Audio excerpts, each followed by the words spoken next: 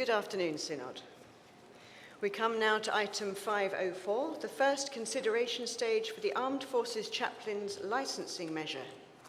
For this item, members will need the draft measure GS 2403 and the explanatory notes GS 2403-4X. This item has a financial impact, so members should also refer to Financial Notice Paper 5.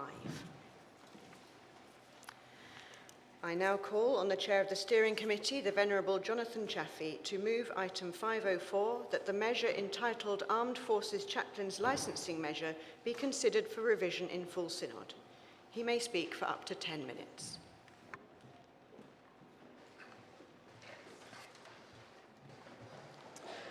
Jonathan Chaffee, 188 Oxford.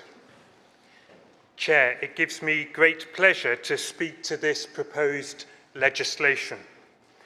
The Synod heard yesterday from Brigadier Jaish about the deeply valued ministry exercised by chaplains in the life and work of the armed forces. My fellow committee members and I know that to be true from our own experience. As a former chaplain-in-chief of the RAF, I witnessed firsthand the extraordinary ministry of chaplains across the three services, the pastoral work they exercised on deployment with the loved ones of servicemen and women, and also with the civilians who work as part of the MOD and wider staff. The draft measure before the Synod for first consideration today is in one sense just a tidying up of a small area of ecclesiastical law. But in a wider and more important way, it is enabling and supportive of the essential work carried out by chaplains to His Majesty's forces. I'm grateful to Alex McGregor and the legal team for their background work and notes to this end. For over a century, forces chaplains have been issued with licenses by the Archbishop of Canterbury, giving them ecclesiastical authority to exercise ministry in that specific role. Recent work by the provincial registrars, however, has identified a gap in the relevant statutory and canonical provision in this area.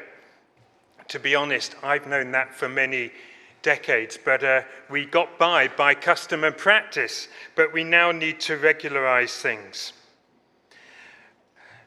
As matters stand, neither the extra-parochial ministry measure of 1967 or Canon C8 make provision for the formal licensing of armed forces chaplains. Instead, the custom and practice has continued in time immemorial. There was an attempt by Parliament to deal with this in 1868, but the Army Chaplains Act that was never implemented by the government of the day.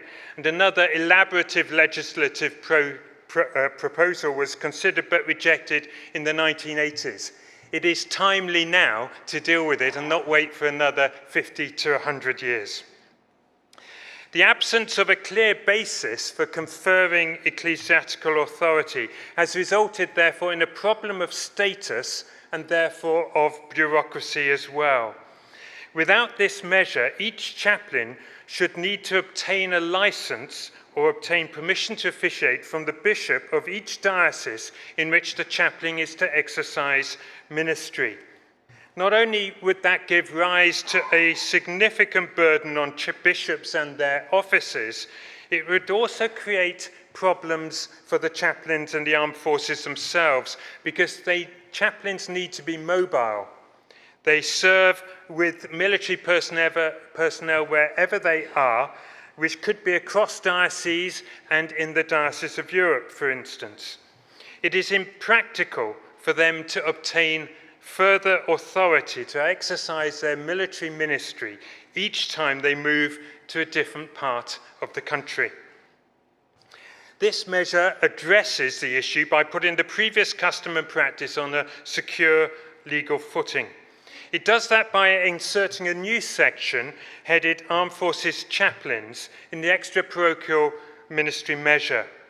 That ministry already covers the vital ministry exercised both outside and within the parish context by other chaplains in hospitals, prisons, universities and schools, for instance. And it provides that clergy who are licensed to exercise ministry in these institutions are not subject to the authority of the minister of the local parish. This draft measure will therefore provide a new statutory power, enabling the Archbishop of Canterbury to license forces chaplains to exercise their ministry in that capacity.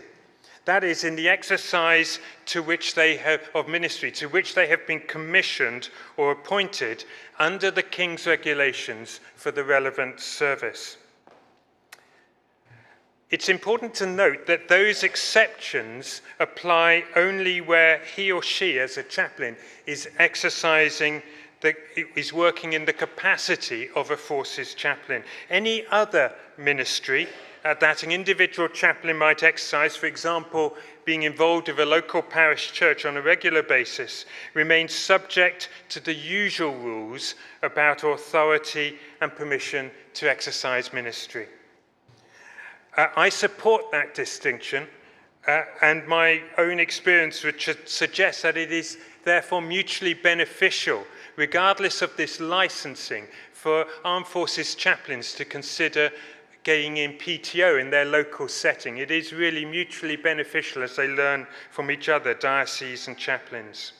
The measure will be accompanied by Amending Canon 44, and that is very straightforward, and I'll move that separately. It amends Canon C8, that is the canon concerned with the exercise of ministry by the clergy, in line with the provision made by the measure. I ought briefly to add something about the procedure for this measure and the amending canon. I'm grateful to the Business Committee for allocating space in this agenda so that all the synodical stages can be taken at this group of sessions. The question then for Synod is whether the licensing of armed forces chaplains by the Archbishop of Canterbury should be put on a statutory footing. There do not appear to be any significant questions of policy that would merit consideration by a revision committee, although Synod might surprise me. And nothing would be gained by spreading the various stages of the measure and amending canon over 2 or more groups of sessions. I think it's also right to say that it is timely to clarify without delay the basis on which armed forces chaplains are authorised to exercise their ministry, building on what was said by Brigadier Jaish and the emerging tensions around the world and the greater focus on the work of our armed forces. This first consideration measure stage provides an opportunity to debate the general purpose of the measure. And if the motions be considered for revision in full synod, then this will take place during the afternoon sitting on Sunday, and then take the final drafting stage, or if needed, and the final approval stage on Tuesday morning. So without more ado, this legislation will enable and support the Church's ministry to the armed forces, and I commend this measure to the Synod.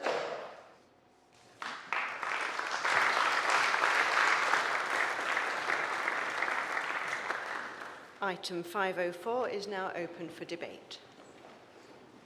I call the gentleman in the white T-shirt, followed by the Bishop to the Armed Forces. Your speech limit is 5 minutes.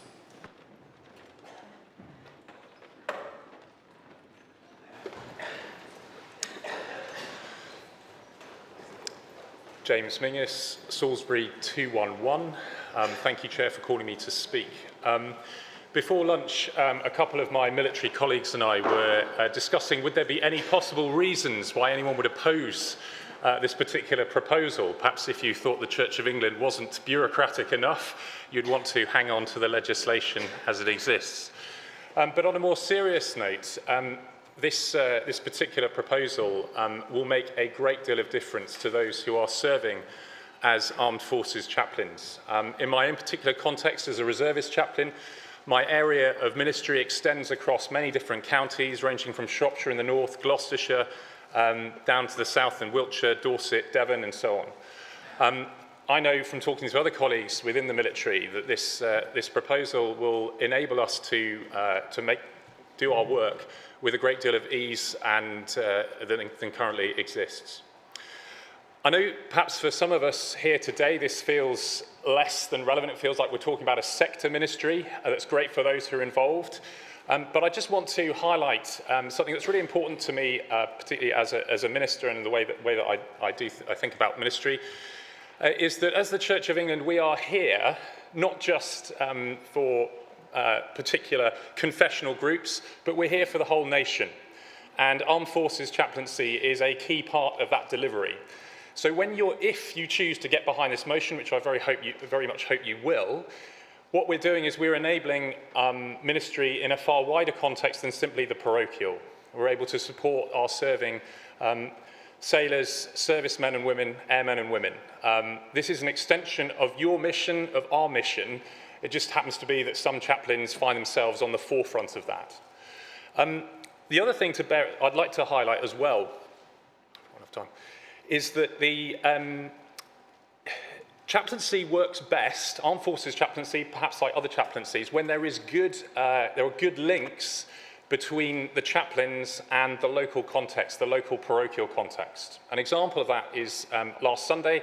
Sadly, I wasn't able to make it because of parochial commitments, but we had a member of my regiment who was baptised in a local parish church. Her process of formation and discipleship was made possible by that collaboration between myself as a regimental chaplain and also the willingness of the local parish church to get on board with making disciples. So what I want to encourage us with this motion is not just to sort of keep it within this auditorium, but for us to think how we can use it as a spur to work more collaboratively with those military and other sector chaplains who are really keen to work with the local church, including the parishes and other places where you guys minister. So I do hope that you will be able to find it in yourselves to support this motion. As I say, it will make our lives a lot easier and will allow a great deal of more flourishing as we seek as Armed Forces chaplains to minister to all those people who come across our doors. Thank you.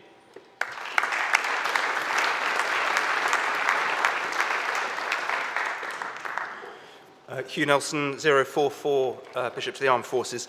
I want to add my thanks to those that Jonathan made, to the Business Committee particularly for giving precious synodical time to this slightly niche, but nonetheless, as James has said, very important piece of legislation, and to the team who have put this work together.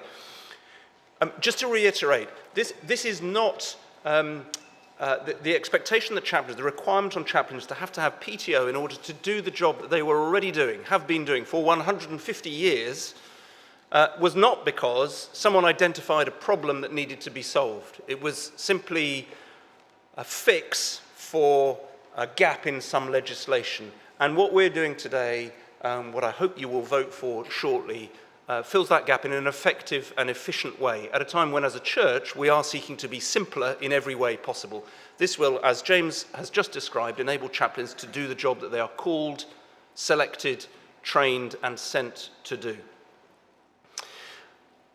I also want to pick up on James's point that there is a risk with chaplains that we think we're kind of delegating work to them, rather than that we are in partnership with them, serving certainly our armed forces personnel, but just as importantly, their families, who are the ones who very often pay the price for their service to the nation. And so by voting for this, you're not just providing a better way to support service personnel, you're also providing for the network of families and friends of serving personnel right across the country, including in your own parishes. And if I may, shortly after Synod, there will be made available some resources aimed at local churches that want to take seriously the questions that are being asked of us now about what it means to be church in a time of conflict. And those resources will include some prayer and worship resources, some liturgical resources, also ways in which local churches can become hospitable, welcoming to armed forces personnel and their families. Other resources too, so please do look out for them, but more immediately, please raise your hand in support of this motion when we get to that point. Thank you. I call the prolocutor, followed by the lady here. Thank you. Dalton, 150. Thank you, Chair, for calling me. Luke Miller, 163 London. I'm so grateful for this. Many years ago, my good friend Martin Goff, who was later chaplain of the fleet, invited me when he was serving in HMS Invincible to go overnight from Plymouth to Portsmouth. We had the most splendid mess dinner. There's then about 10 minutes of sleep, and then at some ungodly hour in the morning, up we got, and he took me on morning rounds. He then gave me military, not MDR, style feedback. They think you're my relief. You'll be all right. You need a haircut. Well, I never did end up in the Navy, but I am a Sea Cadet chaplain, and as such, I hold a King's Commission. Now, our cadet chaplains do wonderful and important work supporting young people and adult volunteers. And if you have cadets near where you are, part of that integration between the military family and the civilian church can be to serve in a cadet unit. Please consider that. My family recently became a military family. And a shout out to HMS Mersey, in which my son is currently serving somewhere in the Western Approaches. If you look up their social media, you'll see quite how serious that is, even in home waters. Our military personnel are doing some extraordinary things. It's very concerning what's happening in the world, even close to home. Earlier this year, my son was not as close to home. He was in the Eastern Mediterranean in HMS Duncan. At the same time, I was at a Sea Cadet chaplain's training at HMS Raleigh in Plymouth. And suddenly it became rather serious. Will you help? In normal times, we're stretched, but we can manage. But if something happens, we will need support for families and people at home. Now, we cadet chaplains must properly minister only where we have been licensed or have permission. But our forces chaplains need to be able to go wherever they're needed when they're on duty. And they need to be able to go at short notice. Synod chaplains are friends and supporters of all on board and all those in their units. They serve people of all faiths and beliefs and of none. They are front line for spiritual care, for well-being, for pastoral care, for bereavement care, for our armed forces and for their families, families like mine. When on duty, they need to be able to go safely and immediately where their ministry takes them. They need proper checks and accreditation, but they don't need unnecessary bureaucracy. They don't need complexity in that moment. They don't need that to get in the way of their work and ministry, of what is, for our nation and for the world, a highly dangerous and stressful time. And families like mine don't need them holding up, and our people serving need their support as quickly and as straightforwardly as possible. So please support this legislation in all its stages, the measure and the amending canon that it needs, so that our armed forces chaplains can do their important work in service of all those whom they serve.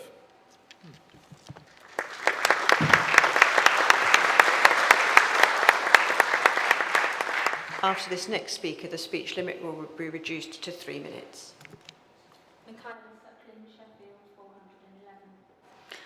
I'm going to follow on a little bit from what James has said and Bishop Hugh, and try to expand your thinking a bit about this measure. As the daughter of a soldier, I, of course, will be voting in favour. This will enable our forces chaplains to minister well.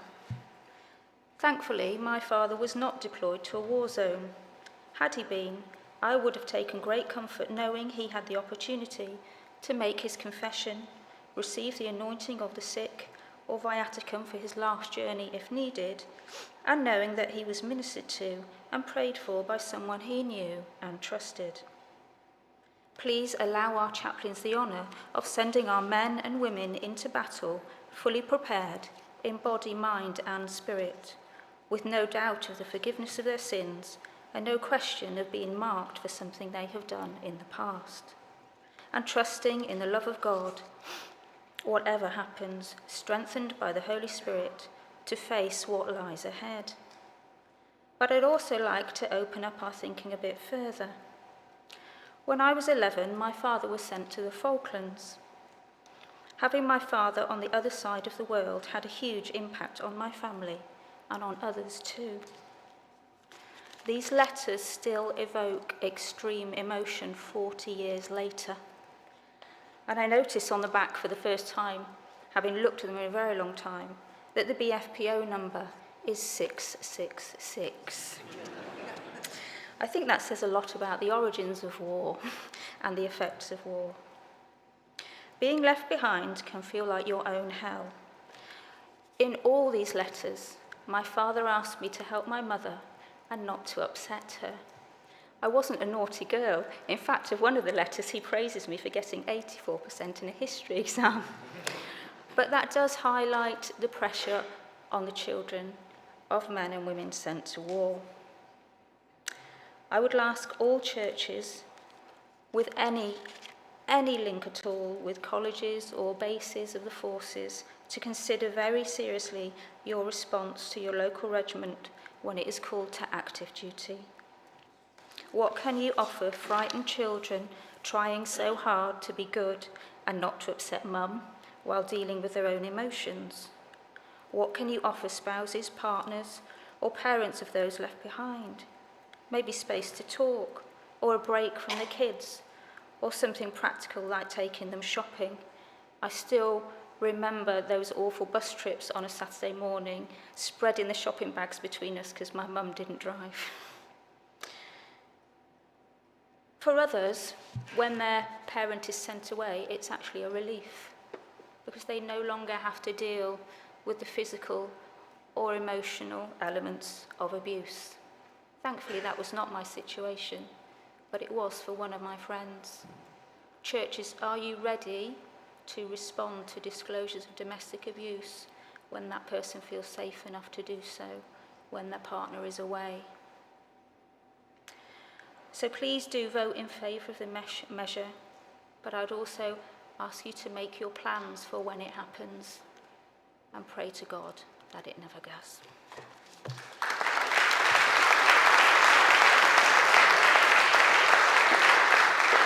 All the gentlemen here, followed by the lady here.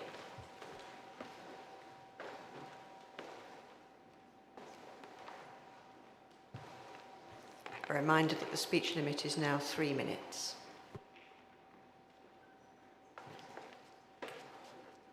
Thank you, Chair. Andrew Dochin, 208 St Edmundsbury in Ipswich. I'd like to declare an interest. I am a Navy brat, named after the submarine HMS Andrew, on which boat my dad was serving when I was born. So how's it going, Padre? Can I have a word, Bish? I'll just have a little chat with the Sky pilot. He's down with the God Squad. Or my personal favourite from my cadets, Smog, can we have a word? Armed Forces Chaplaincy is a unique ministry, and it tends to happen in tiny groups, grabbed encounters in one place of another. It's always intense, it's always intimate. Those of us who do chaplaincy in this kind call it loitering with intent. Always handing there, like Padre Mary in Bluestone 4-2 with a bag of sweets. Sounds like me, doesn't it? This measure will help us, help them, help others. Most chaplains, their ministry is in patches. They can't measure it by a large congregation, except a church parade, and then everyone has to be there. To give them the privilege, wherever they are, to lead a gentle Book of Common Prayer communion service with ordinary people in an ordinary church is a gift that many clergy would cry out for. And as we move into a situation where more and more armed forces chaplains are deployed and are away in theatre, we find that the married patch, the barracks, the Air Force station is left without help of clergy. If we do not make the connections with them when they go away, the families that they care for are left alone. Let's vote for this.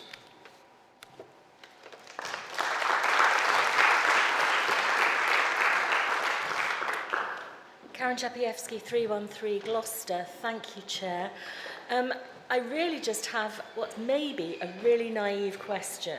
I will first declare an interest. My husband spent 9 years in Bosnia with the reserves, with the peacekeeping forces. I believe very firmly in this measure. It needs to be passed. I would urge everyone to vote for it. But I just wanted to know why it's restricted to ordained clergy, because other people hold bishops' licenses as well. I just wondered why they weren't included. Thank you.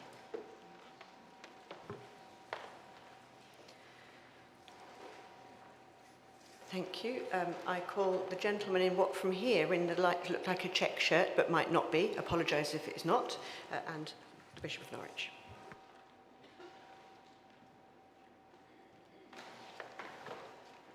Martin Davey, Oxford 185. I'm really grateful that I can speak. Chaplaincy means an awful lot to me, not just because I'm a chaplain myself to the Berkshire Fire and Rescue Service, but my brother was well served by his chaplain when he was in the Navy. And so I really warmly welcome this measure, not just because of the clarity it brings, but also because it recognises something much deeper about the nature of Christian ministry. And I'm not going to say anything I don't think we've heard already, but I want to affirm all that is good. At its heart, this measure affirms that the Church's mission is not defined by diocesan lines. Our chaplains go where people go. They preach, they pray, they pastor in barracks and on bases and in conflict zones and on ships. And we're recognizing in this measure their calling does not sit neatly within diocesan maps. It follows the men and women of our armed forces wherever they go. And yet in those spaces, they're doing what clergy everywhere are called to do. They're proclaiming Christ in word and sacrament. They are shepherds of the flock entrusted to them, and they're standing boldly, declaring God's wonderful presence in a world that desperately needs him. So this measure, it's not just tidying up some legal anomaly. It's saying something profound about our vocation as the Church of England. We do not exist as a Church of England for the sake of our structures, but for the sake of Christ's commission, the gospel being a light in every part of the world. And perhaps I may just add too that this is, of course, a moment to give thanks for the ministry of our armed forces chaplains. These are men and women who walk with soldiers and sailors and air crew through times of extraordinary pressure and trauma and moral complexity. They are often the ones holding open the door to God for those who may never set foot in our churches at home. And so by passing this measure, we will be doing just a small but a very real service to them, to free them from a little bit of bureaucracy and sending them out with our blessing. So I think this is very good. I think it's very good governance, but I also think it's very good theology as well. Thank you.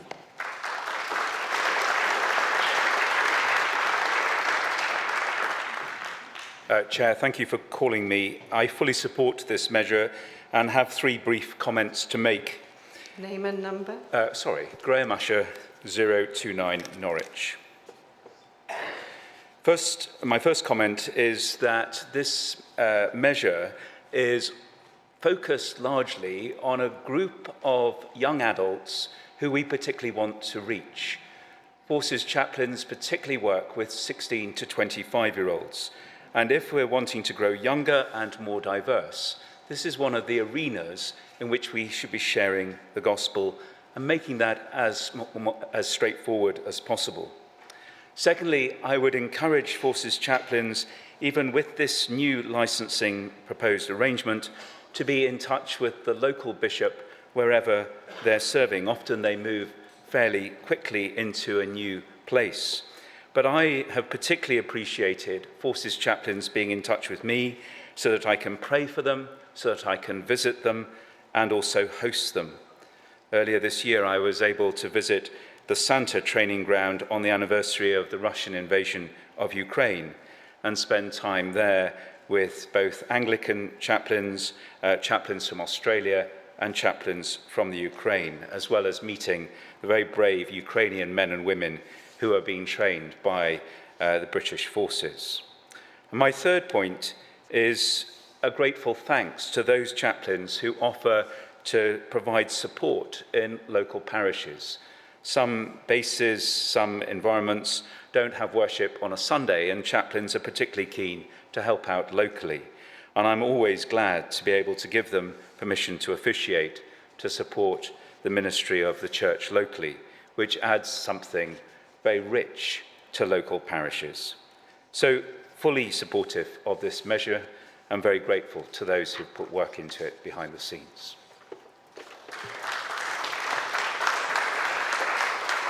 I should like to ask before proceeding whether there's anybody who wishes to speak against the motion.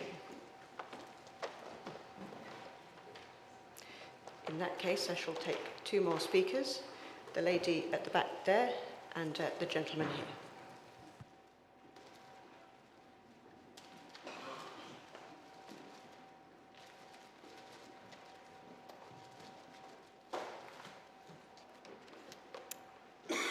Thank you, Chair. Jo Wynne Smith, Guildford 127. As a bishop's chaplain, I have the privilege of overseeing the PTOs for many chaplains in our diocese, and I get to meet the majority of our military chaplains because we have Purbright and Aldershot, and so many of the chaplains pass through our way. I'm very conscious of the practicalities needed for this motion. When we try and do DBSs, they can take, as many people know, anything from 7 days to 3 months to come through. Just this week, I met with someone applying for PTO as a military chaplain, and his DBS, and it's just one of those things, had taken some time to come through. By the time we met, he had already been deployed somewhere else and was going off in just a week or two.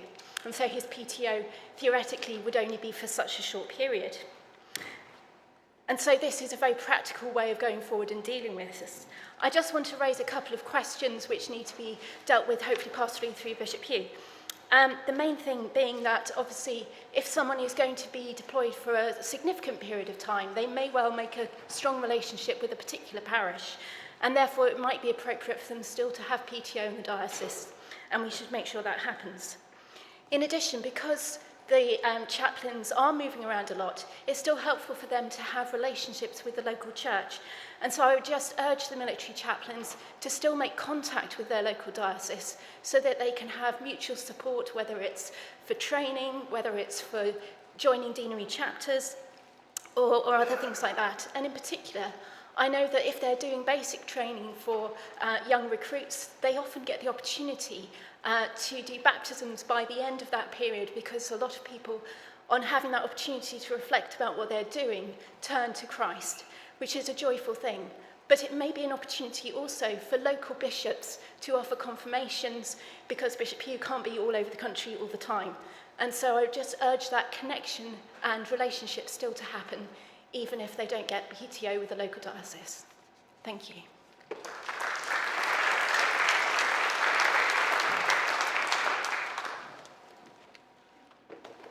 Paul Cartwright, Leeds 133. Thanks, Chair, for calling me. I speak in support of this item. Armed Forces Chaplaincy is a distinctive ministry, and it brings spiritual care into environments few others enter: training grounds, frontline operations, and places of deep moral and emotional strain. These chaplains operate in a unique chain of command under military structures, and often in rapidly changing contexts. This measure recognises that reality and ensures that their pastoral, sacramental and liturgical ministry can be exercised across diocesan borders without delay or duplication. This isn't about bypassing episcopal oversight, it's about enabling ministry in extraordinary settings. These clergy are not working apart from the church, they are an extension of our church's mission into some of the most challenging spaces of public service and national life. This measure affirms and enables that vocation. Whilst this legislation rightly focuses on the armed forces, I want to take this opportunity to raise a related issue, the role of police chaplaincy and emergency service chaplaincy during mutual aid deployments. When police officers are deployed from one part of the country to another, often with little notice during major incidents, civil unrest and national events, the need for pastoral and spiritual support does not diminish. If anything, it grows. And police chaplains, many of whom are clergy holding bishops' licenses or PTO, may accompany their officers or are requested to support them in unfamiliar dioceses. Much like military chaplaincy, police chaplaincy operates across geographical and institutional boundaries. Yet currently, their ability to minister outside their home diocese is not formally provided for in any way that this measure provides for the armed forces chaplains. That creates uncertainty and at times unnecessary barriers to compassionate ministry at moments of stress, trauma or tragedy. I commend this measure for what it achieves for our armed forces chaplains, and I encourage Synod to consider in due course how similar clarity and flexibility might be extended to police and other emergency service chaplaincies where there's a possibility of a mutual aid deployment, so that wherever on the streets at home or deployed in mutual aid elsewhere, the Church's pastoral care remains present, visible and effective. Friends, this is about equipping those who minister where others cannot go. Let's support this today, and then we'll have clarity and trust. I urge Synod to pass this measure. Thank you.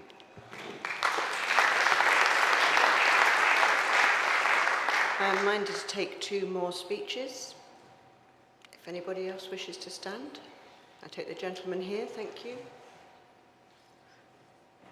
Followed by the gentleman here.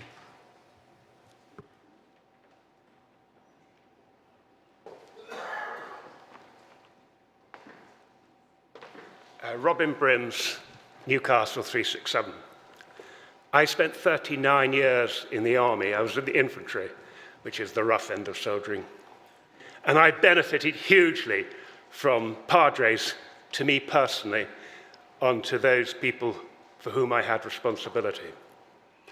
Now, in later life, in the Diocese of Newcastle, in the autumn, we're going to sign the Armed Forces Covenant. And I'm assembling quite a lot of people, Army Reserve, Regular, and Cadets, and they've all got padres or service chaplains, and we're trying to include them and track down a whole lot of people who we probably don't know. And incidentally, I reckon in the military, we're the most ecumenical organisation. I support this motion.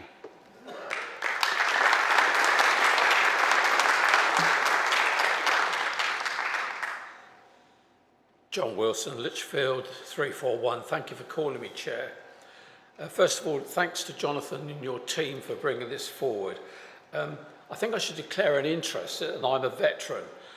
When I first started serving, and I should say I had a lot more hair at the time, so it was a long time ago, the armed forces and the way that we were deployed meant that we were sent anywhere in the world. We actually policed the world at that time. And you could guarantee that if you were deployed somewhere, you'd be there for about 3 years or so. All that's changed. We have a much smaller defence force now, which is much more mobile and has to respond at a minute's notice. Now, in my career in the Army, I served in 12 different places, sometimes for 3 years, but sometimes a move at short notice. And to give you an idea of that, while we're sitting here now, there is a group of military people who are sitting waiting to be deployed at a moment's notice. Now you can imagine what that's like. One of my colleagues came back from a tour of duty in Northern Ireland, having served out there for 6 months, and his regiment then had their 4 weeks leave and then went on to be what was known as the Spearhead Battalion, which meant they could be deployed at a moment's notice. He went off to work one morning, ready to sit there and wait to see if they were deployed, and his wife and family didn't see him for 6 months. That wasn't planned. There has to be that flexibility. Now, when that happens, there's a great restriction for that family network in relating to and being with their partner. So there has to be some flexibility, and that's where our chaplains have a real role. So this is a real no-brainer, actually, this. We need to give our chaplains that flexibility. Having to complete paperwork every time they move, which might be at short notice, as we heard earlier, by the time sometimes that paperwork comes through, they've gone somewhere else. It makes a nonsense. So please, Synod, support this motion. Give our chaplains the flexibility so that they can do their job quickly and properly.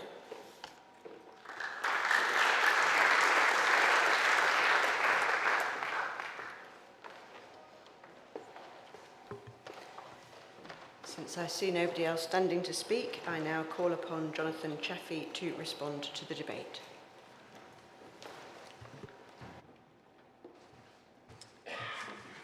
Thank you very much, Chair. Jonathan Chaffee, 188 Oxford. Well, you've given us tremendous support to this legislation. Thank you, Synod.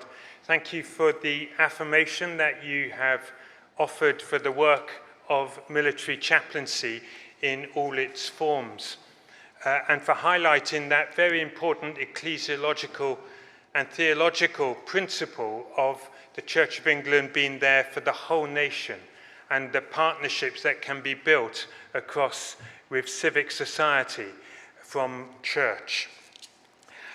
I'd like to thank James for your, as a reservist, clearly understanding the benefit of this legislation, and for highlighting the mobility of military chaplains and therefore the need for a practical and simple solution. This was highlighted by a few others of our speakers, and Joe, as a bishop's chaplain at the sharp end of all the bureaucracy requests, thank you for raising that.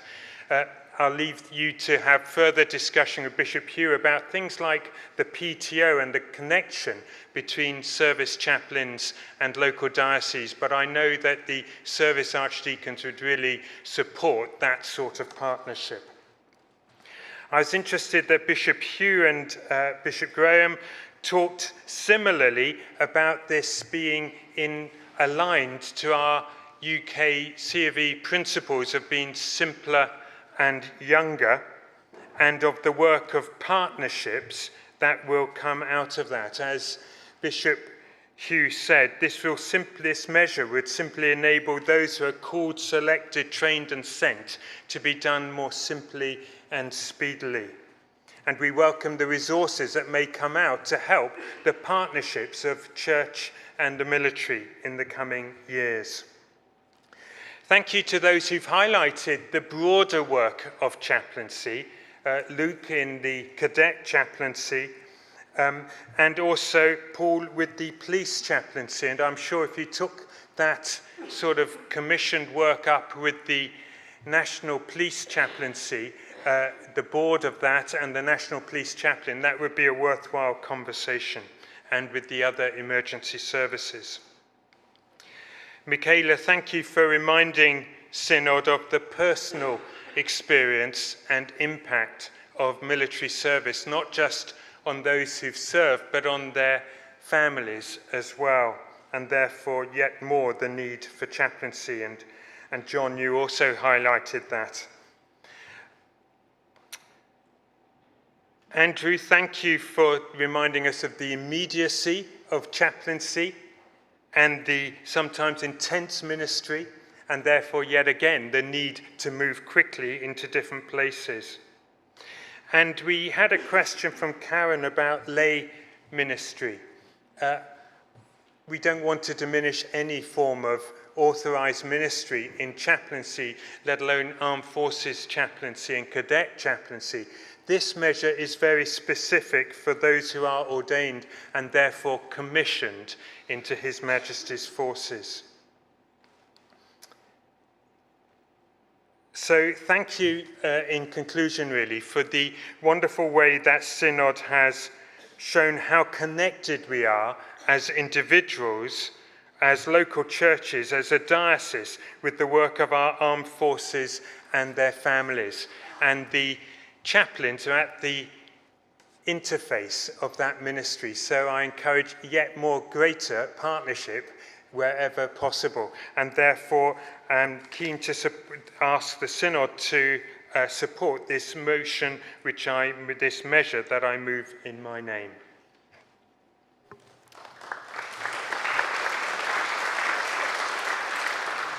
Thank you. We shall now put item 504 to the vote, which will be by show of hands or by the use of green ticks and red crosses if on Zoom. So all those in favour of item 504, please indicate.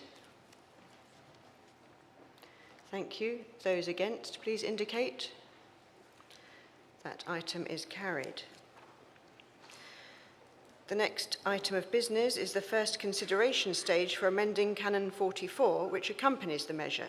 I call Jonathan Chaffee to move item 505 that the canon entitled Amending Canon number 44 be considered for revision in full synod. He has up to 10 minutes. I need slightly more than 10 seconds, I think. Jonathan Chaffee, Oxford 188. Just a reminder that the measure is accompanied by this amending Canon 44. It's very straightforward. It amends Canon C8, the canon concerned with the exercise of ministry by clergy, in line with the provision made by the measure. And I therefore ask Synod to approve that the canon entitled Amending Canon 44 be considered for revision in full synod. Item 505 is now open for debate. I would remind members that if any do wish to speak on this, it should be comment particularly on this item and not general comments.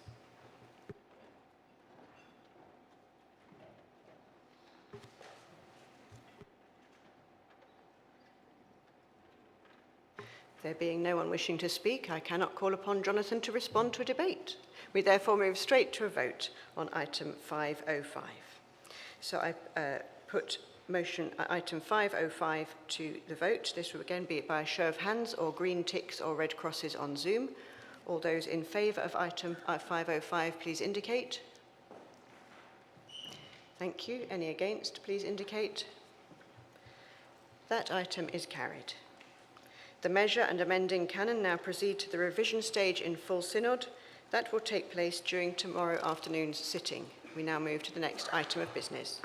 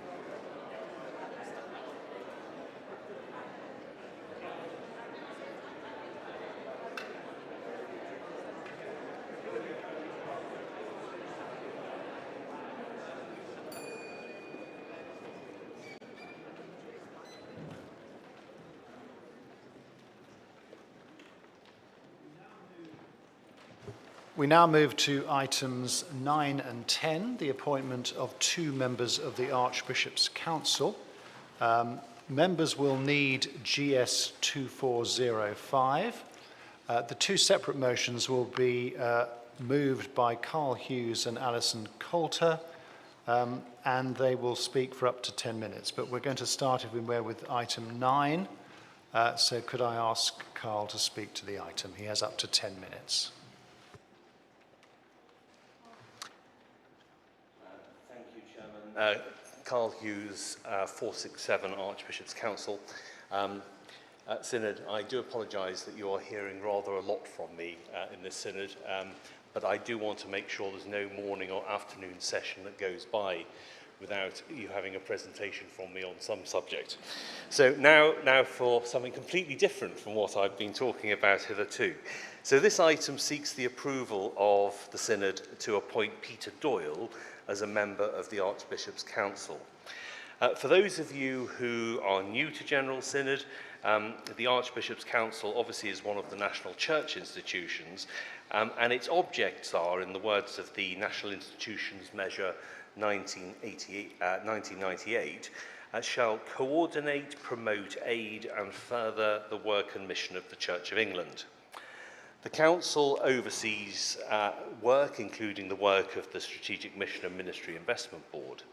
And those who might like to know more should come for items 21 and 22 on the Archbishop's Council's budget for 2026 on Monday, and to the fringe meetings for the work on the SMIB and the Council tonight and on Monday evening, respectively. When we come to item 10, Alison will talk a little bit more about the work of the Council. The Council has up to 19 members. 6 are members by virtue of their office, and those you will see sitting over there on the podium, being the Archbishop it would normally be the 2 archbishops, the prolocutors, and also the chair and vice chair of the House of Laity. 6 members of the council are elected by you, and a further member is the First Church Estates Commissioner, and then up to 6 council members may be appointed with the approval of the Synod. In summer 2023, you kindly appointed me to be a member. We currently have 2 vacancies, and we're seeking to fill both of them. And I will speak to the first and Alison to the second. Maureen Cole completed her term of office in December, having served the council with great enthusiasm and distinction. Maureen, amongst other things, chaired the Audit and Risk Committee of the Archbishop's Council. Following a competitive process supported by independent recruitment consultants, I'm now pleased to propose Peter Doyle to you. Peter's credentials are set out in GS 2405. He's a qualified accountant, former chair of the Church Urban Fund and of Wycliffe Hall. He's chair of the Grosvenor Pension Fund Trustees. He has excellent experience of the Church of England at all levels and lives in the Diocese of St Albans. If you approve his appointment, Peter will become an ex officio member of the General Synod as well as a member of the Archbishop's Council. It is the intention of the Council that Peter should chair the Audit and Risk Committee of the Council. I'm very grateful to Chris Gill for chairing the committee on an interim basis over recent months, and also to Luke Miller for reinforcing that committee during that period. We've also been interviewing for some additional members of the Audit and Risk Committee, and we hope to be able to announce those shortly. As part of this appointments process, we have consulted with the Appointments Committee. Now, I don't know if the Venerable Pete Spears might wish to speak a little bit later, but even if he's not here, I suspect he would say something about the process in the legislation being rather unsatisfactory, in that the Appointments Committee is required to be consulted rather than being more engaged. And I'm very pleased that we're changing that process as part of the transition to Church of England National Services. I need to say something finally about timing.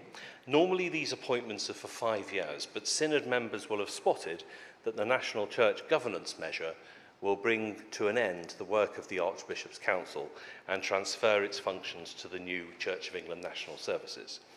So today we're seeking your approval to appoint Peter for a period of 5 years, or until the council is wound up and replaced with SENS, whichever is sooner. So I beg to move the motion standing in my name at item 9. Thank you.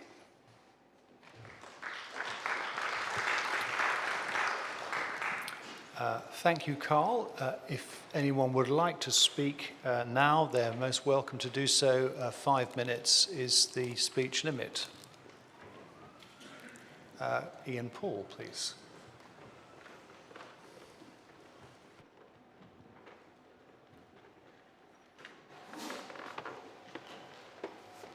Ian Paul, Sutherland, Nottingham 229. Carl made reference there to the role of Chris Gill and Stanley as interim chair of the Audit and Risk Committee. I've been a member of the committee for about 9 years, most of my time on the Archbishop's Council. I was recruited extremely unwillingly by a previous chair, Mary Chapman.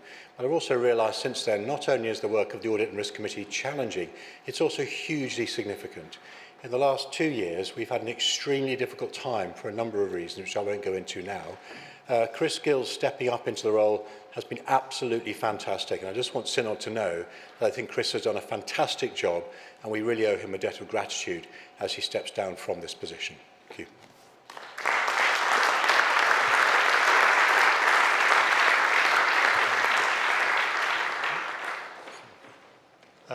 Robert Hammond, and then you, sir, up there. Yes, the nice flowery shirt. Robert Hammond, Chelmsford 273. I notice that we'll be considering the Synod election rules later this Synod, and one of the points of discussion is whether or not candidates should say which parish they're from, with the proposals that they should. I also note, and I'm surprised then, that for neither of the candidates for Archbishop's Council do we have an indication of where they worship and which parish they're from. Is there a reason for that?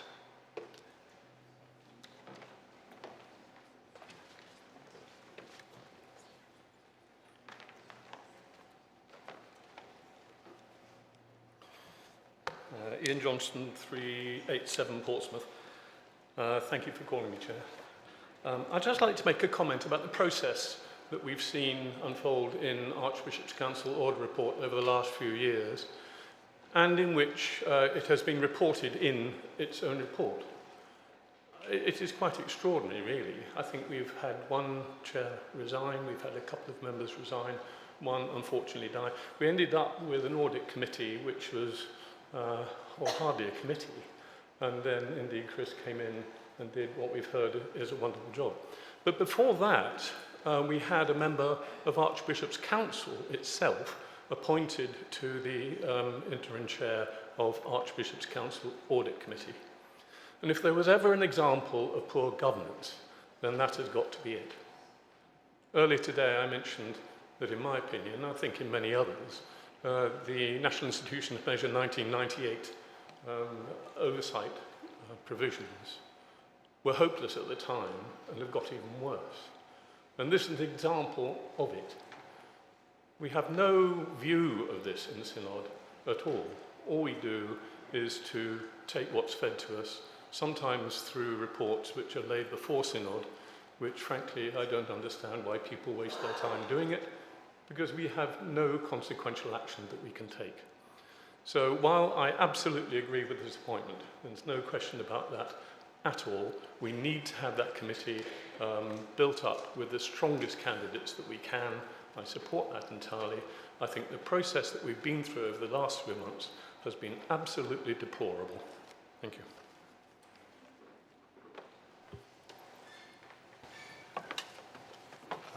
Sir in the blue shirt.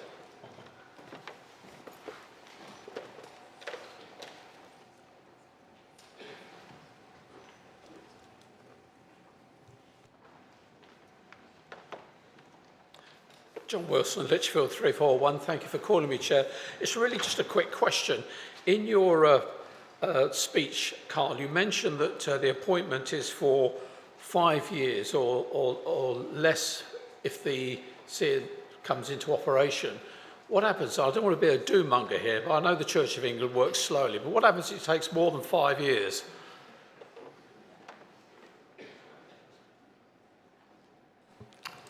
I see no one else standing, so could I invite Carl to respond to the debate, please?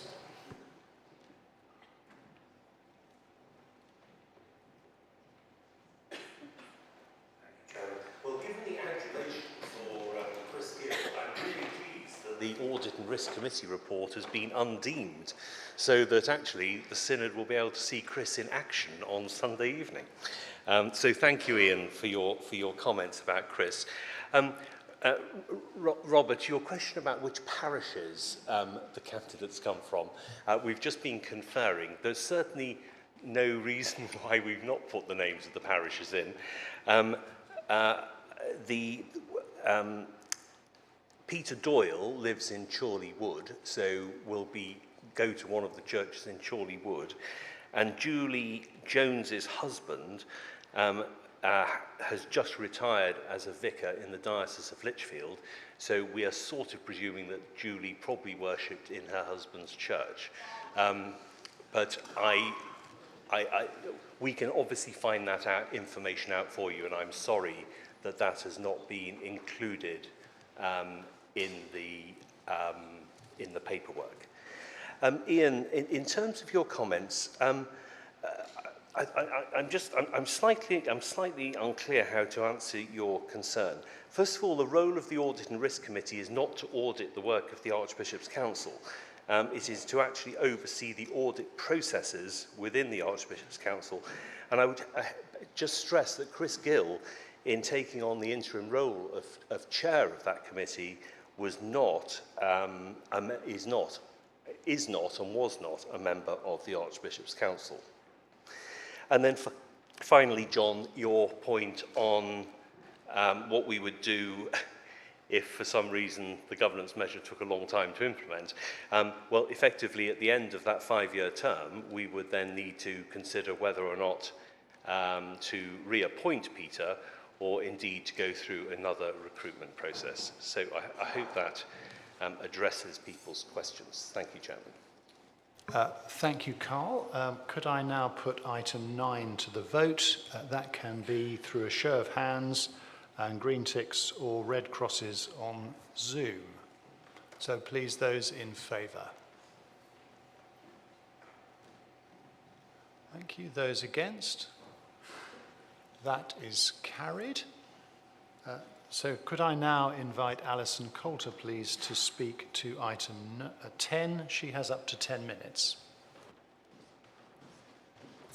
Thank you, Chair. Alison Coulter, Winchester 428. So this item seeks the approval of the General Synod to appoint Canon Julie Jones as a member of the Archbishop's Council. As Carl has said, the Archbishop's Council is a large national charity which distributes resources given by the Church Commissioners, as we were discussing this morning, and which is able to bring legislation into the General Synod. In addition to the functions described by Carl, it is the Archbishop's Council that makes awards of funding for racial justice and for net zero, and which oversees the important work of the National Safeguarding Team. And this session of Synod, we've also brought the Synod Abuse Redress Measure. The budget for the Archbishop's Council also includes the costs of the General Synod. Maybe a little fact you didn't know. And we are hosting, as Carl said, a fringe on Monday evening, where I particularly want to give Synod members a chance to engage in a more informal setting with our work. And I'm hoping to persuade some of you to stand for election, because we will be also looking for elected members of the Archbishop's Council later in the year. Matthew Frost's 2 terms on the Council came to an end this summer, and I want to pay tribute to Matthew, and particularly the work bringing Setting God's People Free report to this Synod in 2017. And I also want to recognise Maureen's service to the Council. We as a Council and Synod have benefited from their wisdom. As set out in GS 2405, we interviewed a high-quality field for this vacancy. One of the things we're particularly keen to do is to increase the diversity of the Council, to have more women colleagues and more people from a global majority heritage. We interviewed 4 people, 2 women and 2 men, 2 of whom are from global majority heritage. And it was the judgment of the panel that Julie should be appointed. She will be very familiar to some of you, as she's recently retired as Diocesan Secretary for Lichfield. She's experience of working in leadership roles within the church and in other organisations, particularly a long career in senior HR roles. She understands the Strategic Mission and Ministry Investment Board as an applicant, so will bring a very valuable diocesan perspective into our work and the work of the Council. We're very impressed by her strategic thinking and her understanding of the challenges facing the church and her track record of making things happen. As Carla said, these appointments are very likely to be less than 5 years unless TUG's worst case scenario comes to pass. And so we particularly were looking for someone who could get up to speed very quickly with our work, and I'm confident that Julie will be able to do that.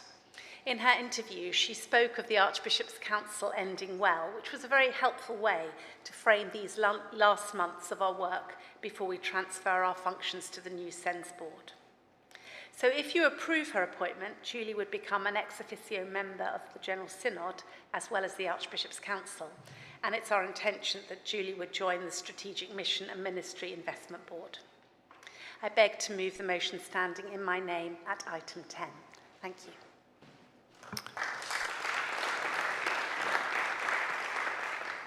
Thank you, Alison, very much. This item is now open to debate. Sir?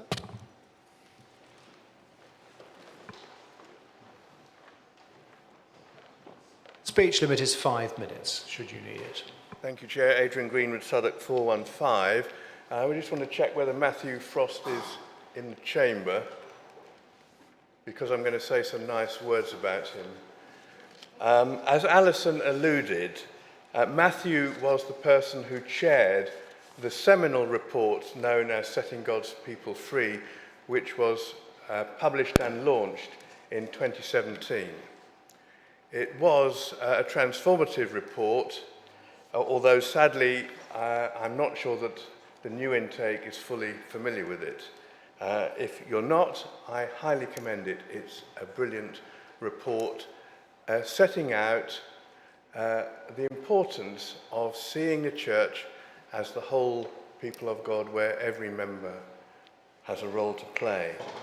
In particular, Matthew identified the need within the church at that time for two major cultural shifts within the church. The first was to refocus the church on what has become known as everyday faith, moving away from thinking that church is just about a gathering on a Sunday morning or Sunday afternoon for an hour or 90 minutes and disconnected from the rest of life. And through the work of implementation led by Dr. Nick Shepherd, the concept of the whole gospel with the whole people of God for the whole of life was developed through some excellent programs which you funded called Diocesan Learning Communities. That was the first culture shift, and I sense that the church has largely embraced it, and we're much more familiar with the idea of everyday faith. And indeed, that principle has morphed into the first of our three strategic objectives, which we now embrace, which is that the church should be a church of missionary disciples. That is our number one strategic objective, and if we could achieve it, it would be transformational in terms of everything that we've talked about this morning. The second cultural shift that Matthew and his committee, of which Alison was a member, strongly recommended was in developing full mutuality between those who are ordained, something under 2% of the whole church, and the 98% who are not ordained or in licensed lay ministry. And that was fully embraced at the time by the Synod, and I wholly support it. I think we need to move to that mature situation in which we are all equal members of the body of Christ, and we are encouraged to exercise our God-given ministries in a full way. My personal view is that perhaps there is more work to do on that particular cultural shift. You may have your own views. I worked with Matthew when I was on Archbishop's Council for 3 years.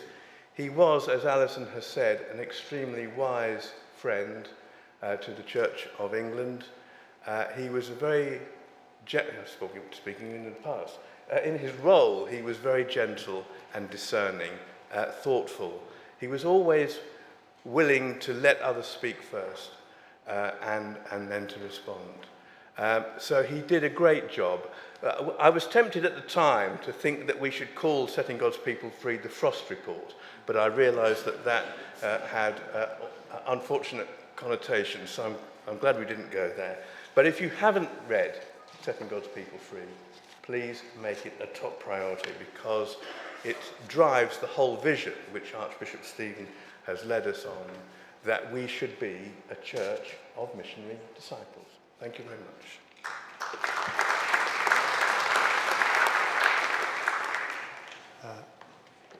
We have Nicola Denya online and the lady standing here.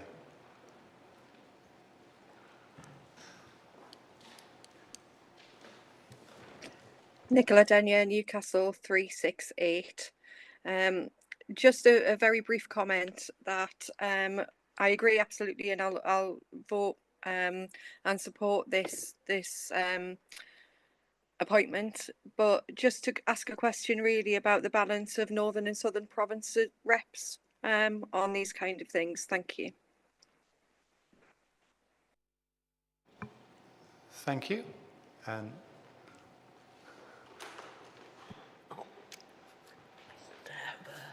Thank you, Chair. So Sarah Tuckling, 471, one of the 3 reps from Deaf Anglicans together.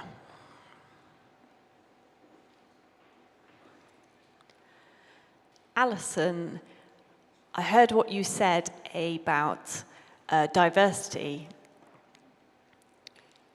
and I thought it was just an interesting point to think about the balance of people that are on the Archbishop's Council.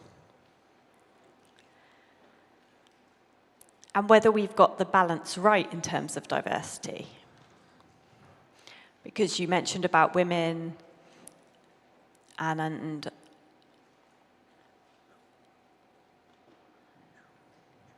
it's great that we've appointed you, that we're hopefully going to vote and appoint Julie.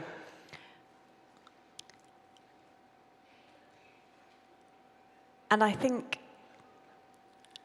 as a synod, when we're looking at Archbishop's Council, maybe we might think, is it too white? Is it lacking in neurodiversity? Is it too hearing?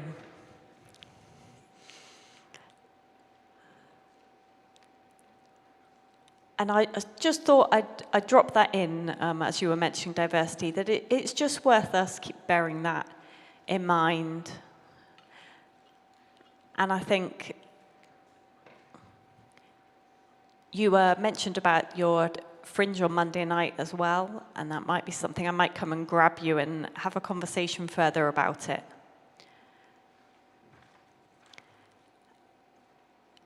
And I was looking at the list of who was already on Archbishop's Council, and I just think that we might not quite have that balance right yet in terms of different types of diversity. Thank you very much.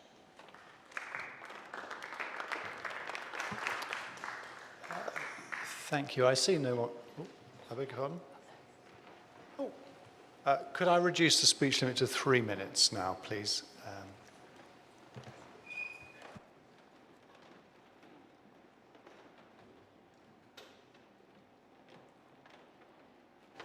Thank you for calling me. Penny Allen, Lichfield 335. Junie was our diocesan secretary in times of change, when we had to make a number of people basically to retire their posts. She had a very difficult time with that at the beginning of her time with us, and I think she's had experiences which will be useful within Archbishop's Council for that reason. She also has experience in writing bids for us, which again she will need when she comes to Archbishop's Council. She has frequently spoken to me about the complexity of the paperwork, the number of hours it takes to write it, and the way in which it's framed as a form. Julie works hard. She's enthusiastic, she bubbles about, she wants to talk to all of you, and she is a person of some drive and a personality. And I think as someone who has worked with her for a number of years on the Finance Committee, the Glebe Committee, Bishop's Council and so forth, I thought you'd want to hear a word of affirmation on her behalf from someone who has worked with her. I welcome this appointment because it will bring a fresh dynamic to the proceedings, I'm sure. Thank you. Thank you. I see no one else standing, so... Oh, I beg your pardon. I do beg your pardon. There's one more speaker online who I can't read with my glasses. Nadine Daniel.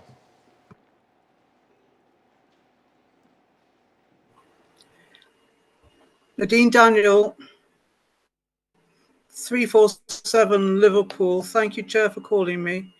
I won't even need 2 minutes. I'd just like to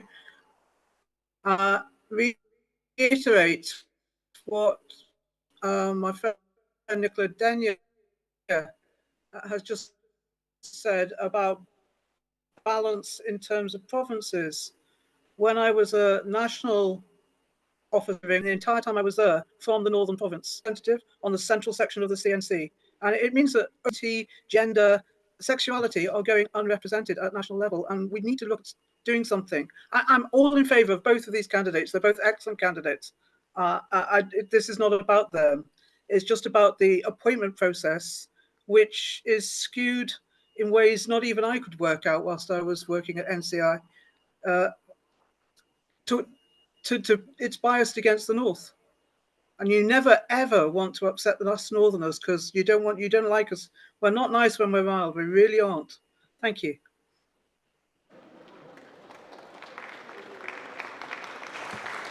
Well, thank you, Nadine. I hope we haven't riled you through this debate.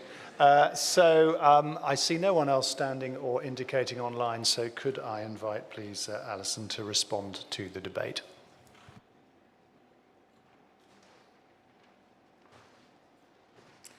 Well, thank you, Synod. Sorry, Alison Coulter, Winchester 428. Thank you, Synod, very much for some very interesting points.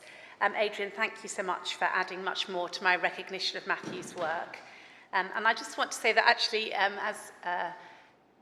whatever you would call it, it's just one of those interesting connections. I was actually invited to Lichfield Diocesan Synod by TUG to speak about the Setting God's People Free report. And so I know from that experience that Julie, who was there, was fully supportive of that work and of promoting everyday faith. And she will bring that perspective to our work and to our thinking about becoming a church of missionary disciples. Nicola, you asked about the northern and southern province balance, and I'm a geographer, actually. It's my first degree. And so I was just, I can't remember if it was Bishop Mark I was talking to this morning about that, just saying I need to do a map of where everybody is, because we need to pay attention to making sure that we've got, we're just covering the country well. And so we do have Archbishop Stephen and Kate, Bishop Mark and Jamie. I don't think I've missed anybody from the northern province. But yes, who else? Oh, and Miranda, of course, so sorry, I did that on the back of an envelope. So, but yes, and Ian. So yes, I think we're all right, but it's something I want to pay attention to. And on that point, diversity, Sarah, thank you so much. Yes, diversity is really important because the best boards are diverse boards, that's why. And also because if we are to be the body of Christ, then we need to really recognise the fullness of that. So yes, of course, it's more than gender and ethnicity, which I spoke about. It's about ethnicity, it's about lived experience, it's about north and south, it's about churchmanship, it's much, much more. So I will say that yes, we are too white, and yes, we are too hearing. So friends, please help us, please stand for election, please nominate people you think that would help us with that. And we need to keep working on this. Penny, thank you for speaking for Julie. It was really good to hear your first-hand and experience of working with her and your warm words about her. Nadine, we couldn't hear you very clearly, but I think you were making a comment about the appointment process, which I will take away and look at. And if you wanted to write and say more about it, I would really like to hear more about what you had to say. Just to say, friends, we use Green Park, an executive search agency, to help us with the appointment because they're very good at searching widely. So I feel that we did do a good wide search, but if you think we can do better, we'd like to hear from you. And thank you again for your engagement with this process. Thank you.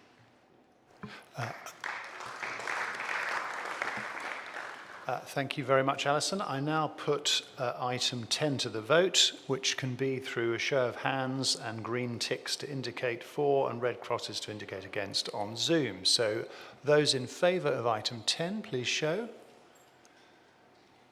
Those against? Thank you. That is carried. That concludes item 10, which is now closed. We move on to the next item, spending plans.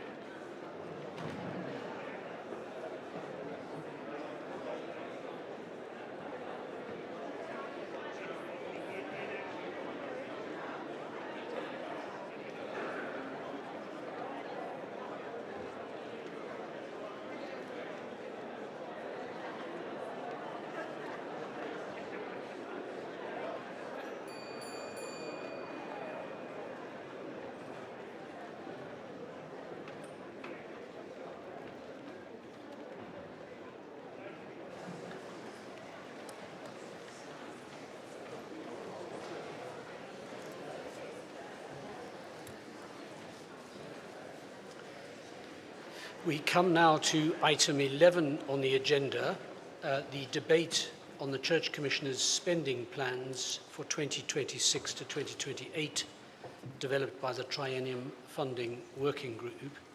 Yesterday we received a presentation on and were able to ask questions in relation to the spending plans. In this session we come to debate those spending plans. For this item, you will once again need GS 2402. You'll also need order paper 3, and this item has a financial impact, and your attention is drawn to notice paper 5, the financial memorandum, paragraphs 6 to 11, for further information. You will note from the order paper 3 that notice has been given of 2 amendments. Both strike the text at the same place. I've determined that we will take the proposed amendments in the order reflected on the order paper 3.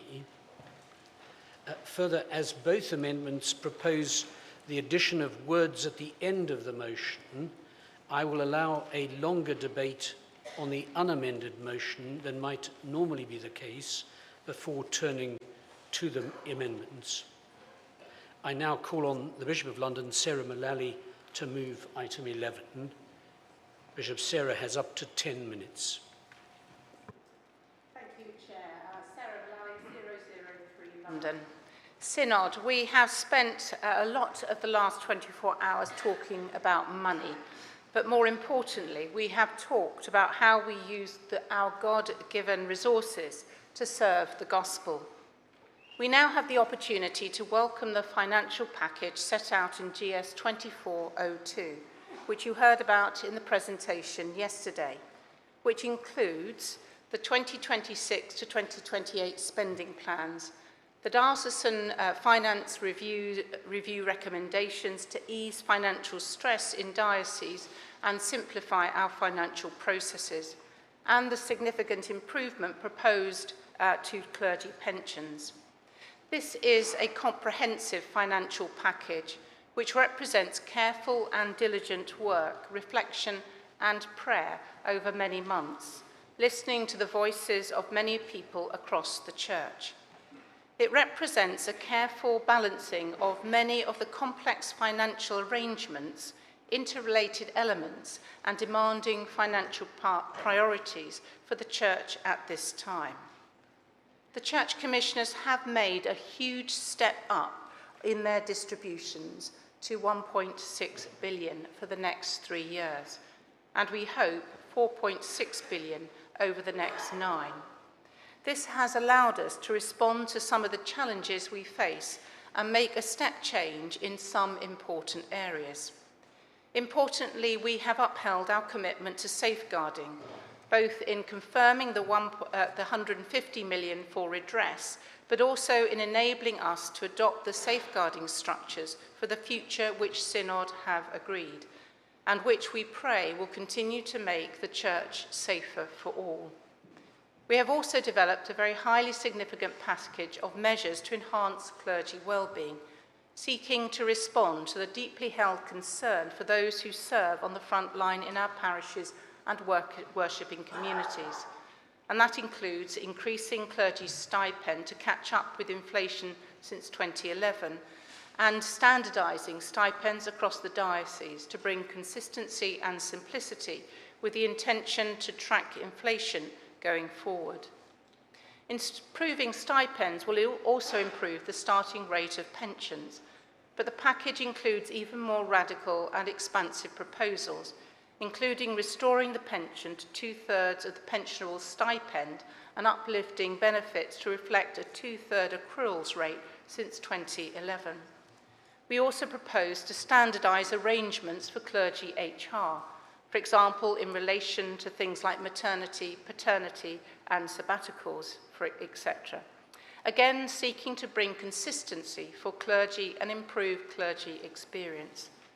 There will be improved arrangements for ordinands, with more generous maintenance grants and a much clearer, user-friendly process to access support. We have made an ambitious commitment to improving housing choice for clergy in retirement through investing in new products and services which will support clergy with long-term saving plans and home ownership options, as well as providing access to financial advice. And that's in addition to ensuring that those in retirement or nearing retirement continue to be appropriately provided for through the existing clergy retirement housing scheme. We have increased funding for ministry in lowest income communities by 30% in real terms. We have made significant moves to simplify financial flows, removing diocesan apportionment and introducing the Ministry Training Fund, supporting dioceses to meet the clergy stipend increase and easing financial stress. That has been further supplemented by a one-off commitment to 200 million additional support for dioceses over the next 9 years, giving time and space for longer-term plans for mission growth and flourishing to bear fruit.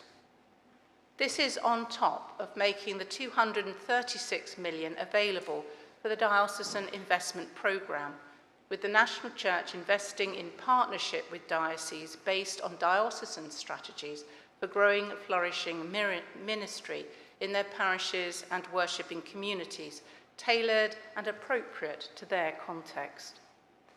The spending plans also reflect the commitment to funding to uphold the fifth mark of mission through the Church's net zero work, additional support for cathedral ministry, focused intervention in areas of racial justice and disability on an ongoing basis, continuing funding for buildings for mission, support to grow giving and generosity across the Church, and core support for cathedrals and bishops' ministry and national services and statutory functions, which are costs met on behalf of the whole Church.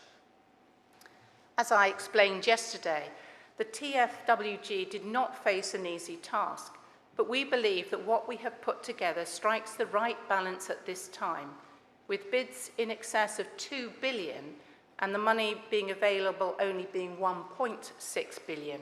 We had to make hard choices, but they were choices that we were careful and prayerfully as we prayed for as we made them, and which responded to the feedback that we heard through the engagement process. The engagement we undertook was a major step forward, and we would really like to build upon this, continuing the conversation as we look ahead to the next triennium and beyond, listening carefully to one another and to God as we think about how we use our shared resources, both those from this amazing blessing of the National Endowment, but also how we steward the huge generosity of our faithful congregations and communities whose giving is the bedrock of the Church's finance and ultimately our shared mission. I welcome the decision made this morning to increase stakeholder engagement to inform the spending plan beyond 26 to 2028, which should start as soon as possible, along with a conversation about how we disperse funding and support local stipendiary ministry.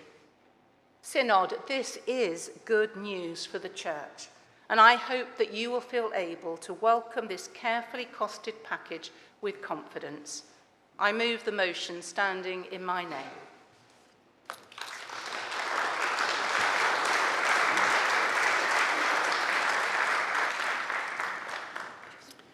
The motion is now open for debate. The speech limit is 5 minutes, but the limit will be subject to review as the debate progresses.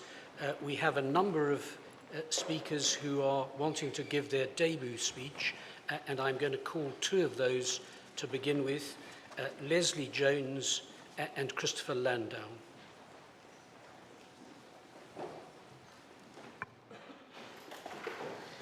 Thank you for calling me so early, Chair. Leslie Jones, Durham 105, elected to Synod Thursday last week.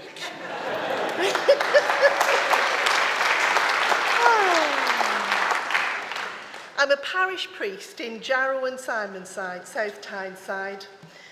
4 churches, 7 schools, and we're one of the parishes most affected by multiple deprivation. Following the pandemic, we sit at 4% in the national tables, where the parishes in the 1% bracket are the very poorest in the country. And we are a recipient of the low-income community funding. Wherever I go, and you mention Jarrow, people will usually mention 2 topics. The first, you're probably ahead of me, the Venerable Bede, St Paul's Monastery, and that fabulous taproot to Christianity that we have. The second is, closer to home, about 90 years ago, the Jarrow March, where a community of hungry, unemployed men representing their neighbours walked with dignity from Jarrow to London to ask the government for help, work, so that they could rescue their community from biting poverty. Yet their petition received little response at 10 Downing Street, and the marchers returned home. But this is where another figure comes onto the scene, a gentleman called Sir John Jarvis. You see, he's been forgotten a little bit by history, but Sir John was a committed, devout Christian. He was Member of Parliament for Guildford, quite a distance away from Jarrow, and a man of means. And he was really moved by what he heard and the way that people were living very differently in communities with little or no hope or funds. So he used his influence and he kick-started Jarrow. He brought hope, opportunity, work and amenities. And recently in my role, I met Sir John's granddaughter and her family in St Paul's in Jarrow, and we stood in the chancel where Venerable Bede would have celebrated the Eucharist, and the penny dropped for us on something very, very obvious as a result of Sir John's Christian action. Because there are people, families, different generations living and breathing and walking around South Tyneside who simply would not have been there had Sir John not been so deeply moved by their plight. In his compassion, he answered their call for help. And I have to say, there are still many people struggling on South Tyneside today. If you look at the parliamentary constituencies, the number of children growing up in poverty right now is 12,408. We're still facing the 2-cap limit. 12,408. And while our churches are doing their bit in partnership with others, it's a huge struggle. Synod, our volunteers are amazing, but at the end of the year we struggle to pay our way, and we're not alone in the Diocese of Durham. There's a number of colleagues of mine in even more challenging circumstances. The people we are working with are vibrant, diverse, they're passionate, and we're all doing our very best in what even today remains a low-income community, or in government speak, for one of our estates, it is a left-behind community. If you don't know what they are, please Google them. Left-behind communities. So we watch as churches around us go into decline and close, not because of a lack of faith or any lack of action or compassion and caring, but simply because where there is little or no money in a community, it's just not there. And we've still got to pay the bills. But there is hope. We have hope. When we bring the good news of Jesus to our communities, we bring parables of a different worldview where people are not judged as the world judges. We help people to know that they're of great value and infinitely loved by God. So why do we often fail to see the plight of churches in the poorest communities? They matter. What we do matters. Thank you. Thank you for the uplift to the Lord. Thank you.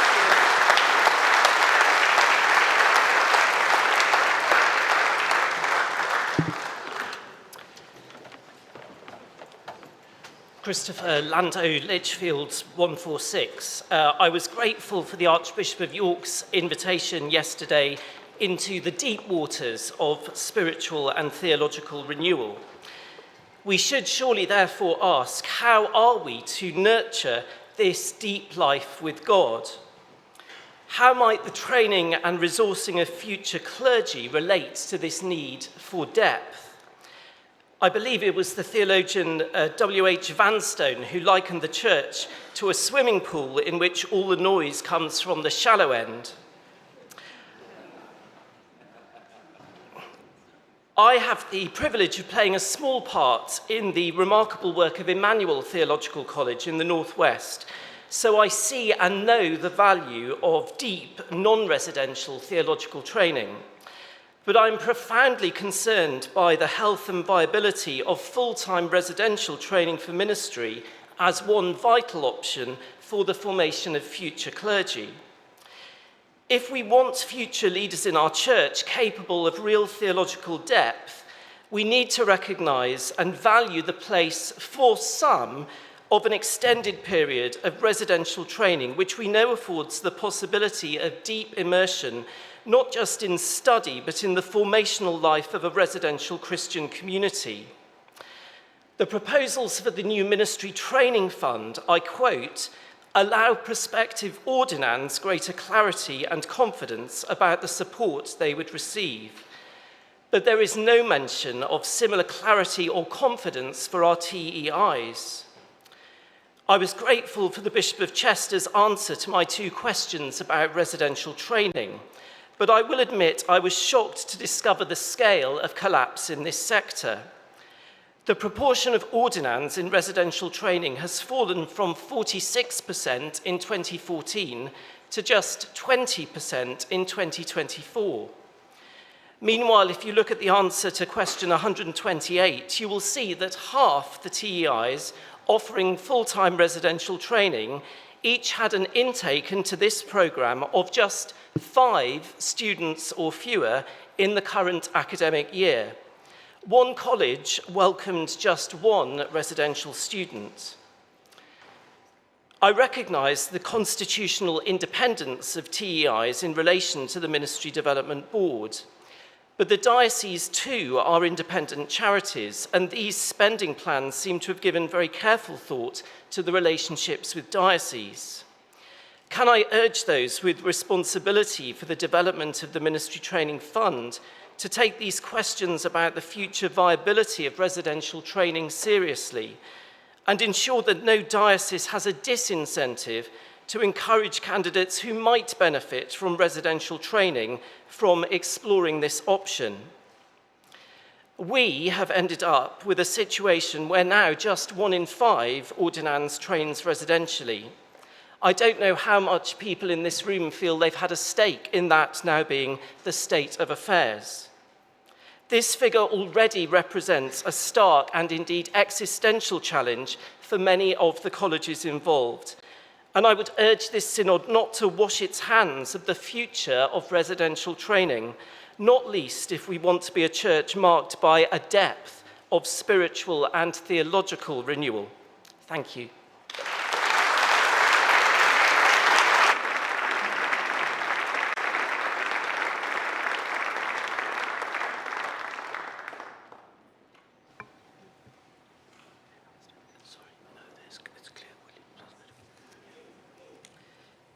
I'll call next Claire Williams and Mr. Lunn.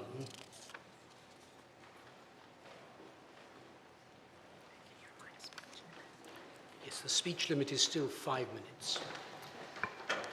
Claire Williams, 372 Norwich. Thank you for calling me Chair. Earlier today, we looked at the situation in the Church of England about whether we are facing a financial crisis or a missional crisis. I think we decided it was probably both. In terms of well-being, a financial response is crucial and welcomed, but if anyone has experienced financial hardship or stress, the problems do not automatically disappear once the financial situation has been resolved.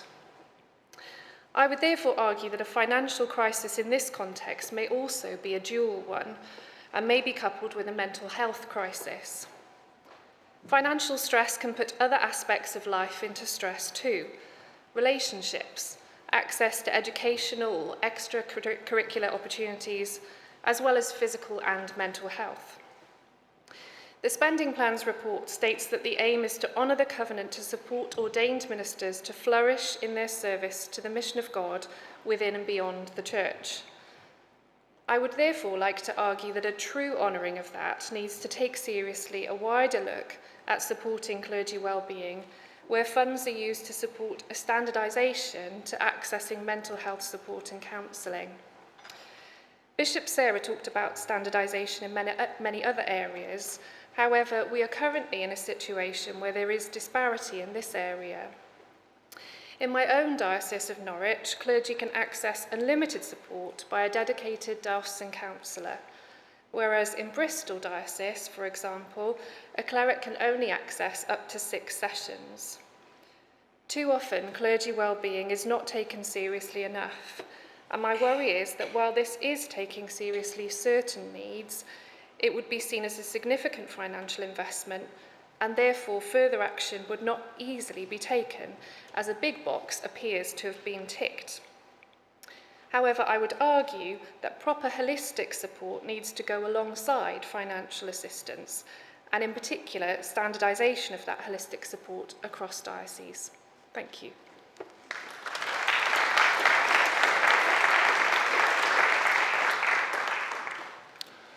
Robin Lunn, Worcester, 432. Thank you for calling me, Chair. Can I stress straight away three very important points? Firstly, I very strongly support this package and will be voting for it and would urge everybody else to. Secondly, I wanted to stress that the defined benefit pensions, because it's pensions of which I wish to speak about, is very much a gold standard pension, and it is viewed with envy by many other employees. So there is an excellent pension scheme here, which I don't wish to criticise. And thirdly, in my wider profession, the work of the Church Commissioners is very highly regarded. I better declare an interest in my day job. I'm an independent financial planner. And actually, looking at the agenda over the last 24 hours, I feel like I'm at work. But I just wanted to make a couple of points about future pension provision. As I say, the defined benefit, the work that's been done on this, I think is excellent. But I do call that in future, if future changes need to be made, that an additional defined contribution solution is looked at as a form of a top-up. I've always been very loath to comment on the pension scheme here because in case anybody misconstrued what I was saying, and I was trying to push people towards defined contribution and not defined benefit. It's very difficult in a short speech to highlight some of these pension complexities. But I do think for future reference, looking at the defined contribution approach would be very helpful and useful, because clients that I come across who have both defined benefit and defined contribution pension provision is in many ways the best place to be, because they have the guarantees provided for life by the defined benefit, but also the flexibility of the defined contribution that they can use. And there are a couple of areas where defined contribution pensions can be very, very useful, not least people wishing to phase their tax-free cash. One of the only drawbacks with a defined benefit pension scheme is when you wish to take your start your pension, you have to take all of the tax-free cash or pension commencement lump sum, to get technical, at one go. Another type of pension where you can perhaps phase that is very useful. And of course, the other situation is where a defined benefit pension becomes payable at a certain age. If somebody who may wish to retire a little bit earlier could use the other type of pension to get them to that position without receiving a lower defined benefit pension.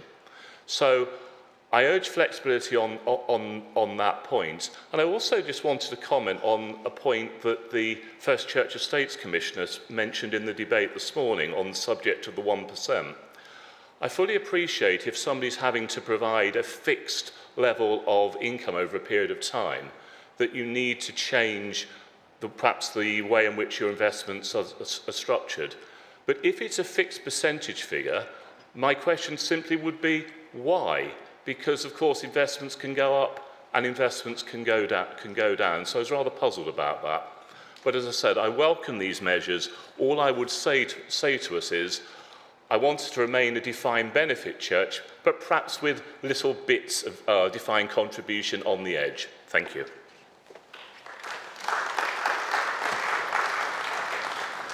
I'm minded now to reduce the speech limit to 3 minutes.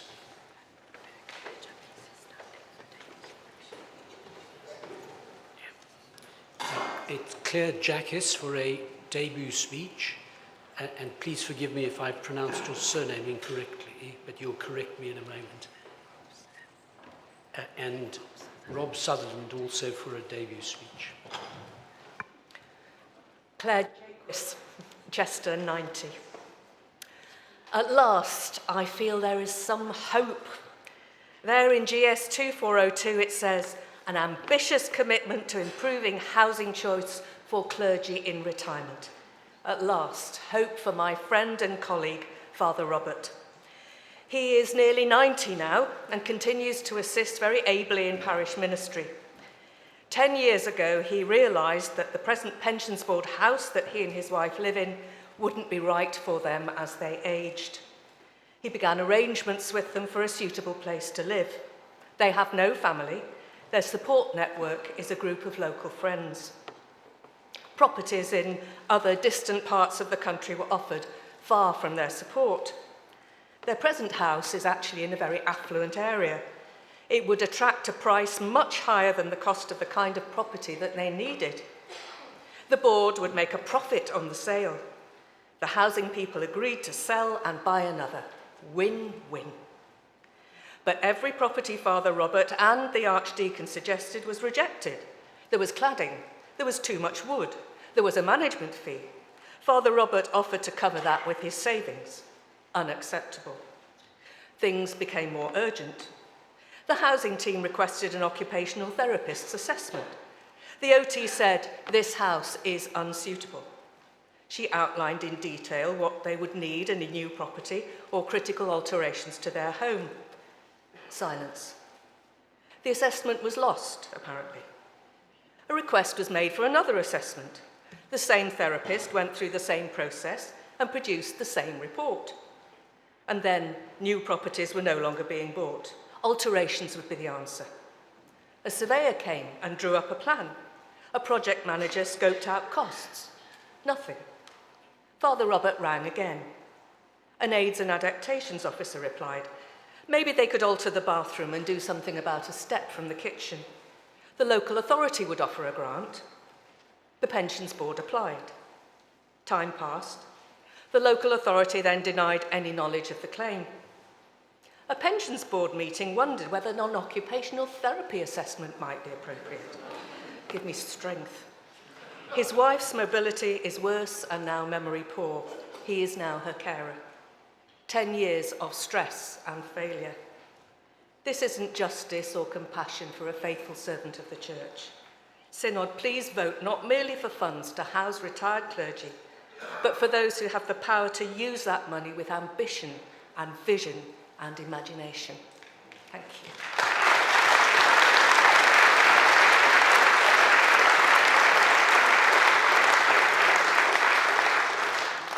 Rob Sutherland, 132, Diocese of Leeds. For the past 10 years, I've been a member of the Estates Evangelism Task Group. All of my friends like to do an impression of me. He's about to say my dad were a miner, and my dad would always say I was a luxury miner. He was an electrician who worked down the pit. And for 13 years, I have been the vicar of a parish that the world likes to define in the negative. Low income, low wealth, low employment, deprived. And there are statistics that show it. 3.5% from the bottom of the Deprivation Index. That is how we're defined from the outside, the undeserving poor. We're told, for example, that we don't deserve a new park in our community because it won't be cared for, or it'll be trashed, is the things that people say about us from the outside. But when we look from the inside, we're a generous, caring, hard-working, gifted community where each day the people teach me, their vicar, who Jesus is and how God is building his kingdom here on our estate. I've had the privilege of celebrating with the community when someone was given an MBE for community activism. We have great partnerships going on with other organisations. Our large church youth group borrow the school's minibus, the Scouts' tents, some of their leaders, and take 20 young people to the North Yorkshire Moors camping every year. And now, as we look at the 40th anniversary of Faith in the City, my heart is strangely warmed by the news of a significant increase in link funding. And as with all things, the devil is in the detail. We've heard about a light touch approach to reporting what link is spent on. And this is something that we've struggled as the Estates Evangelism Task Group to get information about for the last 10 years. Some dioceses report very well, some not so much. But what we do know is who our low-income communities are. We can Google it.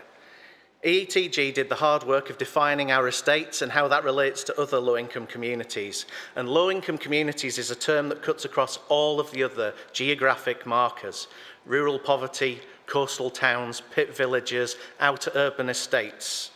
And I'm not suggesting complicated statistics about link funding, but we must have accountability and transparency.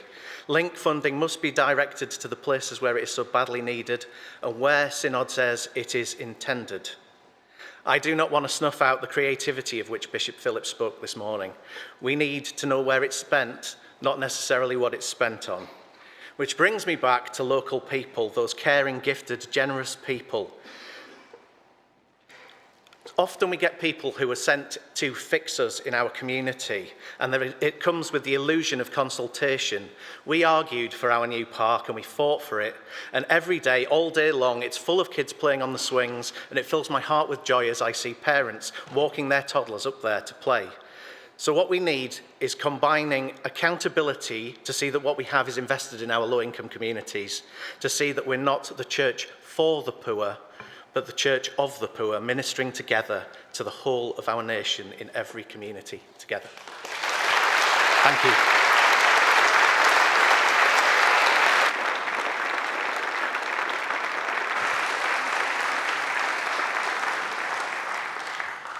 I'm minded to take 2 further speeches before we move to the amendments. Could I ask if there is anyone who wishes to speak against the motion or is undecided?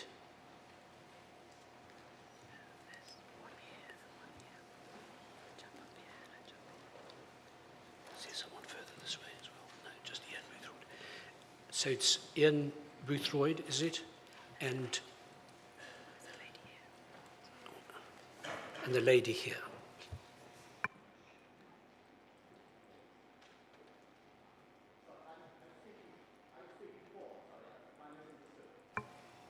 No, well then, thank you. Just those who are proposing to vote against or are undecided. Julie Siegel. And then we can stand again and I will choose one further speaker. Yes, thank you.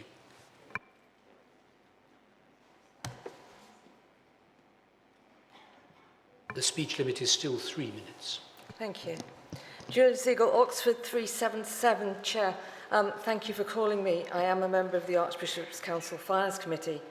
I've been concerned about the state of finances of the more impoverished dioceses for a long time now, and I was delighted when Oxford Diocese decided to make grants to the 5 dioceses with the lowest investments in recent years. I would have welcomed plans to relieve financial situations in our diocese, which these spending plans purport to do, and for all dioceses, not just the poor. However, all decisions come at a cost, and not all costs are financial. The non-financial cost with these spending proposals is a transfer of power from individual dioceses to the centre. About 70% of diocesan budgets are stipends and on-costs, including pension contributions. Under the proposals to increase the national stipends benchmark and the national minimum stipend costs will increase substantially, even in the dioceses that were paying higher than average stipends before, and the pension cost will increase even more due to both the 10.7% increase in the national minimum stipend and the removal of the year lag for the pension base. That item alone costs £500 per clergy. Without central help, this is unaffordable for dioceses. But with central help, dioceses have still lost control of the vast majority of their budgets. The result of these spending plans is that all dioceses have become dependent on central funding over which they have no control. This is wrong. If we want a centrally controlled church, which I don't think we do, but views may vary, we should debate the concept properly and make a decision. We mustn't sleepwalk into centralisation achieved by the control of money. I have no issue with paying clergy properly and funding more adequate pensions, but we do need to do this without this transfer of power. I feel I must vote against these proposals, but actually, I want you to make up your own minds about the non-financial cost. Thank you.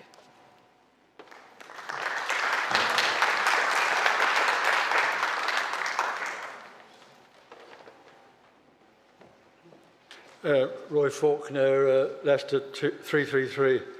I want to support this motion, but I just want to make a couple of comments about the implementation of how this money is to be spent. We certainly welcome the fact that it appears that around 400 million are going to be allocated for the period 2026 to 2028 for the revitalisation of the parishes through pastoral provision, and that this will be allocated through the Diocesan Investment Programme and link. The Bishop of Hereford's on record in a letter from the Church Times on 12th of June as requesting that this DIP money should be sent direct to dioceses for additional stipendiary priest provision rather than via grants for projects with hoops to jump through.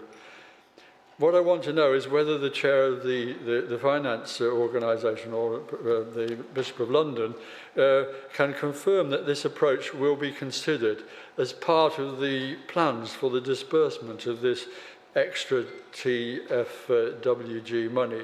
I realise this is airing over into one of the amendments, but I felt it was important to make this point at this time.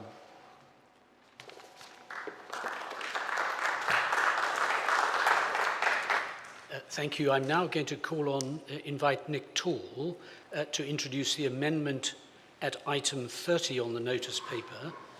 Nick has up to 5 minutes, at the end of which he will formally move item 30. Nick Tall, Bath and Wells 249.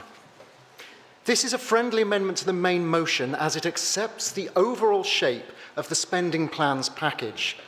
I want to thank all on the TFWG and the staff supporting them for their excellent work. This amendment focuses on just one element of the plans, the Diocesan Investment Programme. Any investment into dioceses using Church Commissioners' funds has to be closely aligned with their charitable objects, which are to promote the mission and ministry of the Church of England. That, in fact, is what all of this spending has to be for. Reading through the spending plans, I felt a serious disconnect. I read about exceptional returns on the Church's endowment, a big increase in triennial funding. The words more and increase are peppered throughout, painting a picture of rude health and financial surplus. But I do have to confess, it doesn't connect with the reality that I experience in our diocese and many of our churches. Most dioceses are running at a financial deficit, which is estimated to be collectively around £60 million per year. This puts pressure on churches through increased parish share and fewer stipendiary posts. Many dioceses are selling off vicarages, using capital as revenue just to make ends meet. Putting money direct into stipends funds would relieve pressure across the whole system. It would be a rising tide lifting all boats, supporting mission and ministry across the whole of the Church of England, not just selected bits of it. Yes, the spending plans do put more money into the diocese through the Diocesan Finances Review. But these welcome measures are also offset by the much-needed increase in clergy stipends, whose costs will fall on our diocese. 3 diocesan secretaries have told me that the overall package in the spending plans actually leaves them no better off. The big collective deficit, weighing down the church on the front line, will remain. This morning we agreed to a full debate in the next triennium on how we disperse funds. I really welcome this move. This amendment should be seen as much-needed short-term relief while we debate longer-term solutions. The amendment also preserves the principle of mixed economy ministry. In fact, it underlines it by easing some of the financial pressures that stop churches being innovative. Most of our churches don't need hundreds of thousands of pounds and a major project to move forward. Just some relief from the weight of the parish share, and they will do wonders. Think of some of the amazing things your churches could do for God if just some of the financial pressures were eased. Think of some of the people who would be brought to Christ. Also note that the amendment retains 25% for allocation at national level. It does not close down the competitive funding stream. People who are working hard on bids now will not have the rug pulled from under their feet, and tens of millions of pounds will still be available for such projects. This amendment is one of decentralisation and devolution. I also think it is one about trust. We often talk about trust in this chamber, or the lack of it. I want to ask if we trust our diocese and our clergy and our churches to deliver on mission and ministry, to know their local communities and fulfill their calling before God. That is what money from the commissioners is for, the mission and ministry of the whole of the Church of England. And if we trust our churches, we should back them through this direct, decentralised, broad investment. Let's put the money in place so our diocese and our churches have the tools to do the job, that all may know how vast, how deep, how amazing is the love of God for them. Please support this amendment standing in my name, which I now move.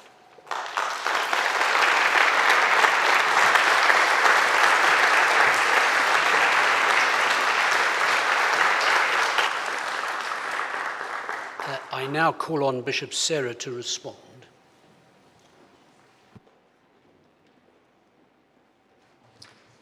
Synod, we spoke this morning about, or was it yesterday? This morning, about unintended consequences. The Triennium Funding Working Group has developed carefully costed plans which balance a full range of obligations and priorities facing the Church at this time. Whilst the Diocesan Investment Programme is only one part, it is part of a greater whole package. A package which does give 200 million over the next 9 years and 100 million over the next 3 years to alleviate diocesan financial pressure. DIP was considered in detail as part of the package and modelling. DIP was one of the areas which we were not able to fund in full. The allocated sum of 236 million for DIP is 40 million less than the amount envisaged 3 years ago, and is 135 million less than the amount requested, which was costed to reflect diocesan demand. Within the plans for the next triennium, there is a shift between the formula funding and application-based funding for the diocese, with an increase in lowest income community funding, which is direct formula funding, and additional timeline limited support for dioceses, a way towards formula funding in the next 3 years. It is also worth noting that quite a significant proportion of DIP funding for 26 to 28 has already been earmarked in principle for awards where initial awards have been given and a direction of travel affirmed for the diocese in question. This would mean if this amendment was passed, dioceses would lose the funding that they are expecting. Whilst it may look straightforward to exchange one type of funding for another, the distribution framework is much more complex, and a change like this would have far-reaching consequences for the spending plans overall. The proposal to distribute the DIP funding instead to diocesan stipend fund would have a very different cash flow assumptions, which would mean that the church commissioners would almost certainly have to review the affordability of the distributions and the overall money available. We cannot pick and choose from the menu. This is an integrated package, and unravelling it at this late stage will have unintended consequences for the church, for dioceses, for parishes, and for the mission. And we will significantly change the package we have before us. Therefore, I resist this amendment.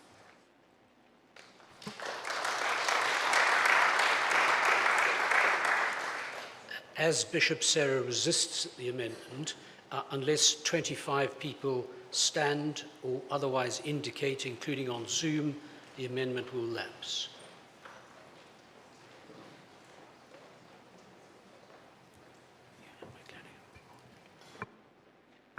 As 25 people have indicated that they wish the debate to continue, item 30 is now open for debate. The speech limit is 3 minutes.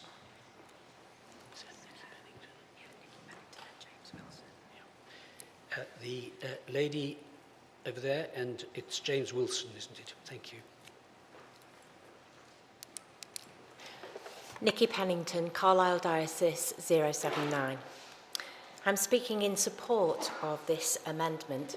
I serve for churches on the west coast of Cumbria in a post-industrial community that faces significant economic challenges, stretched resources, precious but ageing buildings. You get the picture. I welcome the direction of the spending plans, investment in clergy wellbeing, safeguarding racial justice, net zero, mission in low-income communities. These reflect gospel priorities, but I want to highlight a concern, the risk that we favour new initiatives while overlooking the faithful work already taking place in parishes. The day-to-day ministry, mission, prayer, pastoral care, discipleship, it's often less visible, but so often it's where the gospel takes root. In my parish, we're building community, serving sacrificially, reaching out with Christ's love, not necessarily in flashy ways, but with integrity and steadfast hope. According to the definition of new Christian worshipping communities, we've seeded 6 in the last 6 years, if you're into numbers. How can these plans support and strengthen that work and not just pursue the new? I welcome the diocesan investment programme, but it must allow room for dioceses to respond to their own contexts. They know the ground on which they're standing. National frameworks are useful, but they shouldn't override local wisdom and experience. Transparency and accountability matters too. Parish clergy know their communities. Could we build in improved ways for clergy voices to shape how the funding is used? And with this generous 3 years investment, it's worth bearing in mind just how much we spend on bidding, reporting, and administration. Could we simplify these processes so more funding reaches the parishes and people where it's most needed? I'm here to invite us to steward this opportunity wisely. Let's not pursue the new to the detriment of what's already growing quietly and faithfully across our parishes, for these are the mustard seeds of kingdom growth.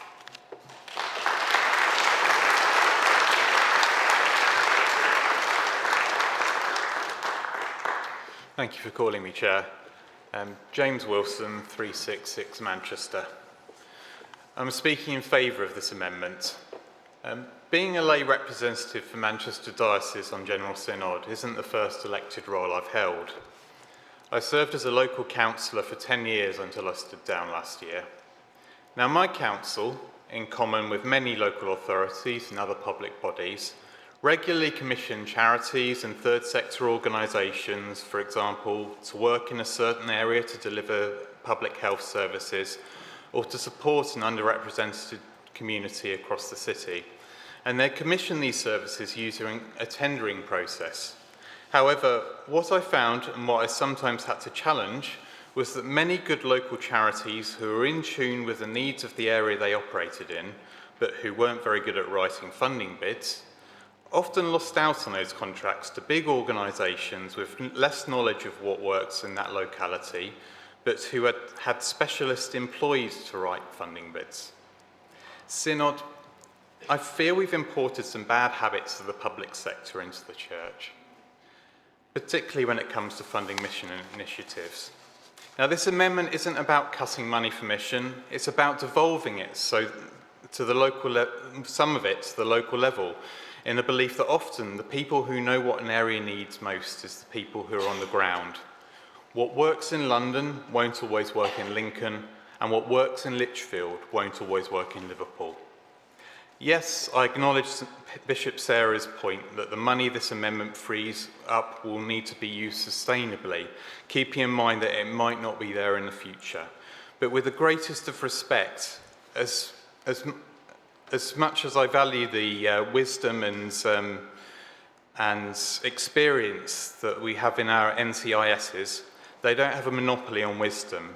And a lot of the time, the best people to decide how to invest widely in mission in your diocese are the people in your diocese, whether or not they have the time or skills to write good funding bids.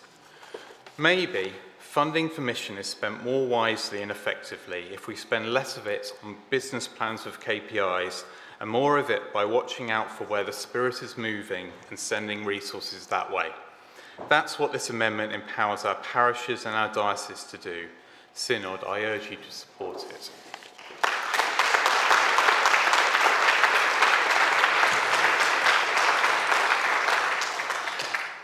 As we've had 2 speakers in favour of the motion, could I please ask those who wish to speak against the amendment?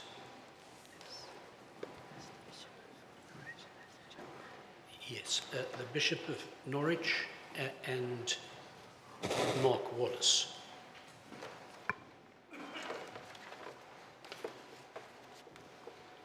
Graham Usher, Norwich 029.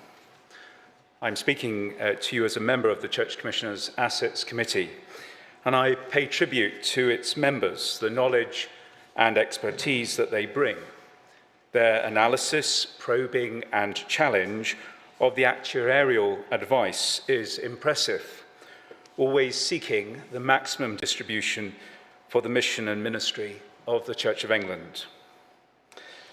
I can't support this amendment for a number of reasons, but I want to preface what I say by explaining that as a diocese, we're preparing a bid later this year to the Diocesan Investment Programme, and I strongly suspect that our bid will request funding for more rural clergy so that we don't have the huge multi-parish benefices that we have at present, some of which are not working. But as a member of the Church Commissioners' Assets Committee, I note that we've already heard this morning about the very careful assessment that the Church Commissioners make as to how much funding can be made available. A range of factors play into that, including the profile of the cash payout for each of the expenditure lines. We have to hold the right sort of assets to match the cash drawdown. And of course, this impacts our assumptions, including our investment return expectations. Diocesan Investment Programme grants are awarded in 1 year, but paid out over many years. The proposal to pay the money straight into Diocesan Stipends Fund would require a lot more liquidity than our current calculations could assume. This means that if we pass this amendment, the Assets Committee will have to reconsider the money available, and therefore this would undermine these spending plans and would certainly have unintended consequences. We've been reminded several times that this is a carefully prepared package. There is such good news in it. We are a church of abundance, not of scarcity. And as Bishop Sarah said in her introduction to this debate, careful and diligent work has been undertaken in prayer.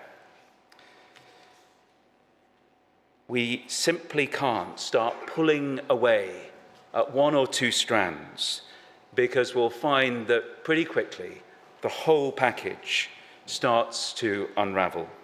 I urge Synod not to support this amendment, but to support the unamended motion, which is good news for the Church of England and for all our parishes.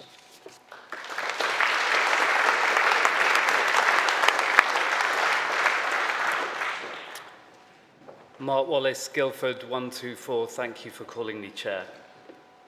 I'm the area dean of Woking. You might have heard of Woking. It is the proud holder of the biggest bankruptcy in Britain on the borough council.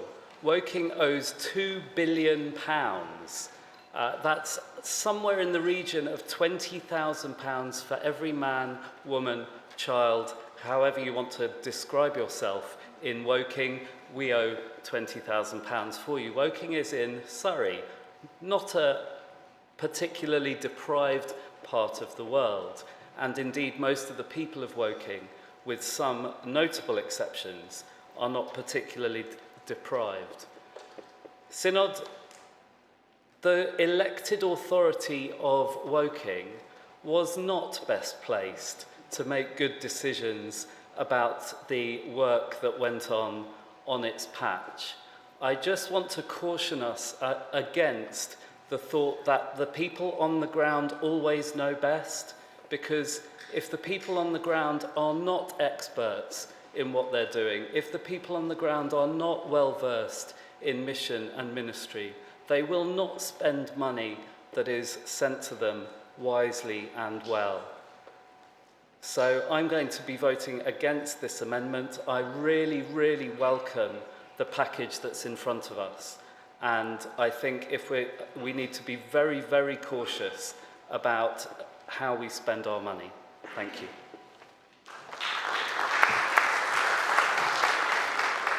I'm going to point of order. I was minded to test the mind of Synod after the next two speeches. There will be a 2-minute speech limit, and I was minded to have one person speaking in favour of the motion and one against. Those who were proposing to speak in favour of the amendment. The lady up there, then those who wish to speak against the amendment, Paul Ayres.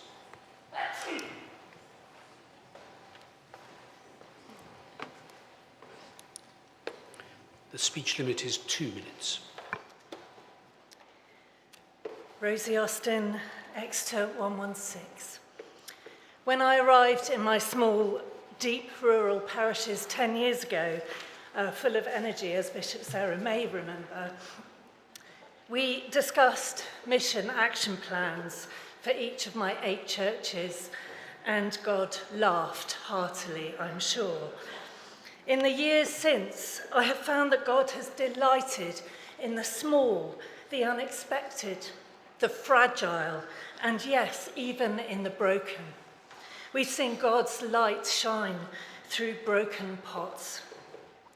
I've since given up with extravagant mission plans, sorry, Bishop Mike, but found that churches nurtured in love, prayer and discipleship, surprising fruit emerges.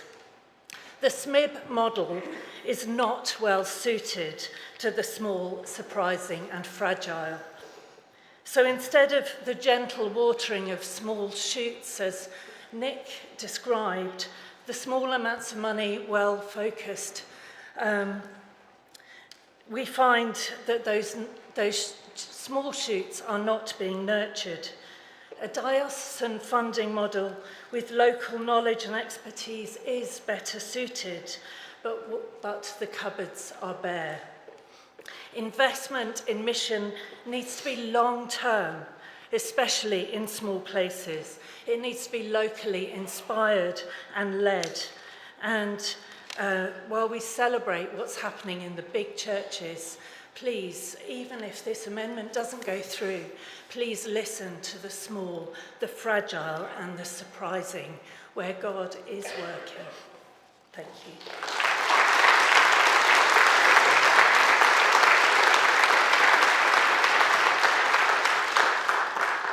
Paul Ayres, Leeds 131. I just want to challenge some of the rhetoric that's being used about central and local, big and small, old and new, and about who knows best. There is no SMIB model. It's wrong to characterise SMIB projects as devised by central staff far away. Our projects are designed by us, locally. Otherwise, what have I been doing these past 8 years as an archdeacon? I work constantly with these churches and I'm heavily involved in devising more such projects. It was said earlier today that there are no controls against which to judge whether these projects go well. It's not true. We set the aims and we measure them. Our SDF-funded resource planting churches recently are one of the main keys that have been used to rescue and support churches in precisely the poorer areas that have been mentioned. And it's nonsense to characterise these as big, new, flashy, shiny, wealthy, HTB-style clones imposed on the local. Ours are focused on the neediest parts of the city, energised by sacrificial generosity and prayerful imagination of local people who give their money and themselves away. They are local parishes and local clergy. Actually, it's the parishes that are outside of this that have no controls. I've been a parish priest for 32 years with no SDF funding or anything like that. And as Archdeacon, I work with clergy and parishes which could do with a little bit of the reporting and accountability that SMID projects have. Incidentally, just about the references to reducing numbers of stipendiary clergy posts, yes, we are doing that, sadly. But we haven't been creating a swathe of redundant clergy queuing up for jobs. Every time someone says, we need people to send us more priests, I want to ask, when did you last send one from your church? And if you're a layperson, why have you not yet offered yourself? So SMID isn't perfect, I don't think it is. But I go by the 70% rule. If you're 70% certain that something is 70% likely to be a good idea, that's the best you'll get. It is we in our dioceses who devise, implement and evaluate these projects. Don't caricature them as imposed by distant experts.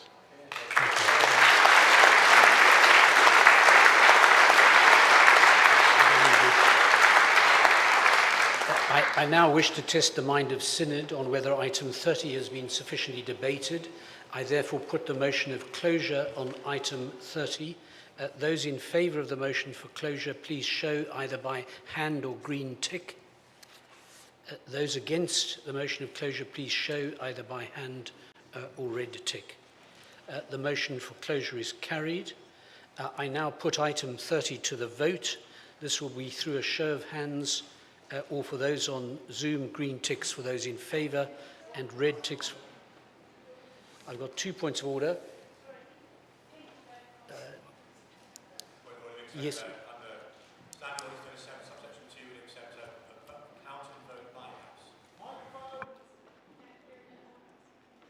We've had a point of order request for counted vote by House.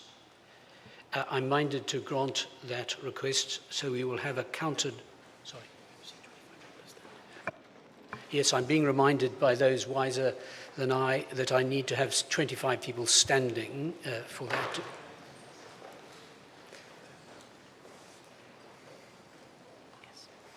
Yes, we do. So there will be a counted vote by houses.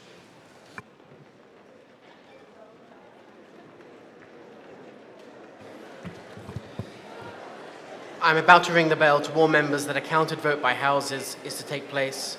2 minutes after it ceases, the vote will begin.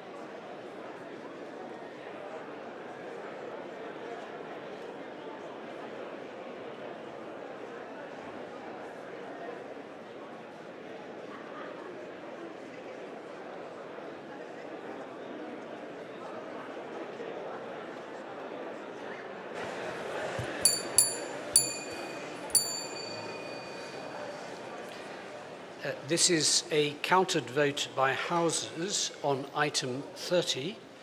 Those present in the hall using the voting handsets and who wish to vote in favour should press 1. Those against should press 2.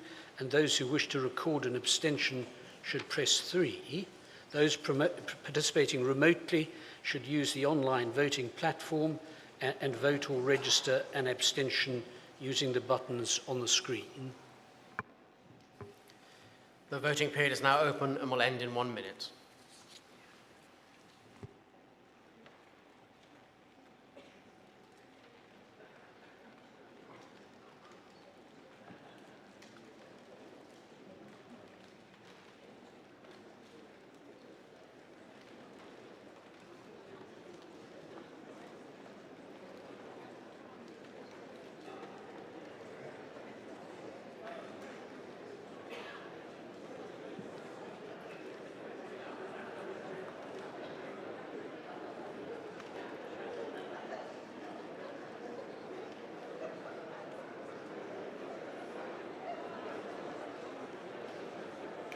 The voting period will end in 15 seconds.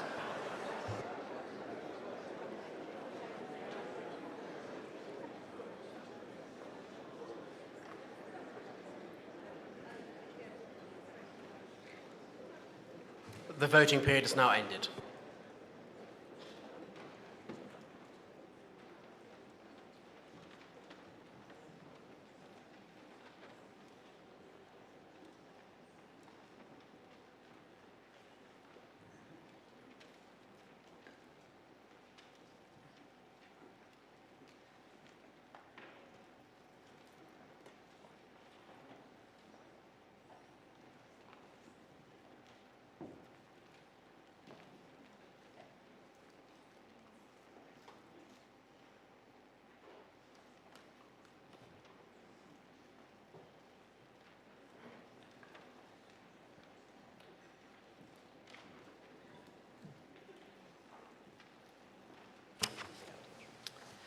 In the House of Bishops, they're voted in favour 3, against 25, recorded abstentions 1. In the House of Clergy, they're voted in favour 58, against 97, recorded abstentions 8. In the House of Laity, they're voted in favour 68, against 89, with 12 recorded abstentions. The amendment is accordingly lost. I now invite Martin Poole to introduce the amendment at item 31. Martin has up to 5 minutes, at the end of which he will formally move item 31. Thank you, Martin Poole, Register 97. I bring this amendment after full discussion with the anti-racism and disability networks at Synod and with the support of Bishop Aaron, who's sorry that he can't be here today. On Thursday, day before yesterday, the Being Built Together report put together by Guy Hewitt was released, and it begins with a quote from Frederick Douglass, the 19th century American abolitionist and social reformer. "Power concedes nothing without a demand. It never will and it never will. It never did and it never will. Find out just what any people will quietly submit to, and you've found out the exact measure of injustice and wrong which will be imposed upon them." So this amendment is a demand in line with that principle, to do the right thing in funding social and racial justice work in the Church of England. One of the most memorable speeches I've heard since joining Synod was Lord Boateng in February 22, talking about the establishment of the Racial Justice Commission. He said that for things to change, it will require intentionality, it will require resources, it will require that the Church Commissioners and Triennium Party step up to the plate. In February of this year, Bishop Rose told us that she didn't mind being woke, because it was time we woke up to the inequalities suffered by our GMH sisters and brothers. And I want to include those with disabilities as well, since the TFWG has lumped these together in this one category. In February, you wholeheartedly agreed with Rose and voted 311 in favour to affirm the need for further work towards racial justice and to resource that work. And yet we have here a proposal to reduce the funding to 12 million and to add in social justice and expect those two marginalised groups to fight it out between them as to who gets what. That's not a happy way to do things. Now, we heard lots yesterday about the 20 million funding being one-off and time limited, and now that the 12 million being proposed is ongoing. Is that ongoing until Jesus comes again, as Alan Smith would say? We also heard that there will be an underspend from this triennium to add to that, as well as maybe other money from other pots. So that will make it easier, won't it, to top this up to the 20 million that we would like. And if we're happy to live with underspends on budgets, then, well, let's set targets for spending at a level that shows we mean business. And maybe they'll be underspent again, and we'll have some spare cash. My approach to budgeting is always shoot for the moon, and even if you miss, you'll land in the stars. We've been doing this on racial justice and disability for a number of years. Have we achieved racial equality?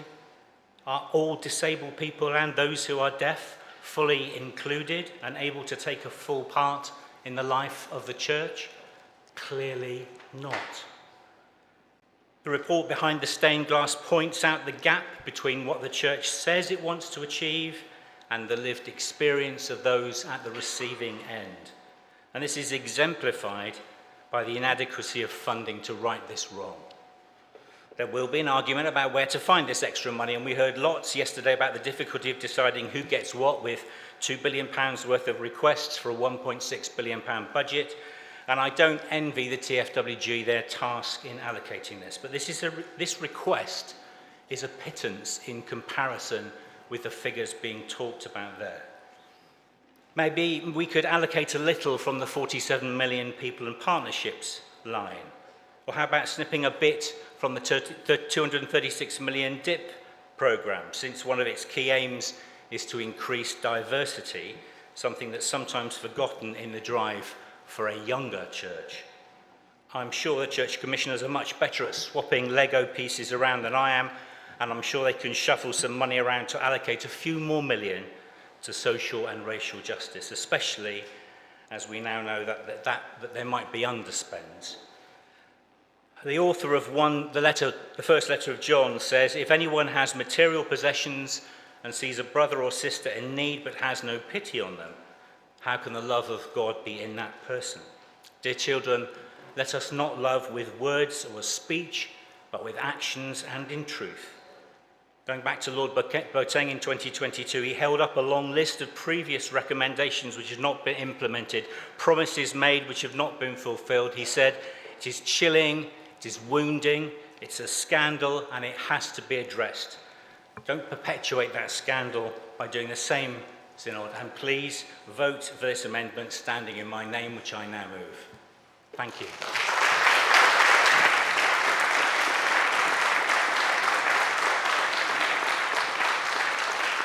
I now call on Bishop Sarah to respond. She has up to 5 minutes. Thank you, Chair. As Synod, I have deep sympathies for this amendment. There is absolutely no doubt we have a long way to go to become a more racially just church. And as for disability justice, we've only just started. The Triennium Funding Working Group, as you've already heard, has developed carefully costed plans which balance the full range of obligations and priorities facing the church at this time. The bids that we received for funding were significantly above the money that was available. Most areas did not receive the full amount requested, and some areas did not receive anything.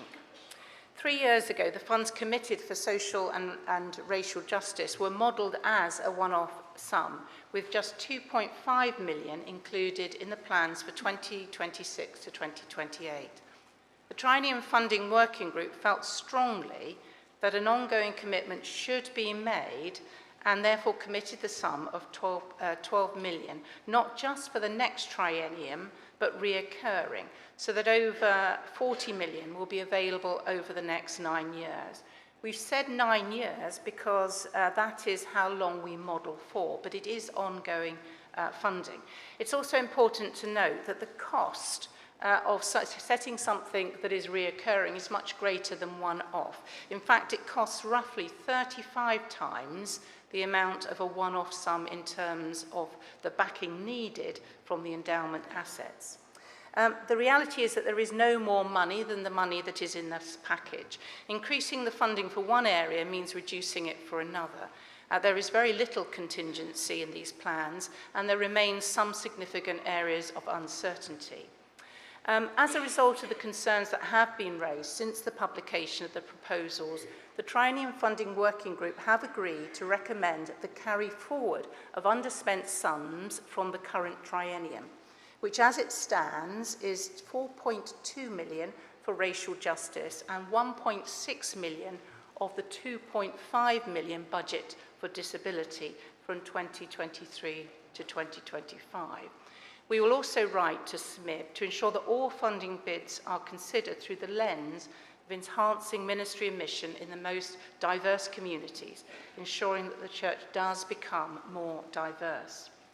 Whilst I am deeply sympathetic to this amendment, without further detailed work to understand the consequences of this amendment on the whole package, it is hard for me to support. But I do commit to working with the Triennium Funding Working Group to consider how any underspend, saving or contingencies could be reallocated to racial justice and disability as a priority later in the triennium. And yes, I will also challenge my Episcopal colleagues to prioritise funding to the local initiatives to support racial and disability justice. That said, I would like to hear the debate continue on this amendment.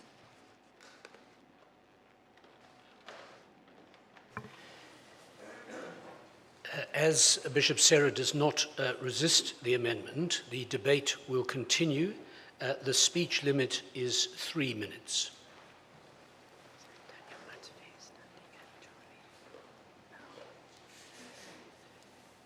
Daniel and Charlie.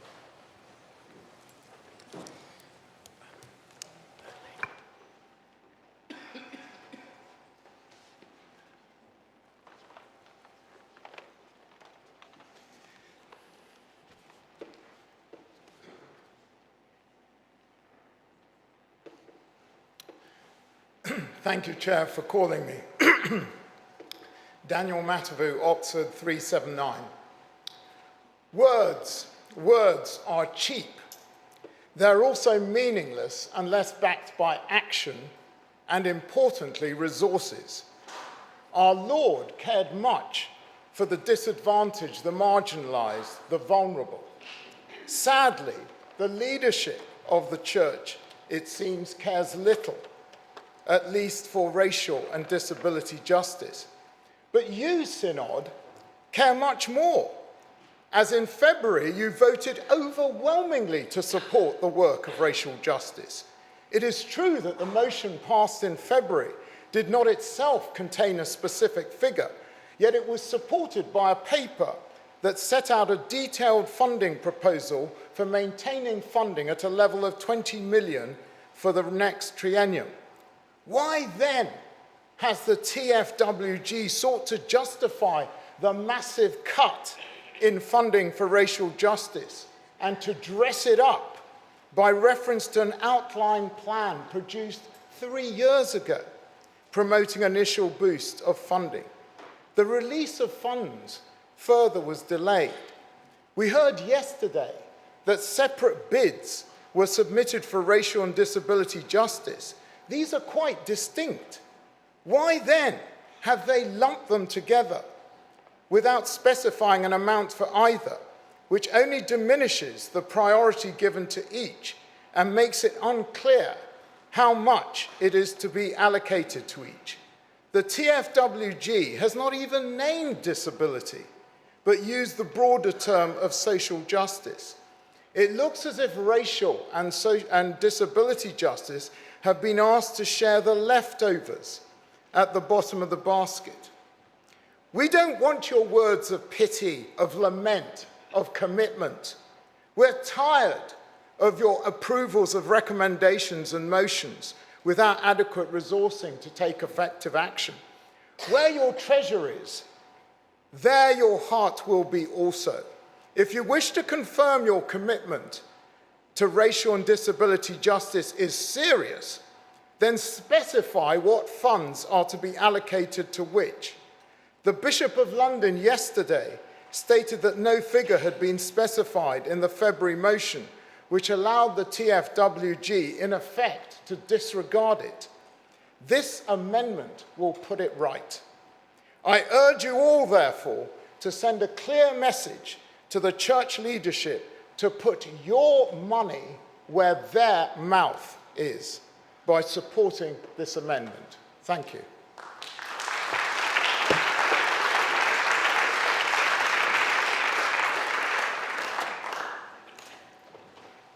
Charlie Batchick Bell, Southwark 221. I want to speak in favour of this amendment, recognising the difficulties it may cause in the provision of funding. I want to speak of it, I want to look at the way that our decisions are both received and intended. And I want to think firstly about how they're received and the context of how the decisions of this chamber are received. I think we have to do better in listening to the way that our decisions and the reasons behind them are received by those to whom they most apply. And in the context of this debate, that is GMH siblings and it is disabled siblings. I think we need to amplify their voices, but first we need to listen to those voices. And we need to listen to the voices from within this chamber and those from without. And those voices are telling us very clearly that they feel that this is letting them down. And I think unless we're willing to hear that and then respond to that, I think we find ourselves in a very dangerous place. It's not a good place for decision makers not to listen to those for whom decisions will most impact. The Bishop of the Diocese of New York recently said that New York was the center of the slave trade in the United States. That evil is part of the fabric of the diocese, and we are trying to repair this fabric. In my view, the slave trade and injustice, discrimination, prejudice, and hatred in so many forms remains part of the fabric of our church. And it is our responsibility, our stated responsibility in this chamber, to try to repair that fabric. If this was not the intention, i.e. to keep the spending at the same level that people seem to have heard it was to be kept, then it needs to now be the intention. I bear in mind that this is a last-minute amendment and that may cause challenge to those who have to decide how the money is spent and to find it. I appreciate that this has been carefully costed. But if we cannot make these changes at the level of Synod when this is first being heard, then what is the point of having this debate at all? We can afford this, but we have to choose to afford it.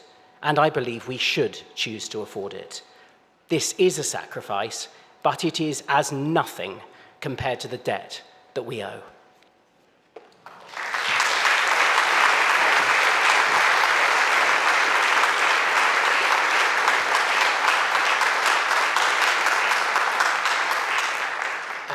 We've had 2 speeches in favour of the amendment. I'm looking now for 2 speeches against the amendment. Sorry. Yeah. Ian Paul, and then...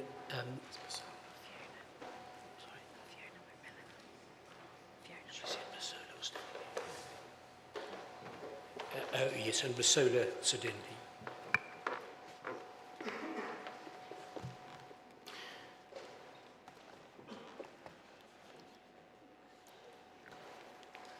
Ian Paul, 229, Southern Nottingham. Synod, can I just urge some caution here? I'm really interested in the assumptions that are being made in the speeches that we've heard so far. The first assumption is that members of the Training and Funding Working Group are not concerned about issues of racial justice and issues of disability justice, and that's why the monies have been reduced. I think I'm about to hear from someone who might evidence the fact that that is not the case. Secondly, the assumption has been that these elements of finance are Lego blocks we can move around, that we can shuffle the money.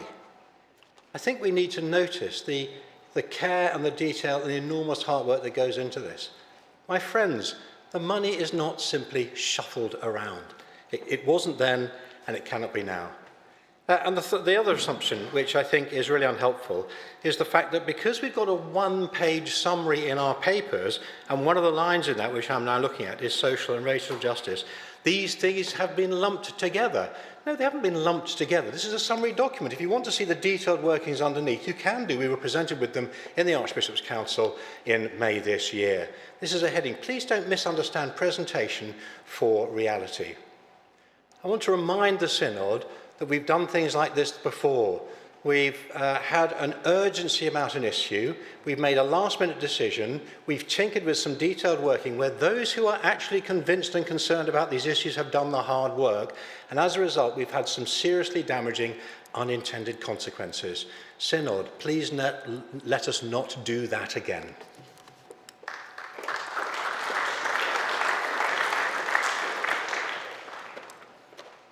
Pasala Shudeddi, London 359. Thank you, Chair, for calling me. I just thought it would be important for Synod to really hear a range of views on this topic. And for the record, I'm not here to really nullify the amendment, but I wanted to speak with a different perspective. I rise today with a heart full of empathy and appreciation. We have heard with real attentiveness the many voices expressing concern over the lack of continued funding for racial justice. These concerns are deeply valid and speak to the ongoing need for investment in this vital area. It is also important to acknowledge that this initiative was originally intended as a one-off, time-limited kickstart, a spark, not a sustained source of financial support. In that context, the additional funding we have received is not only unexpected, but deeply appreciated.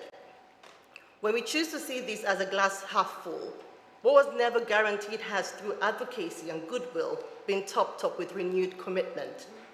At the same time, we must recognize the broader conversation unfolding around us, one that highlights the many competing demands for inclusivity and representation across all areas of life together. The call to widen the circle to ensure that all voices are heard and valid is one we must answer with both urgency and intentionality. Racial justice is just one of many competing demands. As a member of the UKME community, I want to say this. We are built with resilience that transcends financial resources. Ours is a strength rooted in faith, history, and lived experiences. That being said, let me be clear. I would wholeheartedly welcome further financial investment should it become available. Our work is important and it deserves to be supported. Bishop Sarah, if you're able to shake the can and find more pounds, we'll take it. Maybe the bishops can put some of their funding to pay it forward for us. But in all seriousness, in this moment, I'm moved by the warmth and sincerity of those who have expressed a desire to do more. I want to say to all our allies, thank you. We're moving from lament to action. We need more brotherly and sisterly love and every act of service so that we may reshape our structures to better reflect the full diversity of the body of Christ. There is an African proverb that says, when the roots are deep, there is no reason to fear the wind. A strong community built on belonging and shared effort can achieve what money alone cannot. We are seeing shoots of a strong community. The church is becoming more diverse. And as we look to the future on more representation, I'd like to lift up one group in particular, our young people. We need them, not just as participants, but as leaders. We must make room for their energy, their vision, their voice in every aspect of church life. There are pockets of underrepresentation which we should pay attention to, not just racial justice. May this moment be not just a pause to reflect on what we have received. As my fellow church commissioners heard me say at our board meeting, we bless God for the increase He has bestowed on us. We celebrate the top-ups. And I'll ask you not to leave the motion unamended. Thank you.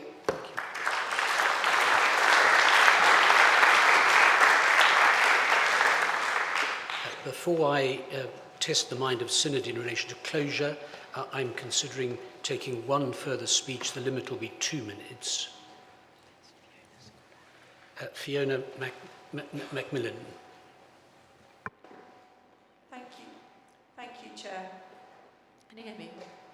Cool. Fiona Macmillan, 357 London. Thank you, Chair. And you called me over my bishop, which is very kind of you. I'm speaking in support of this motion. For transparency, I speak of one of the 2 General Synod members who represent this body on the CMDDP and on the National Disability Task Group, who put together the Disability Project bid. In July 22, General Synod voted unanimously to work to remove the barriers which prevent the flourishing of disabled people in the church at every level of ministry and belonging. A grant of 2.4 million was made at the end of 2023, just 2 years, hence the underspend, to support this work. Today, I was speaking to Jonathan Macy, my colleague, who ministers in a deprived parish in Southwark. We're very different, but we agree on the important things, sharing the good news of love, serving the poor, and so on. We met on the Enabling Leaders course, a space for disabled and neurodivergent people in church leadership to grow in leadership skills, understanding and confidence, which was funded by the Disability Project grant. Jonathan wants to support people with mental health issues in his parish. I suggested a Renew Wellbeing space, mental health work that's also funded by the Disability Project grant. But Jonathan works alone and can't meet the safeguarding requirement of having 2 people. I suggested he apply for a small grant, also funded by the Disability Project, when it comes to the Southern Province, hopefully next year. The Disability Project bid for 5.4 million in this triennium to roll out grants in the larger Southern Province, having begun in the Northern. To offer the same grants to the 28 dioceses in the Southern Province, we need more funding. There's very, very little money going into disability work in dioceses. Witness the number of paid DDAs. It's simply not a priority in an era of budget deficits. But this is also an era of budget deficits within wider society, and disabled people are paying the price there too. I urge you to support this amendment. Thank you.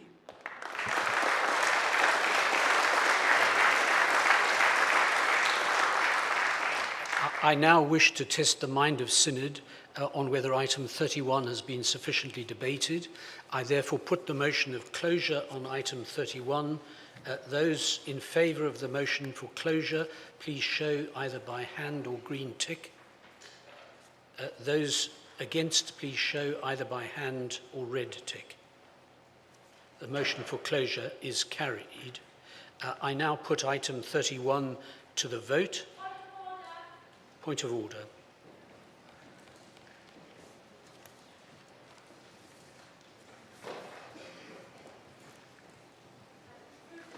(376) Oxford, please may we have a vote by houses on this amendment?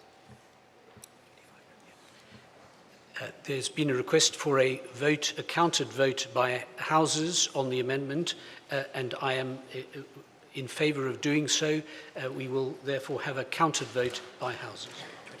Oh, sorry. Again, I'm shown up for my lack of experience and knowledge. I need to know whether that is supported by 25 people standing.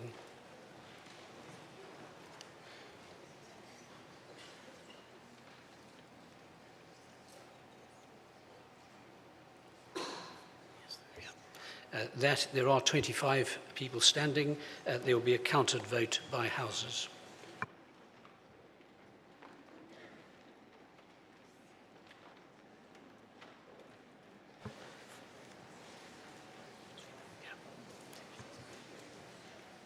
I have the power to dispense with the bell being rung, and as I can see that the chamber is full of people, I am going to so order, so we will proceed directly to the vote. This is a counted vote by houses on item 31. Those present in the chamber using the voting handsets and who wish to vote in favour should press 1. Those against should press 2. Those who wish to record an abstention should press 3. Those participating remotely should use the online voting platform and vote or register an abstention using the buttons on the screen. The voting period is now open and will end in 1 minute.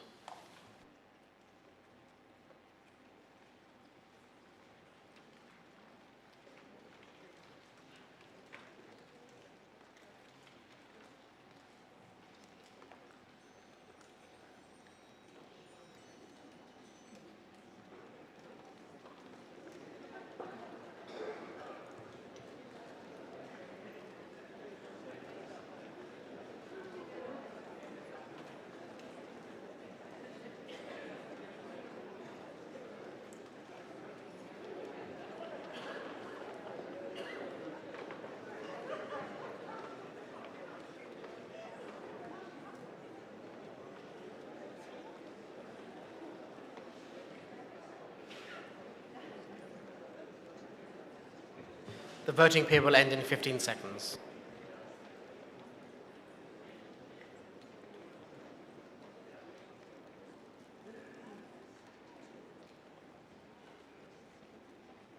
The voting period is now ended.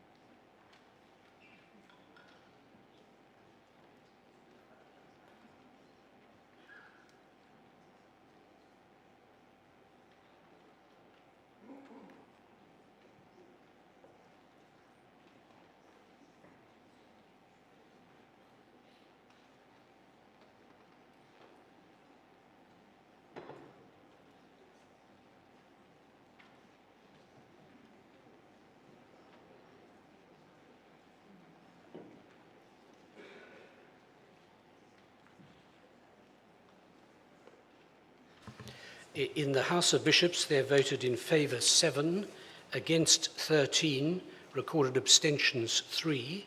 In the House of Clergy, they voted in favour 89, against 52, recorded abstentions 18. In the House of Laity, they voted in favour 75, against 80, recorded abstentions 12. In the House of Bishops, it was lost. In the House of Clergy, it was carried. In the House of Laity, it was lost, and as a consequence, the amendment was lost. We now return to the debate on item 11. The speech limit is 2 minutes.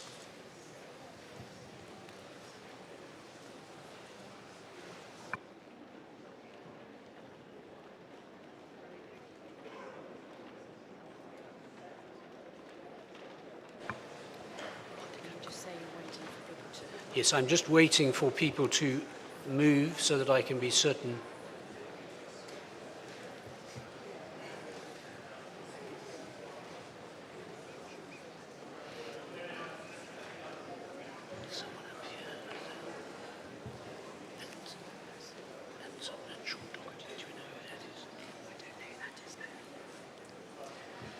The gentleman's, are you stand? No, he's not standing to speak. The gentleman over there, yes, and the gentleman at the back.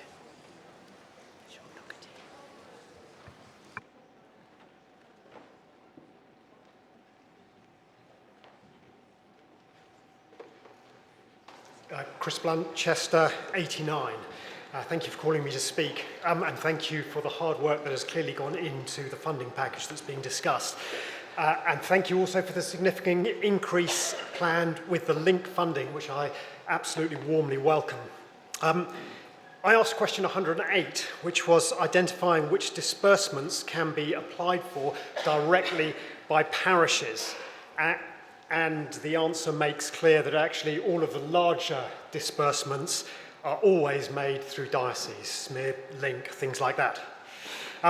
But actually, since it's always good development practice to target funding at the grassroots, I'd like to ask what steps are being taken to ensure that link funding actually does reach the most deprived parishes. We saw a graphic showing us actually how few, relative to what could be the case, of the most deprived parishes actually benefit from link funding. With the best will in the world, I know that the answer quite likely is going to come back that the answer is likely to come back that actually link funding doesn't go to dioceses where they have a good system set up to support their poorer parishes. But actually when you have a bottom 1% kind of parish in a relatively wealthy diocese, the system within the diocese just can't cope with it. We heard from a case in Southwark. I can confirm this is also the case in Chester Diocese. I'm the rector of Stockport and Bridlington, a poor parish in a wealthy diocese. Please could systems be looked at in order to help parishes apply directly or have funding sent directly to them, particularly related to Link, but it's also the case for missionally minded parishes in dioceses which are not minded to apply for SMIB funding. Thank you.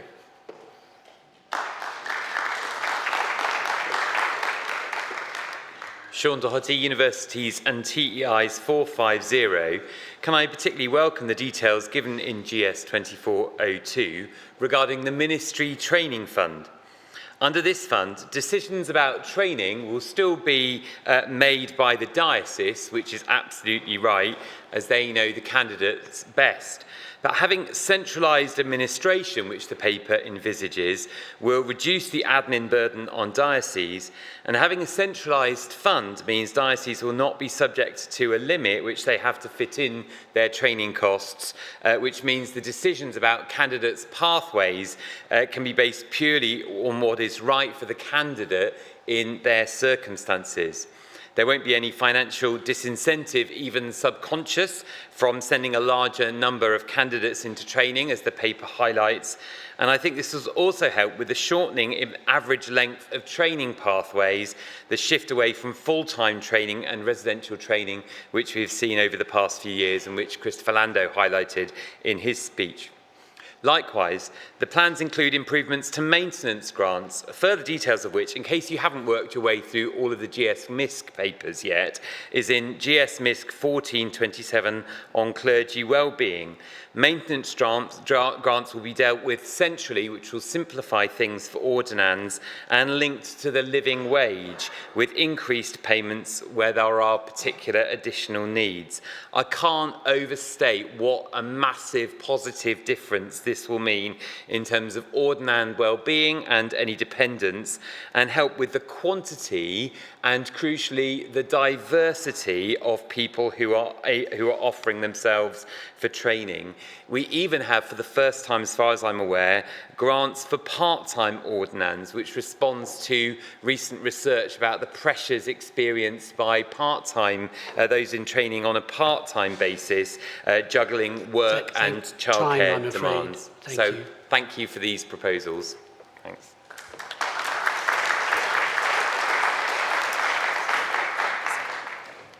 I'm minded to take 2 further speeches. The limit is still 2 minutes.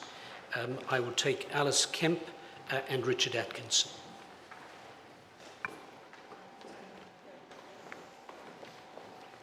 Alice Kemp, Bristol 72. I'm going to speak now from a disability perspective, but I think this goes across for other areas, so please bear with me. When we look at disability, the work of disability is led by disabled people and responds to issues identified by disabled people through our networks across the diocese. The work is then led by working groups constituting both those with lived experience and those with other expertise. And I'd really like us to think about these different funding streams and how they work together, and where other funding streams are considering in this capacity working around areas around disability, that they actually connect with the disability task group. Ideally right at the beginning, or even before they've even thought about it, for ideas. Some funding streams, such as People and Partnerships, who have £45 million, have the ability to award funds to individual projects.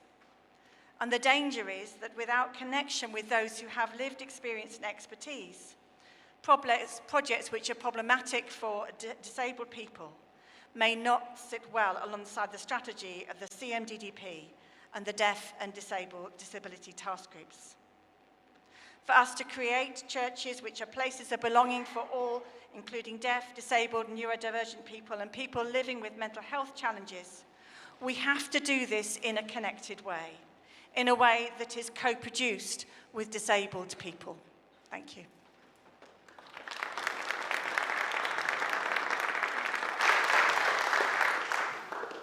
Richard Atkinson, St Albans, number 34. I chair the Church's work on disability. I'm not reopening that. I just want to try a comment on and correct an impression that there is a huge underspend in the work of disability, and I don't know how else to do it apart from do it like this. Disability only received its grant funding a year into the last triennium, And not surprisingly, there is a time lag before you get going. The forecast is that we will use almost all the money for the purposes specified in this triennium, and therefore the idea that there is surplus money that will add to our budget is not there. That's what I wanted to clarify. Thank you.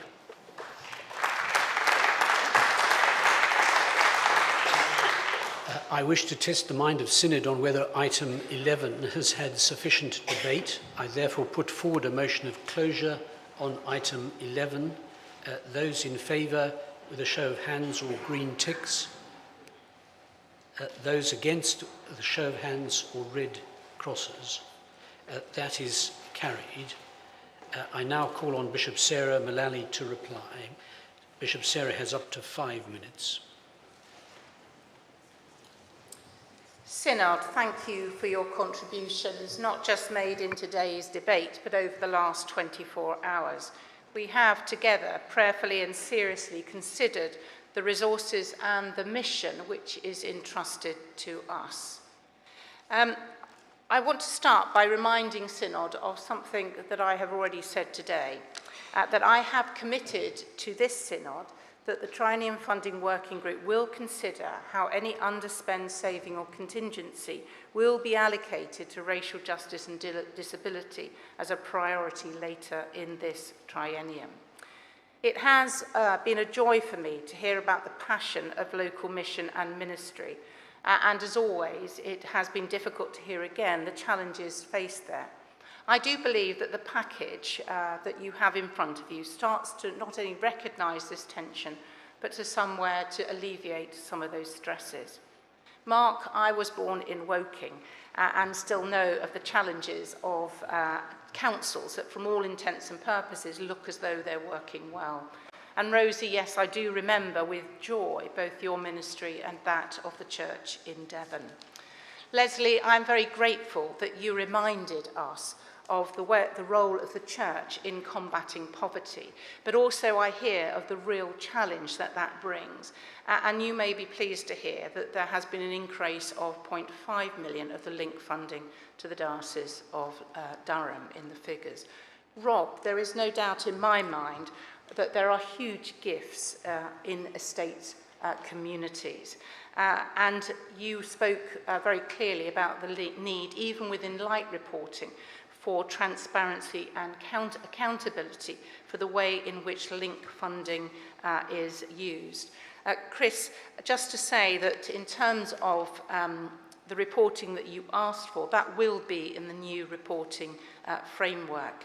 I was reminded, though, both with Rob and Chris, that the Chief Executive of the Church Urban Fund, Bishop Rob Wickham, often challenged us in London that we are certainly the church of the poor, but also though the poor are our teachers.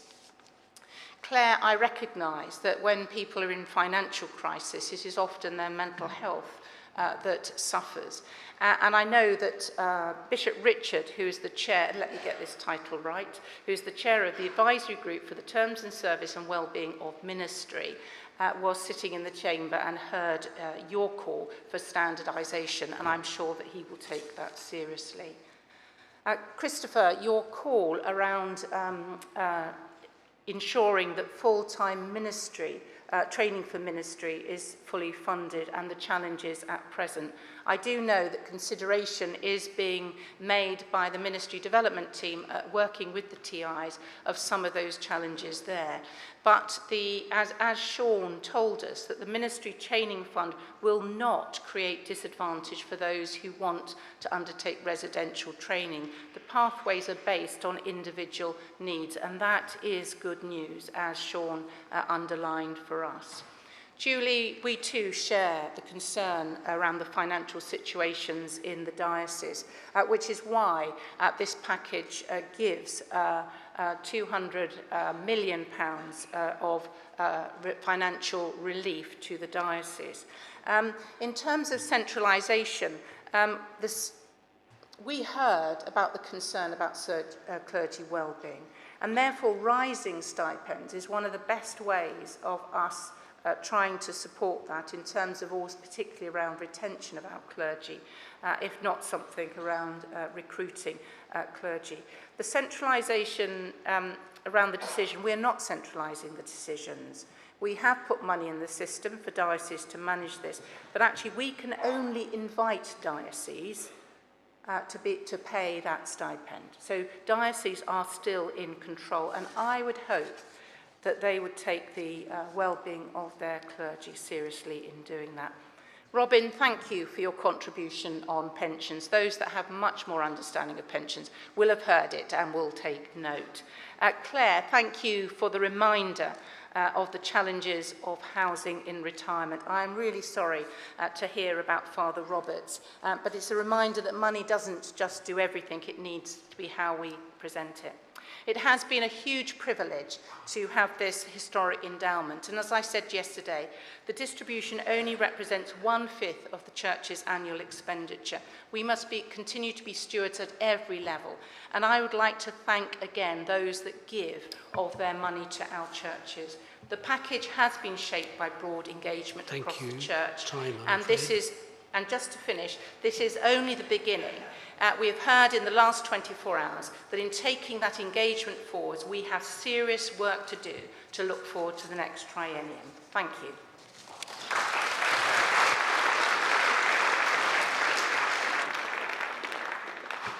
I now put item 11 to the vote. For those in favour, this will be through a show of hands and green ticks. For those against, this will be through a show of hands and red crosses. Those in favour?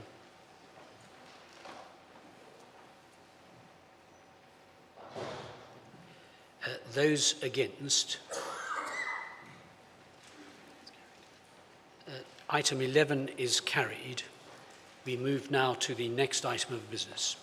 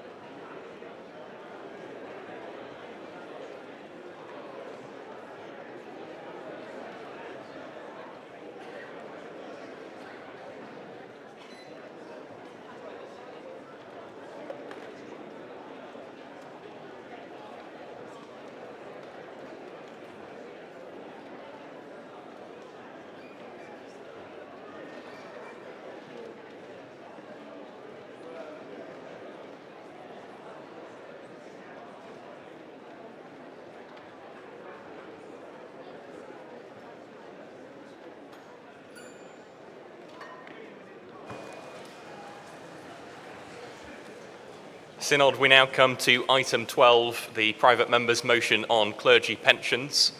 For this, Synod members will need GS 2406A and GS 2406B.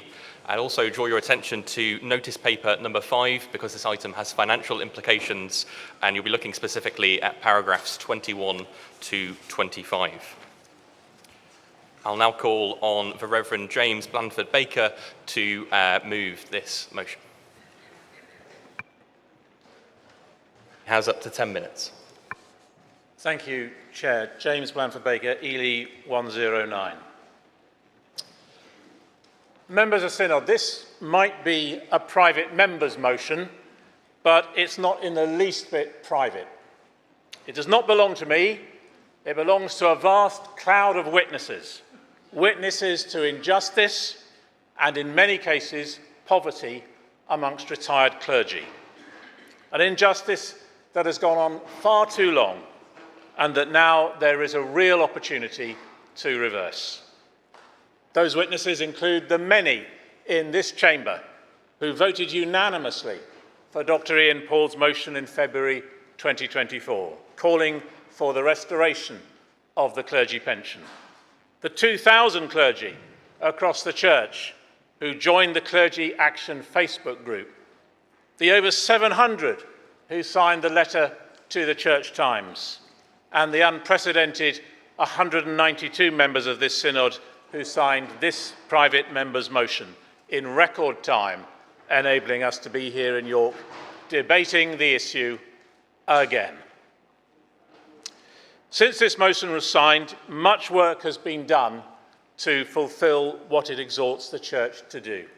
And I am immensely grateful to Carl Hughes of the Archbishop's Council, John Ball and Clive Mather of the Pensions Board for the way they have responded to our requests. They've listened carefully, engaged graciously, and responded substantially. Their proposals to restore the two-thirds pension, to address injustices faced by those who've served the Church since 2011, and tackle the anomalies in the pension starting level are a welcome and significant step towards correcting an historic wrong. And in the light of this comprehensive and positive response, I will be welcoming a friendly amendment to this motion and supporting it wholeheartedly. This amendment enables us as a synod to make a strong and carefully considered response to their work. It acknowledges with gratitude the decisive steps now being taken, underscores the need to ensure proper recompense for clergy already drawing their pensions, and crucially, calls for an independent review which will ensure that we never end up in this place again. Our clergy must not become the butt of a future financial crisis. Despite the good work, we are not quite there yet. Let me draw your attention to some vital areas that the proposed amendment will address. First of all, the future. Young men and women ordained today will not retire until the 2060s. We might fix the past today, but what is our vision for the future?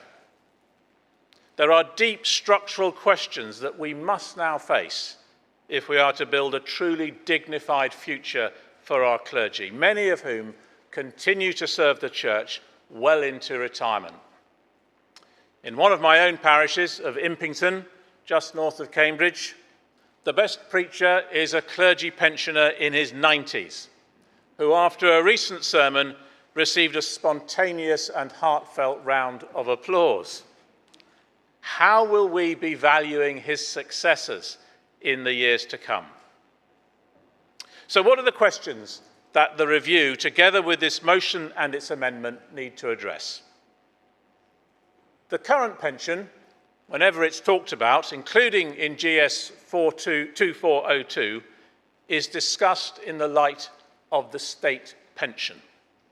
The state pension is, if you like, the top-up to hide the inadequacy of the current provision. But this assumption presents a profound risk.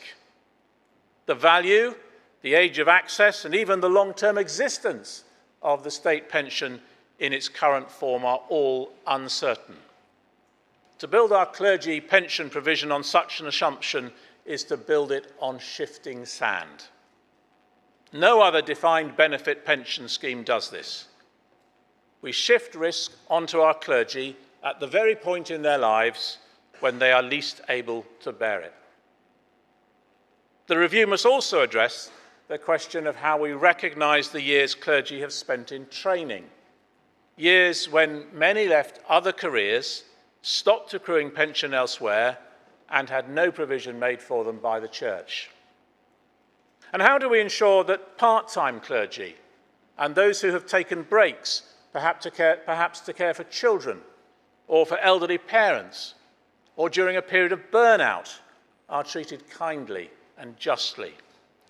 There are too many stories where we have failed in this area. But the elephant in the room is clergy housing. Currently, we insist that the tied house is part of the overall remuneration package. It's a package which means that most clergy, like myself, over a career of 40-odd years, have been and will be unable to invest in property in retirement. When we retire, what do?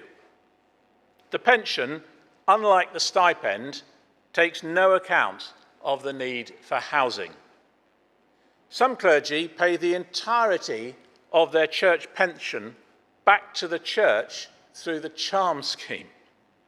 Some find themselves using the scheme but unable to live near to their children, their grandchildren or their friends, or lost on some soulless new estate, disconnected from public transport and unable to access vital public services in their later years. While the substantial funds that have been announced to improve the charm scheme are most welcome, much more needs to be done to connect pension provision with housing provision. The review we are calling for will need to address this.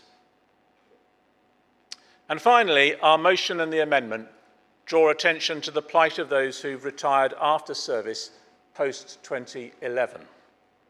This is a simple demand for justice.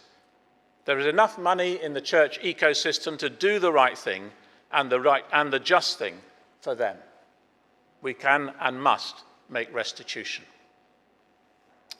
Synod, our relationship with our clergy is not a contract of employment.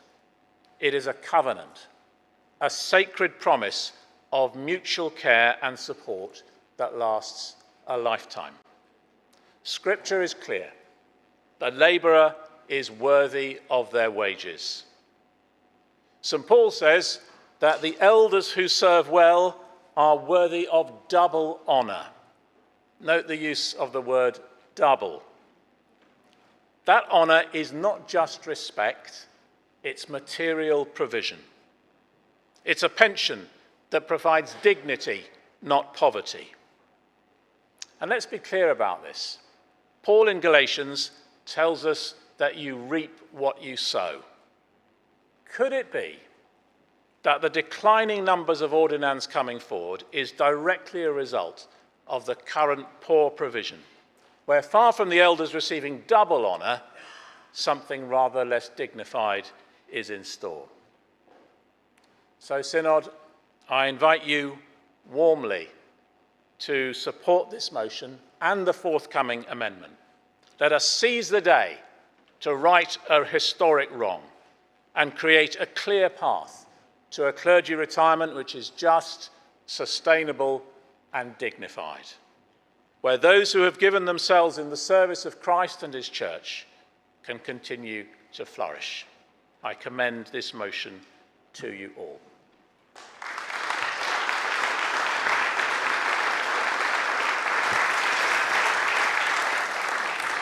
Thank you.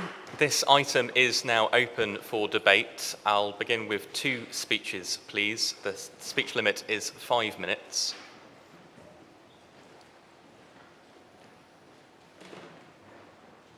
I'll call Graham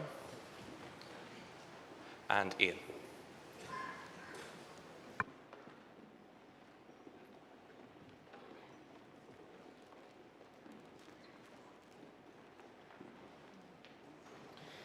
Graham Kirk-Spriggs, Norwich 181. I welcome these proposals. I think, as was said by you, this is a matter of justice. The worker deserves to be paid. Our clergy deserve to be not just not in poverty, but comfortable in their retirements. I look ahead to my own retirement, which will probably be, I don't know, about 2050 or something along those lines, 2060. And I'm in the generation where there is no way that I'm ever going to afford to own a house. The down payment on a house is far too much for me as somebody on my own to afford. And if I remain on my own, then there's no way I'd ever be able to afford a house. And there is a presumption in the pension scheme and in the pension that we've currently had that you've got a lovely middle-class partner who's able to support you in retirement, who's done a lovely middle-class profession. What about those clergy that don't have that support network? So I urge Synod to support these proposals and the amendment, because it is a matter of justice for those who have chosen to serve their lives in this way. Let's bring about change. Let's do something positive.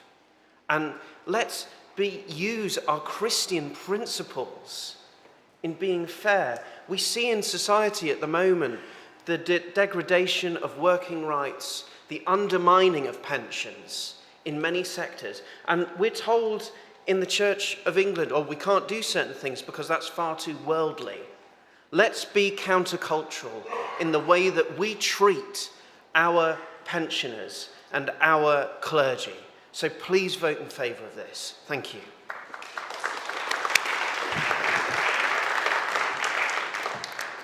Ian Boothroyd, 422 South Welland, Nottingham. I should say at first, I do not have a pecuniary interest in the clergy pension scheme, just a strange interest in it.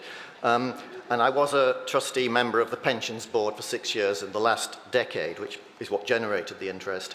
And I brought to Synod the part of last year's resolution about the disadvantages suffered by people retiring since 2021 because of the inability of the scheme rules to keep up with the period of high inflation. But I just want to respond also to a couple of comments that have been made. Some part of the spending plan's financial advice, which gives the figure of 22% of pensionable stipend as being the cost to dioceses, and that sounds like a lot. And if you're familiar with defined benefit pension schemes in other places, a lot of them are less than that, and certainly defined contribution schemes are almost always less than that. And it's been referred to as a gold standard. Now, neither of those statements means that it's generous. The gold bit, in my opinion, is that it's defined, meaning it's guaranteed based on the length of service and scheme rules, but not to the level of that now rare animal, which is also a defined benefit scheme, a final salary scheme, which is what I am fortunate enough to have, but the clergy don't quite have. And that 22% overstates the comparative cost of the scheme compared to such other schemes for a number of reasons. The clue is in the term pensionable stipend. That is not the stipend that most clergy are being paid. It is the national minimum stipend and under the present scheme rules for the previous year. So you can see it's already overstating the percentage. It's also not the full package of the benefits that clergy receive, because it doesn't include the value of the housing that's provided. Now, when I enter salary, I had to provide my own housing, so I had a higher salary to achieve that, and therefore the percentage would have appeared lower. So it would be a significantly smaller percentage if we costed the entire clergy package.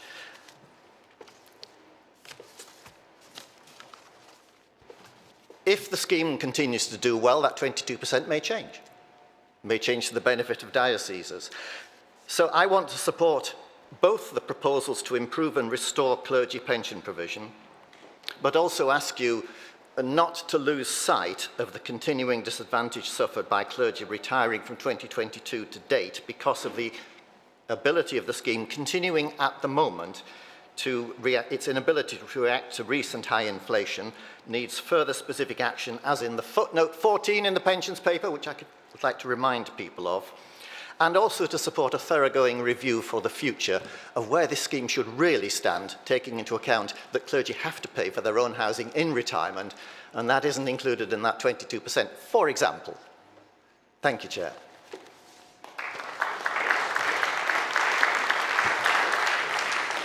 Synod will now move to the first amendment, the text of which can be found in order paper number 3.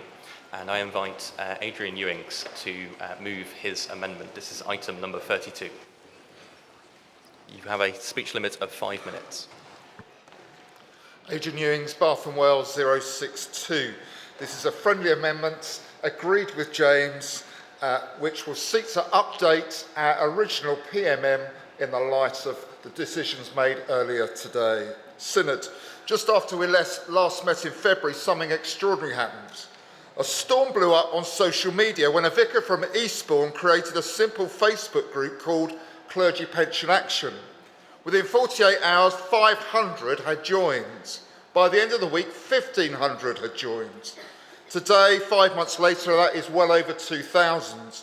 Clergy and spouses, active and retired, part-time, full-time, those who retired due to ill health, clergy widows and widowers. What followed was remarkable. Letters poured into the Church Times, articles appeared in national papers. But more than anything, day after day, for the last 5 months, clergy and their families have shared stories of pain, worry and uncertainty around pensions and housing. It's been overwhelming for those of us on the small steering group who never chose to be part of that steering group. We tried to channel this outpouring to something constructive, hence our original PMM in James's name. So what triggered this wave? It was that vicar in Eastbourne posted a photograph. It was a photograph of a clergy widow's pension statement alongside his pension forecast. He asked us to spot the difference. It didn't take long. His mother receives more now than he will in retirement. He asked, how can this be fair? Another vicar wrote, my stepmother's pension as a clergy widow is rising to over £1,800 in April, £1,000 in April. I would have worked longer in the church than my father, but my pension would be just over 14,000. That is not fair. That's what this PMM says loud and clear. It's what Ian Paul's PMM originally said that we all supported. This is an historic injustice that needs to be put right. So as we say in Part B of this amendment, we are deeply grateful to Carl Hughes, John Ball, the Pensions Board and the Archbishop's Council. They have listened and responded. The changes to the national minimum stipend, the 2/3 accrual, and removal of the 1-year lag are significant steps for future retirees. We also welcome work on increasing housing options, but we remain deeply concerned for those who have already retired. Their pensions reflect the injustice baked into the system. The training proposals show a willingness to begin addressing this, and through being slightly sneaky in my questioning, Clive Mather assured us yesterday that with this amended motion, the Pensions Board will act. It was a commitment. Synod, let's give them what they need to follow through such that it is a commitment, that they're not just minded. But the wider question is, how do we get here? Why did it take a social media storm to prompt action? How do we ensure our pension system never leaves us here again? Part E of our amendment calls for a full independent review. The Secretary-General's paper accompanying this asks, is it necessary? My answer is, please read the stories. He implicitly asks, is it worth the cost? My answer is, are our retired clergy not worth it? 1/4 of all Sunday services are taken by retired clergy. Are we saying the impact on you doesn't justify the expense to us? We've failed many retired people. The Secretary-General suggests that the welcome provisions in the training working group proposal we've agreed nullify the need for a review. Synod, I have on my phone, I've just been in a meeting, something over 10 or 12 significant issues not addressed in the working group's proposals. There are many more things that need to be addressed. Can I just also bring up those who are asked, suggested, heavily encouraged that when they went forward for training, that they sell their houses and use it towards their training. We know of 19 dioceses who did do that, and many now are reaping the cost. The feedback from our group also shows that many serving clergy have never looked at their pensions. Many have no idea what's coming down the line towards them. I'm going to leave you with 2 voices that we heard.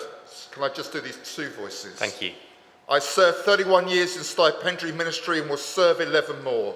Not simply because it's a privilege, but because I have no savings, home or inheritance. Thank you, Adrian. It's beginning to get serious now. Please vote for this amendment and the amended motion in and the amended motion in James's name. Thank you.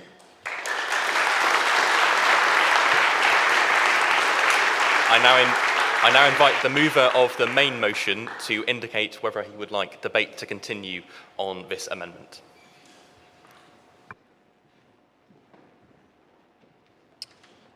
This has to be the friendliest of friendly amendments ever, so I'm very keen to receive it in a friendly manner.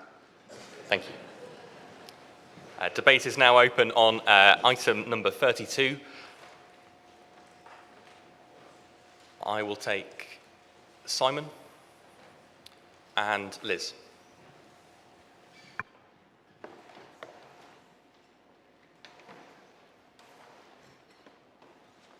Simon Talbot, Ely 112. Thank you, Chair, for calling me. I'm happy to declare a pecuniary interest because on the 1st of April I went on to pension and after 37 years service. However, I want to highlight one group that needs to be taken into consideration in the review. Clergy have had service in another church, who then join the Church of England and find on retirement those previous years are not covered by that previous church. The Pensions Board is unable to recognise that prior ministry, so those in that situation are left with years served and no pension recognition. I am in that situation and I know that I'm not alone. Thank you.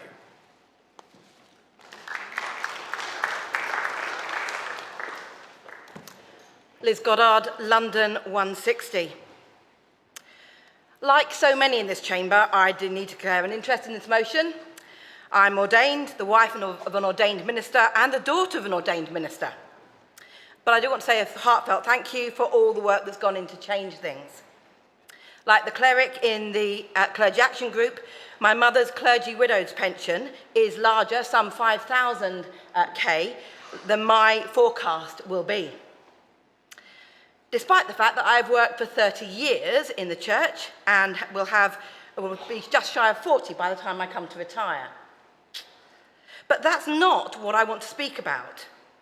I am and have always been more concerned about the inequity experienced by those, like my husband, who has a portfolio ministry, or the women who might, for example, take house for duty as a way of being part-time whilst caring for young children, and who are therefore SSM, and, though licensed, are not in any other way pensionable, and so unable to access our pension scheme. This is something that I have raised in various forums over the years, to deaf ears. It's something that I raised whilst I was on TRIG, the Transformations Research and Implementation Group. Each time I've been told it is impossible for someone to pay into the scheme, and yet we know that other professional bodies manage it. Indeed, we know, don't we, that if the large church employs people, like an associate minister, they're able to pay into it for them. And yet we are not able to do it for these people. Why? Why? These are people who keep our churches running. At the moment, my husband's at home running my church so I can be here. He's managing a really complex pastoral situation. And yet, he's not been able to pay into his pension when he's doing a portfolio ministry. So, I ask, why is it beyond the wit of the pension board to ensure that all those women who have to spend time as SSM because they prioritise childcare, and my husband and others who have a portfolio ministry, can also pay into their clergy pension? Not AVC, but into the pension. That's a key difference. So I would ask that when a review is made, please can that be a key part of the review. Please do vote for this amendment. Thank you. I'm going to set the speech limit to 3 minutes. I call Clive Mather, and then I'm going to go to Nadine Daniel on Zoom. Thank you, Chair. Clive Mather, ex officio 460 Pensions Board. So let me say up front, I very much hope you will support this amendment, because in the original drafting of the first PMM, we would inadvertently implement changes which would be detrimental to some clergy, and we want to avoid that.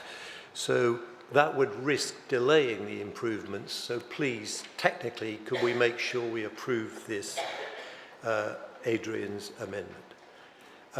Let me just say, I am delighted that I can stand in a position where we can not only implement all of the proposals that you've seen through the Archbishop's Council and the well-being of the clergy proposals, but also take on board now the detailed work to make a plan to implement that retrospectivity to 2011, and yes, Ian, address the cliff edge as well.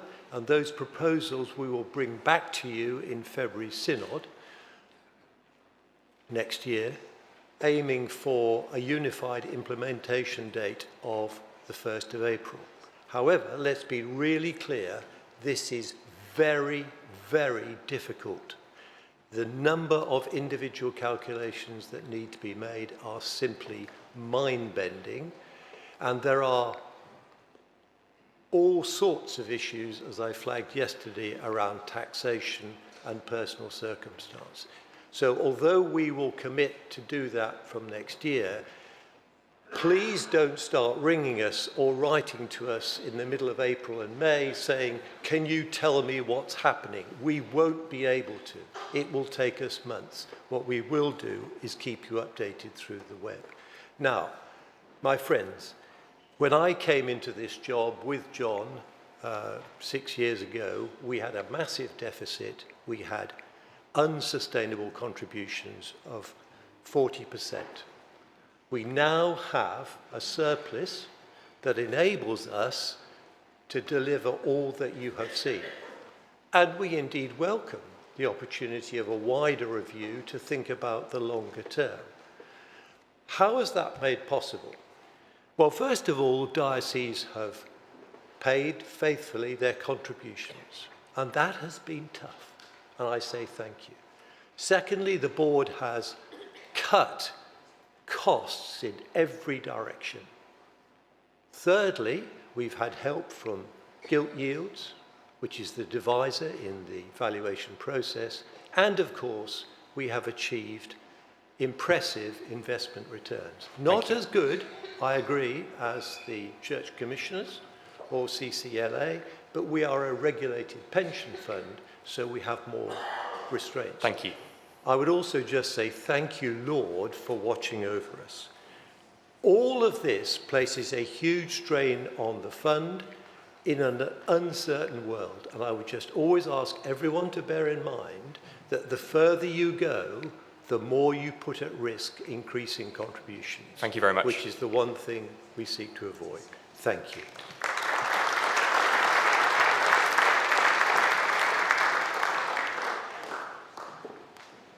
After Nadine Daniel on Zoom, I will call Ian.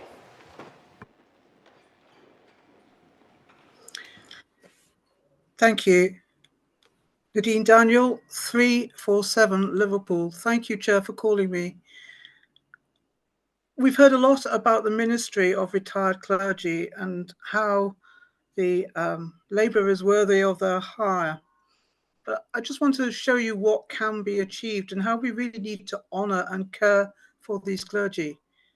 In 2013, I was part of a rather countercultural liberal Catholic church plant to St Margaret of Antioch on Prince's Road in Toxteth. Some of you might know it, it's next door to the world-famous Prince's Road Synagogue. The church was moribund. There were 4 people in the congregation. We attracted a number of retired clergy, nearly all of whom are still with us. Father David Emmett might be known to some of you, Father John Williams, Canon Cynthia Dowdall, Norma Nelson, Stephen Goff, Toby Forward, to name but just a few.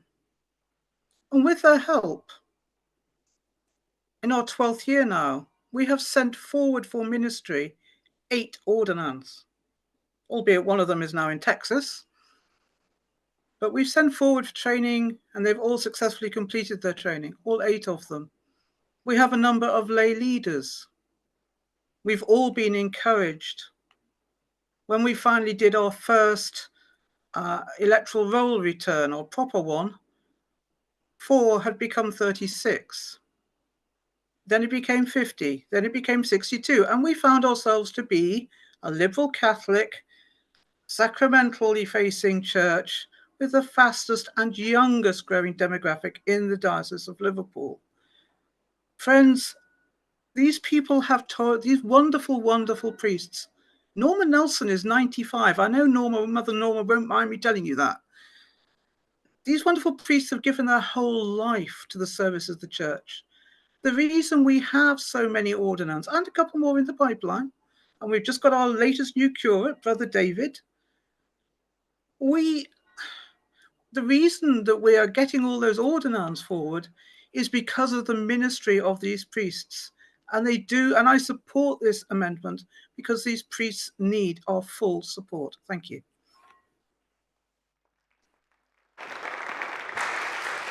Synod, before I ask Ian to speak, could I just ask if anyone wishes to speak against this amendment?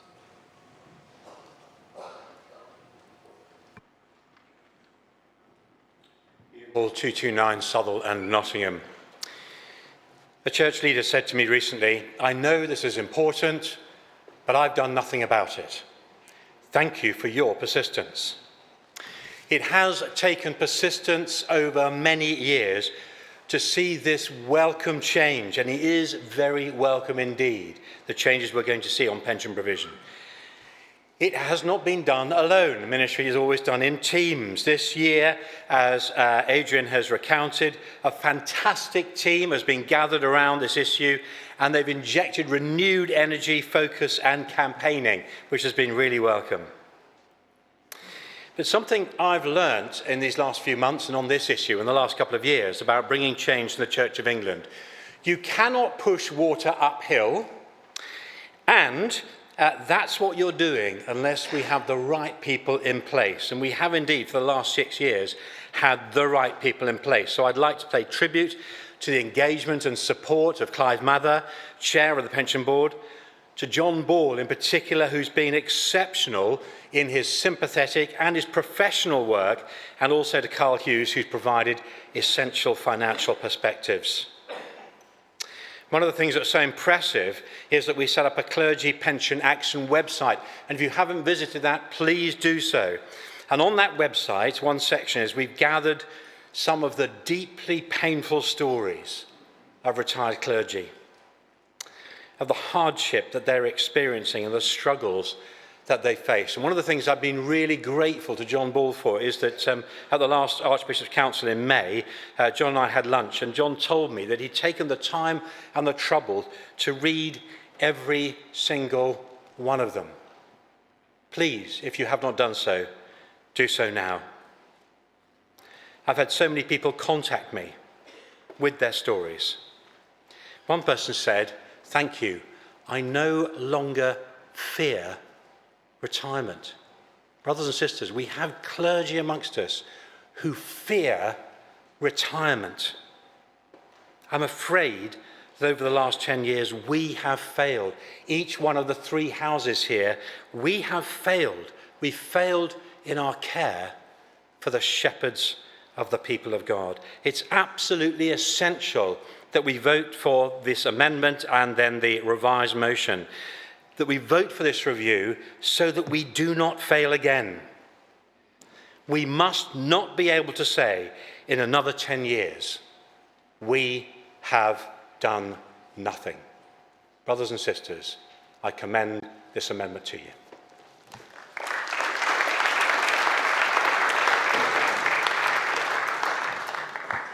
I call Ian Johnson and then Carl Hughes.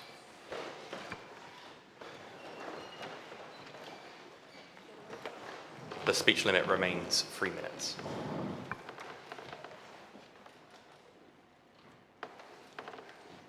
Thank you, Chair. Nowhere near 3 minutes. 387, Ian Johnson, Portsmouth.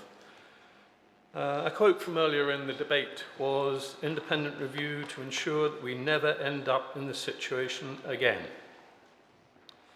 I think we could put that quote onto our experience with SDF when we got the choke report, onto various safeguarding activities when we had a miscellany of reports. And the reason is, as I was saying earlier, that the National Institutions Measure 1998 has failed us in our oversight. Now, we passed the new governance measure this morning, and I fully support it. I absolutely do. It's a good piece of work. But there is more to do. We need to change our standing orders to make sure that our oversight of what goes on is within charity law, but we do not get into the situation that we are finding ourselves with these pension things again. So review is important, yes. But even more important than that is a methodical approach to issues that Synod should take account of and in the past has ducked. It's been all too difficult. Now, I know that if you look at the interest guaranteed in Synod, then standing orders, I think, must be at the bottom of the list. I suspect that governance is a very close run to that at the bottom of the list. We need, if I may say so, and if this is ticking Synod off a bit, and I don't apologise, we need to take standing orders and governance more seriously. And in the near future, we need to come up with constructive proposals to make the national governance measure work. We must not get in this situation again. Thank you. Point of order.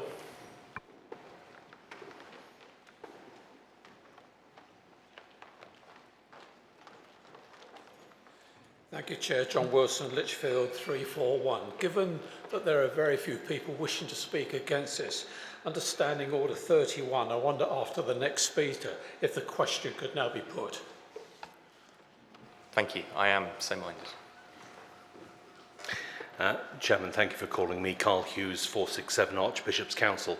I would really just like to take this opportunity publicly to acknowledge the work on clergy pensions that has been led by James, Adrian Ewings, Mark Chapman, who is on the platform, and Marcus Gibbs from Southwark, who I'm sure will be watching online at the moment, and also to Ian in his untiring efforts that underlay his original Synod motion. It has been a real pleasure for Clive, John Ball and myself to work collaboratively with this team, discussing what is and is not possible, and how the NCIs could best respond to the concerns expressed by this team, and indeed the concerns expressed by this Synod.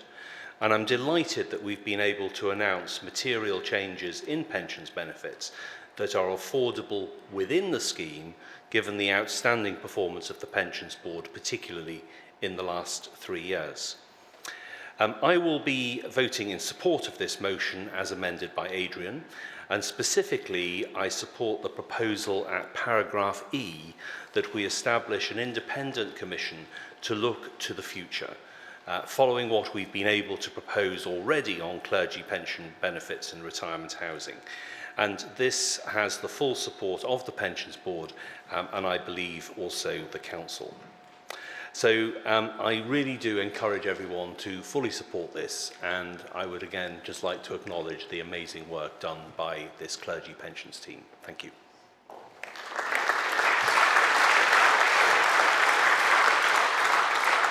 I now wish to test the mind of the Synod on whether item 32 has been sufficiently debated, that is the amendment.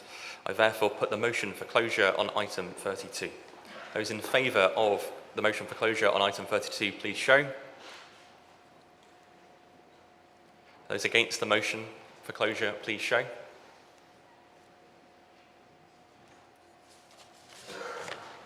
Debate on the amendment has now ended, and we will move to vote on the amendment, item number 32. This can be shown through a show of hands and green ticks to indicate for the amendment and red crosses to indicate against on Zoom. All those in favour? And against? That amendment has passed. Debate has now opened on the amended motion. Point of order. Do you accept a motion for closure? I'll take a couple more speeches first. I invite Martin and Lisa. The speech limit is 2 minutes.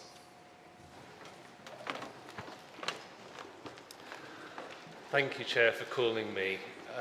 Martin Thorpe, Liverpool 155. I spoke in this debate last year.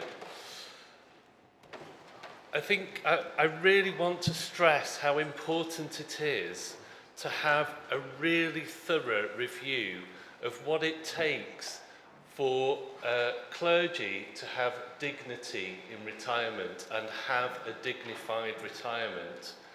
We heard in the previous motion on spending plans the Bishop of London saying how great it was in considering the spending plans, the quality of engagement with stakeholders. Please can I make a plea to Synod that the review group includes, yes, people from the Clergy Pension Action Group, yes, people from the Retired Clergy Association who've been serving retired clergy for almost 100 years, and also bodies like the Church of England Employee and Clergy Association, the Church of England bit of Unite the Union, of whom I'm the retired members officer. We have over 2,000 members. We too hear stories. In fact, at a fringe meeting last year and the year before, we, with members of the RCA, heard these kinds of stories. And I'm so pleased that the Clergy Pension Action Group has galvanised the efforts in this direction. Can I make a quick plea for part-time clergy? Again, part-time clergy are even more disadvantaged by the fact that the house they live in is considered as part of their remuneration, but not part of their pension. Thank you. Thank you very much. I support the amendment.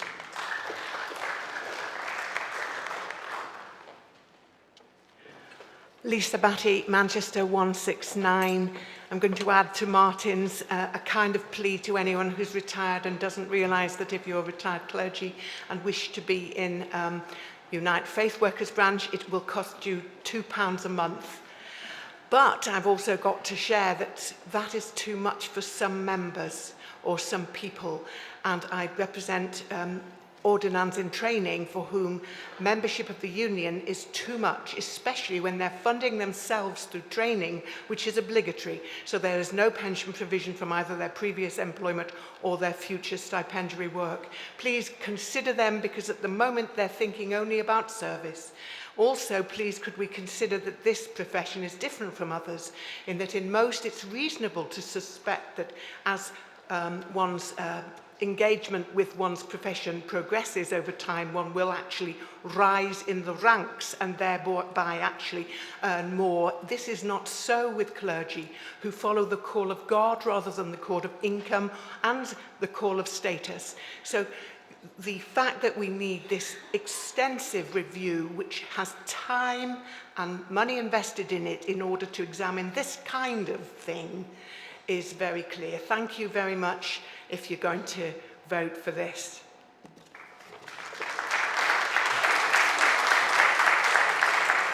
I now wish to test the mind of Synod on whether item number 12 has been sufficiently debated. This is the amended motion. I therefore put the motion for closure on item number 12. Those in favour of the motion for closure, please show. And those against the motion for closure, please show. I now invite the Reverend James Blanford-Baker to respond to the debate. Your speech limit is 5 minutes. Thank you very much, Chair. James Blanford-Baker, Ely 109. Thank you to all of you who have raised so many really important points for our review. Such things as the presumption that you have a lovely middle-class partner. Yes, let's be countercultural and not make assumptions like that. Those who served in other churches, previous church service doesn't count. Yes, that needs to be taken account of. Absolutely crucial, this issue of those who have been caring for children, don't have access to the pension scheme. Thank you. Yes, priests need our full support. But I want to just say something about Carl's very kind words to the team, which are very much appreciated. There is also Bex Chapman, who has been the most amazing help to all of us in coordinating our operation. So I want to just publicly thank her for her engagement with this. There are lots of issues. We've taken note of all of them, and we will passing them on to the review team. Clive raised the issue of money.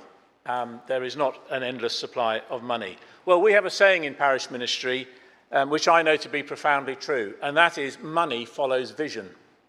So let's get our vision for clergy retirement right, and the money will follow.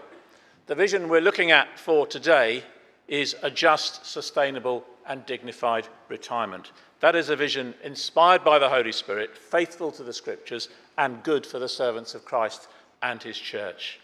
I commend this motion as amended to you. Thank you.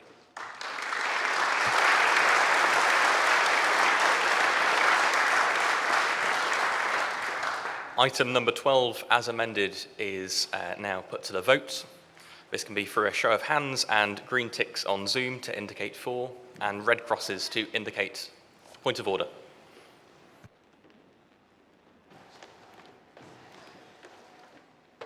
Sorry, I don't know which standing order, but I've had lots of emails about this particular thing. So could we have a count of the full synod, please, just to indicate to members that we're really aware of the issues. Thank you. Yes, I'm happy to accept that. I order a counted vote of the whole synod.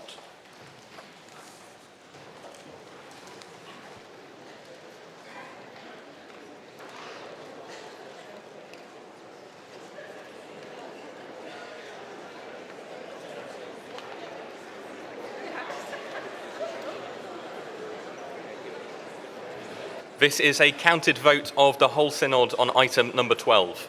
Those present at Church House using the voting handsets and who wish to vote in favour should press 1. Those against should press 2. And those who wish to record an abstention should press 3.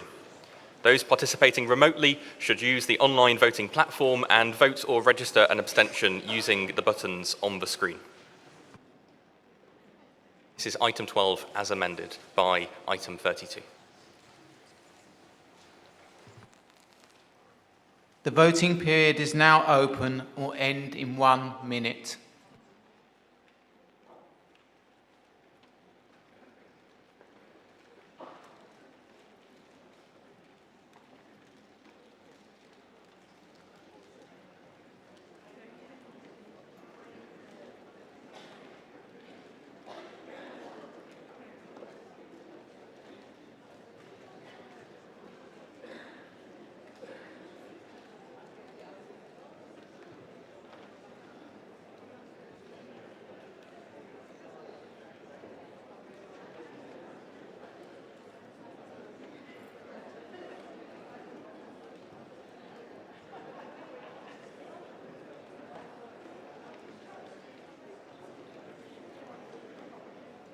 The voting period will end in 15 seconds.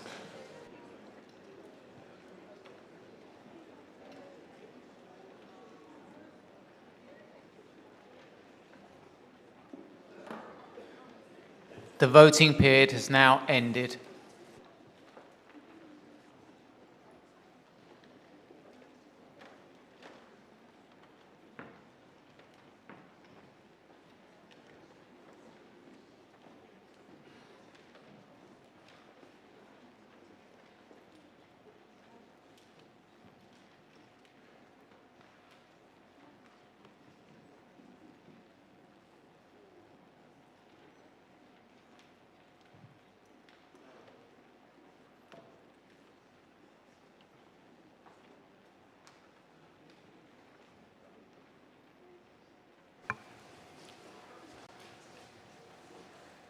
The motion as amended was carried with 328 in favour, 0 votes against and 3 recorded abstentions. That concludes our business on clergy pensions. We now move to item 13, the governance review of the House of Bishops.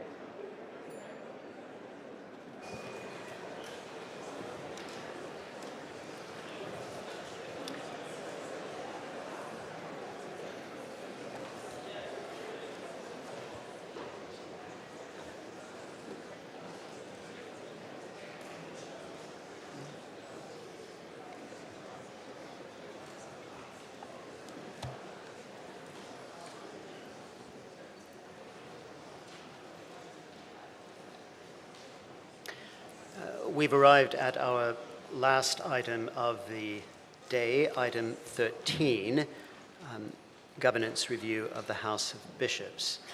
For this item, members will need GS 2407A and GS 2407B, and as the item has a financial impact, notice paper 5, noting particularly paragraph 26 on page 8. I have to say to Synod that we are running a little behind time, and we also need to hear from the chair of the Business Committee before the end of this sitting about a proposed variation of business for tomorrow. So it may be necessary to extend the sitting by an extra 15 minutes with the Synod's consent. I hope it won't be, but that is up to us all when we decide whether to stand to speak and how long we choose to speak within the speech limit.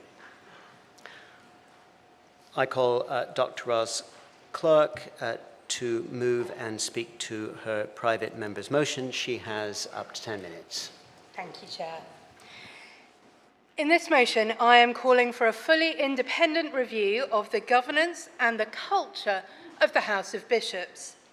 This is intended both as an opportunity for the House of Bishops to consider and potentially make valuable changes to its internal workings, but also as a way for them to rebuild trust with the rest of Synod and the wider Church. Before I go on to explain a little bit more fully why I think this is needed and what it would entail, I do want to make two things clear. The first is that the called for review would be focused on the corporate culture and governance of the House. It is not intended to implicate any individual bishop, and I hope very much that our debate this afternoon will not stoop to any kind of personal attack. The second thing I want to make clear is that I make no claim whatsoever to any insider knowledge of the House of Bishops. This motion arises merely from public statements, media reports, and my own observations of the way in which the House of Bishops have acted in General Synod and beyond in recent years. Calling for a review in this way is not intended in any way to prejudge what the outcome of such a review might be. So, to the motion itself. The Church of England, I'm sure I don't need to remind you, is episcopally led and synodically governed. The House of Bishops, of course, is the overlap between those two things.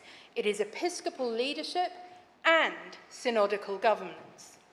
It is a group of bishops, all of the diocesan bishops, along with some additional members and participant observers. And it is also a constituent house of this synod. As such, it is subject to the standing orders of General Synod, but it also meets as a standalone body 6 times a year, 2 of which are residential. Although it is large for a governance body at around 40 to 50 members, the House of Bishops is nonetheless substantially smaller than either the House of Clergy or the House of Laity. And of course, it's far more cohesive in its membership. They are all bishops. As a result, I think, the House of Bishops has far more of an identity and a culture separate from General Synod than either of the other houses. It also has powers that the houses of clergy and laity do not. Power to make statements on behalf of the Church of England as a whole on matters of doctrine, liturgy, pastoral issues, without needing to make any reference to the rest of General Synod. It has particular legislative powers related to those matters. I do not think we can say, therefore, that the House of Bishops is simply equivalent to the House of Clergy or the House of Laity in either its culture or its governance. In recent years, a number of concerns about the House of Bishops have been raised in this synod, particularly around the recurring themes of trust and transparency. May I remind you of GS MISC 1387, published a year or so ago, which concerned the issues of trust and transparency with respect to the House of Bishops. Specifically around the publication of minutes and the public nature of House of Bishops meetings, that paper stated, "The result has been a loss of trust in the House of Bishops and its workings from other houses of synod and from the wider church. It is perceived that bishops are insufficiently accountable to the wider Church of England. In addition, members of the House themselves have been concerned that the House was not following the spirit of its standing orders. The House of Bishops accepts these criticisms." As a result, minutes of the House of Bishops are now routinely published. I am very glad to see that some action has been taken on that matter. But I don't think it is sufficient by itself to rebuild all of the trust which has been lost. If the House was not following the spirit of its standing orders with respect to that matter, how can we have confidence that it is following the spirit of its standing orders in every other matter? Last July, we also debated GS 2354, a paper on trust and trustworthiness. It stated that trust, trustworthiness, and distrust are related to a combination of structures, including our decision-making mechanisms, and culture, expressed in our behaviour and practices. Structure and culture need to be addressed. Amongst the factors which feed into the dynamics of distrust, as listed in point 90 of that paper, these include both structural and governance matters, as well as issues of culture. So, for example, it suggests a lack of clarity about roles, expectations, accountability, and decision-making processes might feed into distrust. Clearly, those are governance matters, and an independent review of the governance of the House of Bishops could clarify those things and where necessary, perhaps suggest improvements to those structures. But there are other kinds of factors mentioned, things like the unawareness or abuse of power, a perception that a different value system may be in play, a lack of integrity. These are not governance problems. They cannot be dealt with by writing better policies or changing the standing orders. These things require a review and subsequent transformation of culture. A culture review can only be effectively taken by an independent team. It is almost impossible to analyse one's own culture. It is, to coin a phrase, the air that we breathe. We need outsiders, independent outsiders, to show us what is healthy and what is unhealthy in our own culture. So without that independent review and transformation of culture, it seems to me there's actually very little value in a governance review alone. As we saw with respect to those transparency concerns, it is possible for cultures to develop which override governance structures. The saying goes, culture eats strategy for breakfast, to which I might add, it has governance for lunch and dinner. And so with this motion, I'm calling for an independent culture and governance review of the House of Bishops. I think such a review would serve two purposes. First, it would, I hope, serve the House of Bishops itself, giving it an opportunity to consider and improve its governance structures so that they are clear and effective. And it would enable a review of the culture which exists within the House in order to ensure that it is good and godly, characterised by Christian virtues of integrity and love. Any unhealthy aspects of that culture which may have developed could be exposed and transformed. But secondly, a fully independent review of the House of Bishops would go a long way, I think, to restoring and rebuilding the trust which has been lacking. It would enable other members of the Synod to have confidence that the House of Bishops is acting according to best practice in matters of governance, and that it is setting a model for godly leadership, not only for Synod, but for the whole Church. And so I move the motion standing in my name.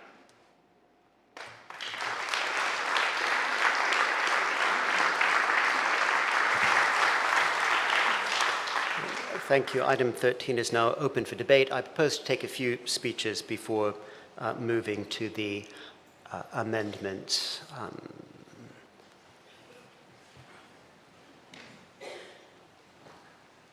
Claire Williams.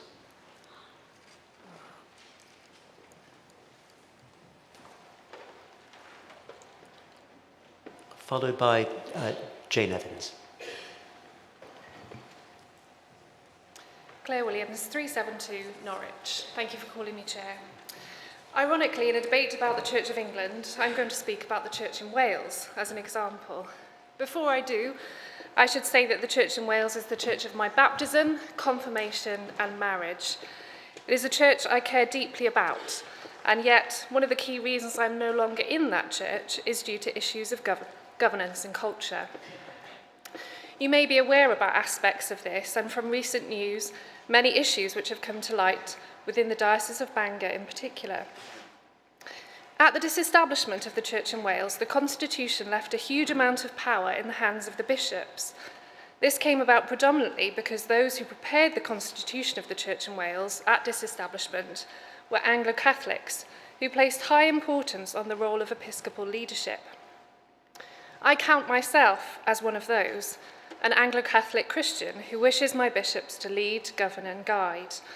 And yet the problem of power in the Church in Wales has led to the silencing of clerical, parochial and lay voices. It has also resulted in an increasingly monochrome episcopacy with little room for theological breadth or liturgical diversity. You may be thinking, well, what has the Church in Wales got to do with the Church of England? Surely the whole point is that we have a different system of governance. And yes, we do. However, I'm not sure there is anyone here who could disagree that we have at times seen the House of Bishops seemingly use their power to effectively drive things through or block things, diminishing the voices of the other two houses in this chamber. I would also question how a diversity of views is currently managed within that House. Key to my concerns are the lack of transparency and trust, as outlined in Dr. Ros Clark's paper, which seem to arise from this way of using power. So let us look at the Church in Wales. There are clearly issues, and more perhaps yet to come to light. However, the Church in Wales has commissioned a review into its culture.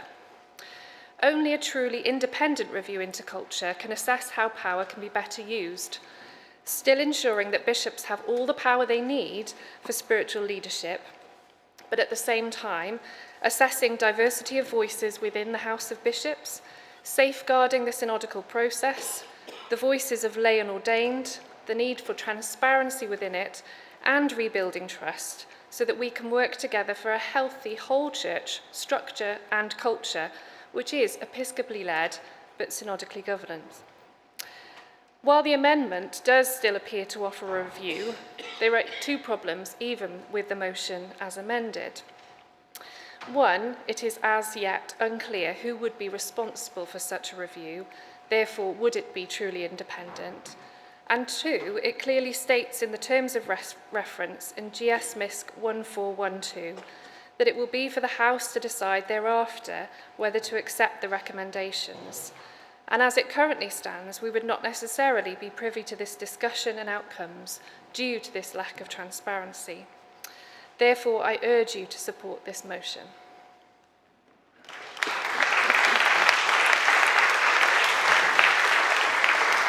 After the next speaker, I'm reducing the speech limit to 3 minutes.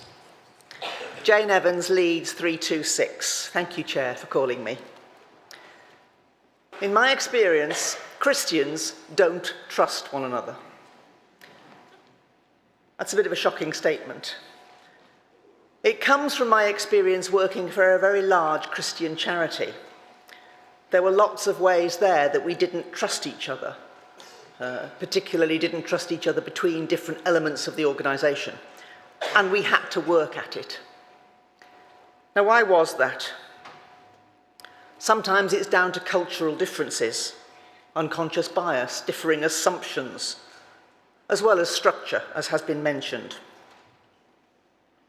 Often, it's because of deeply held beliefs, different understandings of what God is calling us to do, and yes, different interpretations of Scripture. And quite often, it must be said, it's a result of our understanding of who we are as Christians. I'm made in the image of God, so I must be right. Does that sound familiar? Trust works both ways. It's easy to say we don't trust them, but it's much harder to ask, do they trust us? And if not, why not? And what can we do about it?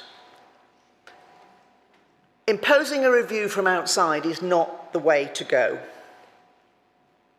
One of the things we can all do, and something my very short experience of General Synod tells me is very necessary, is to have a better shared understanding of our own roles, whether that be the House of Bishops, the House of Clergy, the House of Laity, or Synod as a whole. Let's put our own houses in order first. GS MISC 1412 and 1423 tell us in some detail of the arrangements for the work on culture and trust, including the House of Bishops. I welcome that, but urge that it also includes reflection on why we have this strange Christian phenomenon not to trust each other, despite the assumed Christian qualities of honesty and integrity. I oppose the motion. Thank you.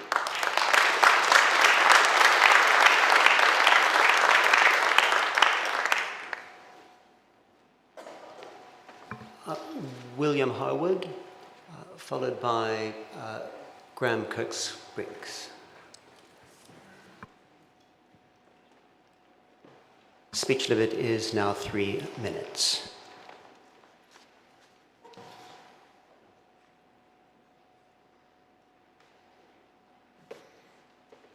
William Harwood, Truro 230. Thank you, Chair, for calling me.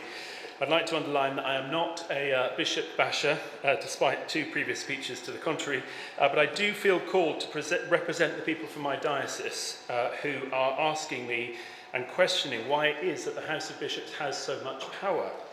As Dr. Clark points out in her paper, it appears that that power is unchecked. Paying attention to power, as we know, is something that we surely must learn from victims and survivors of church-based abuse, and something that applies in so many different areas that we've already covered, even at this stage of General Synod. Therefore, it is a worry to me that the House of Bishops have jumped in and decided to do their own governance review. Perhaps that's part of the problem. The review of governance and culture, in my opinion, has to come from outside to be trusted and for trust to be strengthened. It is not the fault of the House of Bishops, as the Secretary-General notes in his paper, that safeguarding failures have happened at the hands of individual bishops and archbishops. But it is the fault of the culture of the House of Bishops, perhaps, that in particular 2 prominent bishops, female bishops, who've been willing to speak out against the culture of silence can feel unsafe and unwelcome within the House. And that is a great concern for me.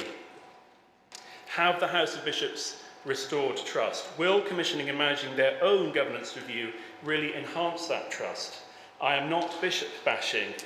The House of Bishops do such an incredible job of leading us and setting direction and serving us sacrificially. But people in dioceses must trust those in power. And in our culture, we are on the back foot with that. So can the House of Bishops not allow for a fully independent governance audit?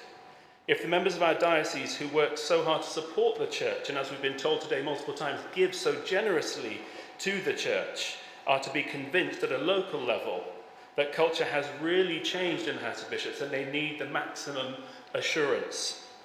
And as we read today, that the Bishop of Peterborough has informed us that the Trust Task Group survey has been cancelled, with the Bishop commenting, we have a problem of distrust. Perhaps a fully independent governance review could begin to address this serious problem. Please support this motion. Thank you.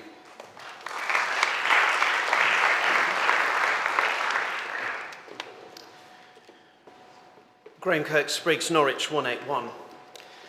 When I read this PMM, it made me want to cry. Synod members have been talking about trust in this quinquennium. Trust is something earned, not automatically given.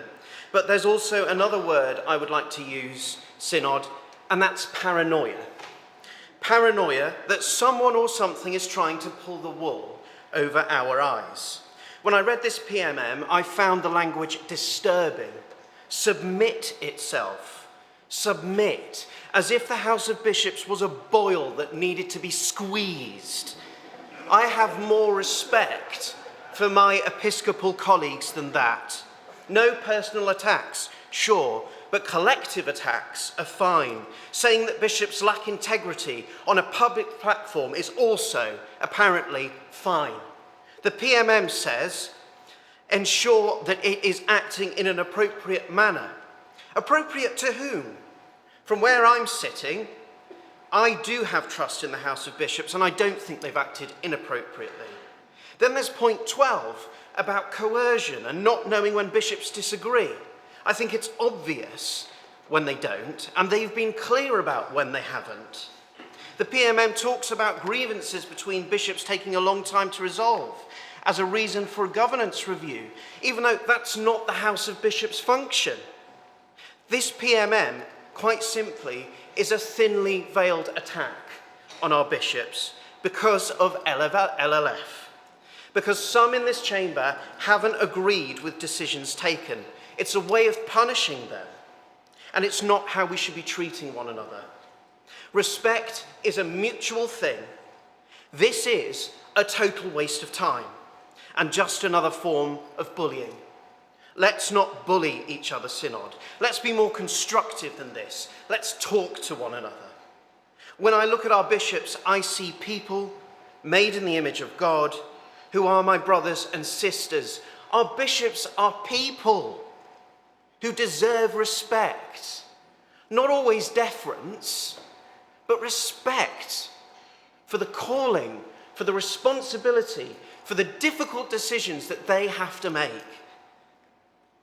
And I, as a synod member, promise never to treat you with contempt. Thank you.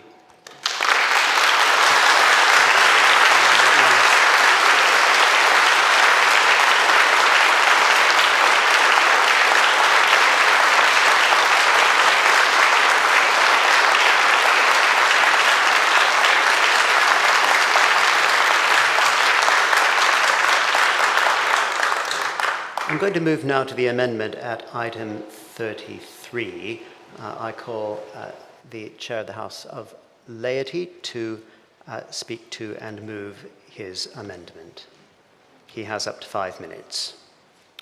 Jamie Harrison, Durham 301. Thank you, Mr. Chairman. My amendment seeks to find some common ground between the wording of the motion from Ros and what is the offer from the House of Bishops for a governance and culture review, as we've seen stated in their terms of reference in GS 1412. Now, as I've picked up already, some might feel that GS 1412 is trying to subvert the synodical process. Equally, others will see it as an honest attempt to respond to the direction of Ros's PMM, putting something on the table which will allow a more speedier response than just waiting for a longer process to develop. So my amendment seeks to do 5 things. First, to welcome the idea of a governance and culture review, which must be independent. I've said it as independently led, and we might want to talk about that. Secondly, it specifically focuses more on the culture and the ways of working element, which I know is close to Ros's heart, but equally might just turn that back on ourselves and say maybe the synod as a whole could do with that. Thirdly, it acknowledges that work has already been done on terms of reference, which give at least an initial, if not a full, framework for a review.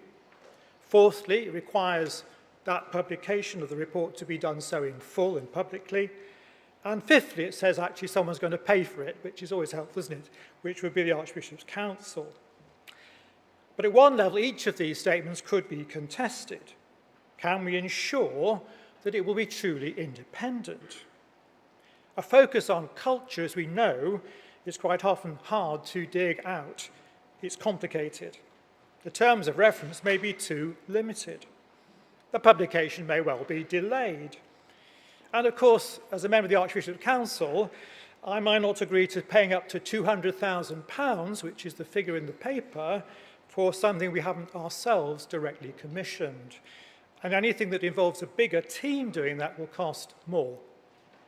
So can I suggest the following? My sense is that all of us, or most of us anyway, can think that welcoming a review would not be unreasonable, independently led, and carefully designed. I think with SENS coming along, the greater clarity we can have about the role of the various houses would be really helpful. And over my time on Synod, nearly 30 years, do I say, that's always been an issue for me. How do we relate to one another anyway, and how can we work better together?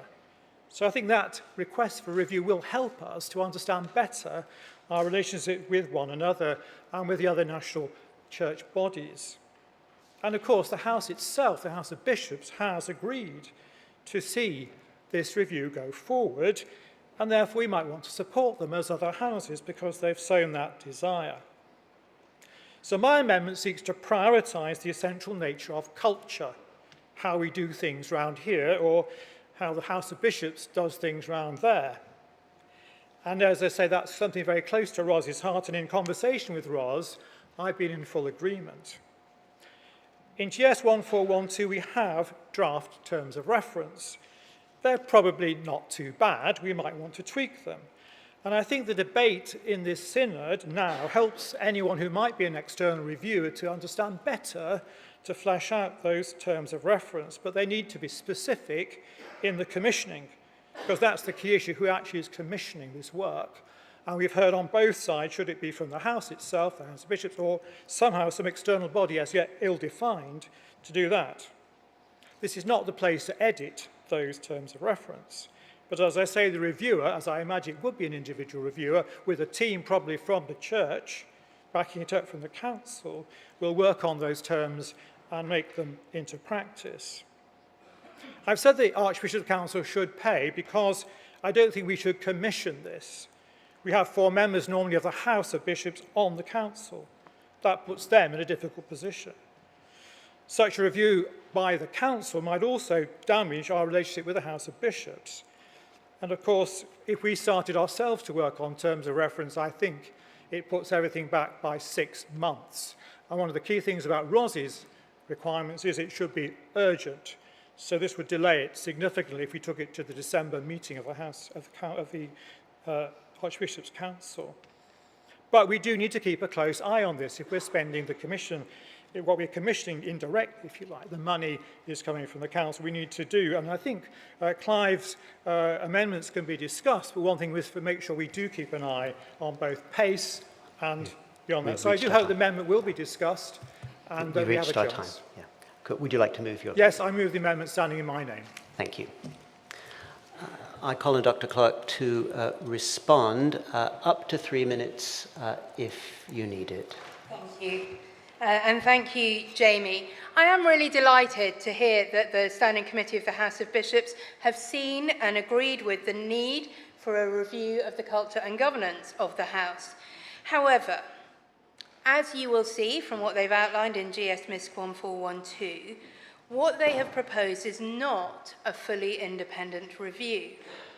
And as such, I can't see that it will be able to fulfill its own aims, let alone that wider goal of rebuilding trust with the rest of Synod and the wider Church.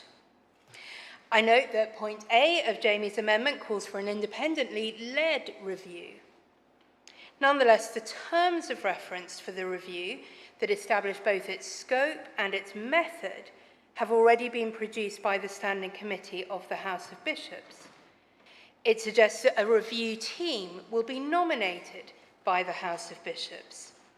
That is not a fully independent review. On point B of his amendment, it states that a report of the review is to be published, and in GS MISC 1412, it calls for an executive summary to be published. But as I hope we all know in these things, details matter. In governance, details really matter. Why would we not just publish the whole review, as is standard practice with other reviews that have been undertaken? Jamie notes that the House of Bishops are committed to spending £200,000 on this, and I agree, that sounds like a lot of money.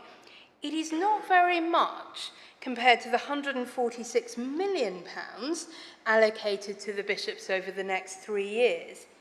And if a review ensures that the bishops are able to fulfil their responsibilities to their utmost, I think it will be money well spent.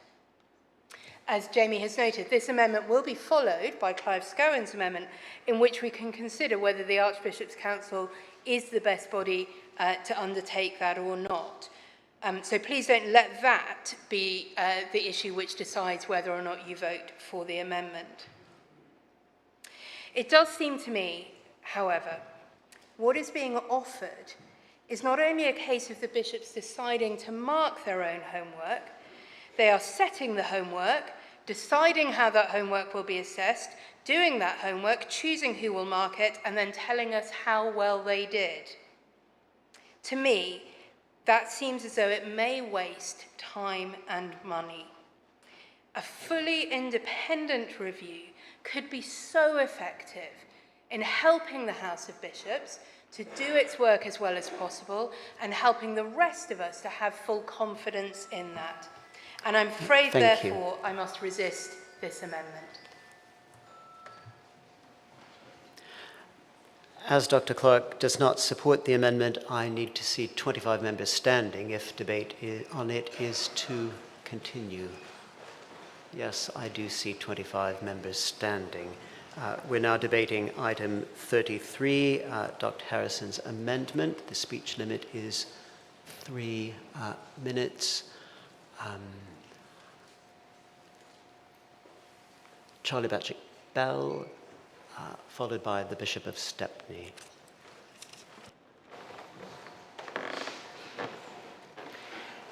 Charlie Batchick Bell, Southwark 221. I want to offer a few reflections of having been on Synod for a relatively short period of time. The thing which I found the most intriguing and rather depressing is the presence of the great finger of blame. The finger of blame is everywhere. It points from the laity to the clergy. Sometimes it points the other way round, but my goodness, it always points in one direction, the House of Bishops. My friends, I think we should look into our own hearts. We heard in the introduction to this motion a conversation about looking into our own culture. But that's not what this motion calls for. It calls for a look into their culture. So much easier, of course, so much easier to look into them, but never into our own. But of course, it's so much less honest about what the mess that we find ourselves in as Synod is. We've heard during this debate vague, broad brush allegations. We've heard about so much power being unchecked. We've heard innuendo, we've heard accusation, we've heard about subversion, we've heard the, quote, seemingly use their power, unquote. We've heard about vague lack of transparency. We haven't yet heard the, quote, legal advice, which has been a great joy for me. We've heard about all these people in the pews. We've heard aspersion after aspersion, but nothing of much substance. Now we are frustrated, many of us are frustrated with the way things are.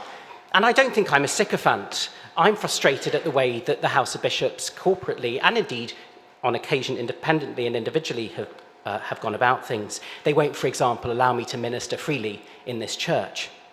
But when I meet members of the House of Bishops, what I meet is people who appear to me, as a psychiatrist, to be often fearful, often bullied, and often feel hated. And when I really talk to them, I meet people of kindness and of hard work and of personal holiness. And yes, people of human mistakes. Mistakes which can sometimes become systemic, that can lead to an absolute mess, that can lead to hurt. But mistakes. Bishops are not malicious fantasy objects upon whom we can reasonably project all of our fear and our anger and our frustration and our hatred at the way things are. They are human beings, and when we project onto them, we project onto human beings. As we've heard, trust is a two-way process. We've heard that the bishops have, quote, jumped in to do their own review, unquote. What do we want of them? They cannot get this right, Synod. They offer to do a review, we complain. They don't offer to do a review, we complain. They won't do what we want them to do because we won't want them to do what we want them to do. As the Lord Jesus said to us, let your word be yes, yes, or no, no. Anything more than this comes from the evil one. Let the hearers in this room hear the word of the Lord.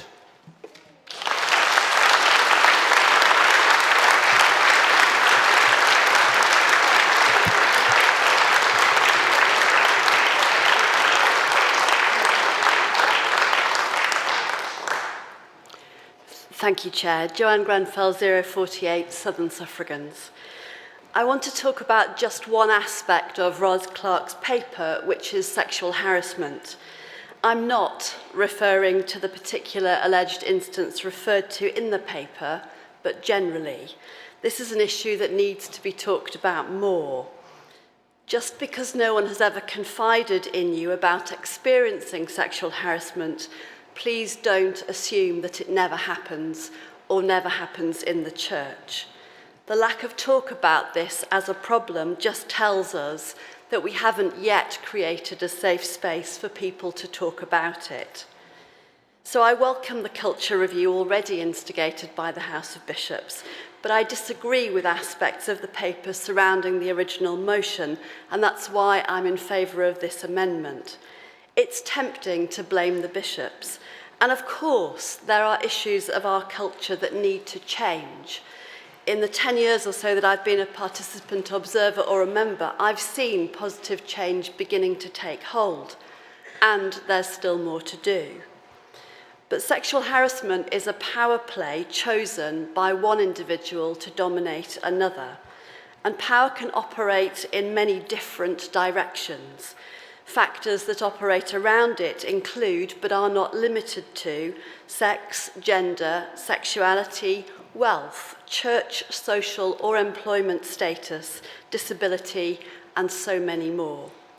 And of course, culture matters, but culture has less purchase in terms of influencing individual acts of bad behaviour than it does in terms of reporting and responding well.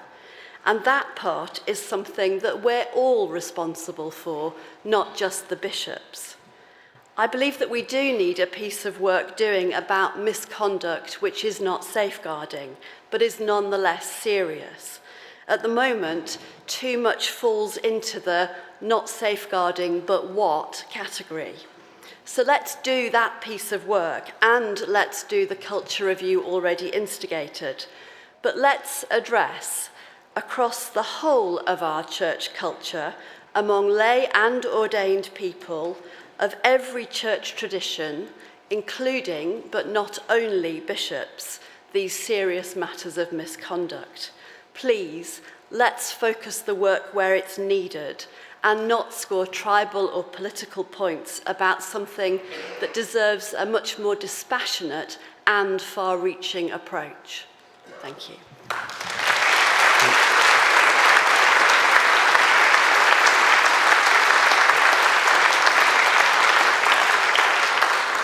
I'm going to ask you about closure in a minute, and we're up against the clock, so it's going to be 2 minutes from here out. Is there anyone who'd like to speak against the amendment? Yes, thank you.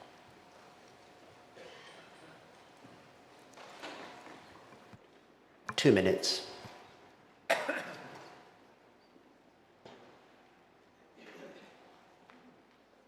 Neil Robbie, Lichfield, 143. Thank you, Chair, for calling me. This is my debut speech. We've talked about power. We've talked about those in leadership exercising power. The question before us today is really, how are those in power in our church to be helped to lead well? The thing we share as human beings is a very strong desire to protect ourselves from pain. Very often the truth about ourselves is hard to receive. When leadership behaviour or culture goes wrong, we have a way of protecting ourselves from that pain. That is, both those in leadership and those being led. We can deceive ourselves, because deception acts like a painkiller. Deception is both a psychological paracetamol and an emotional codeine. Deception protects us from seeing or feeling that which is too painful for us. And any drug that reduces pain is easily abused. Deception has a long-term effect like any painkiller, that rather than diagnosing the cause of the pain and finding healthy ways of treating the cause, we learn to live with the pain and increasingly depend upon the drug. It is vital, therefore, that this review is independent. Otherwise, how will we know the bishops are not protecting themselves from pain, and how will we know that we're not all deceiving ourselves? Thank you. I resist the motion. I'll resist the amendment.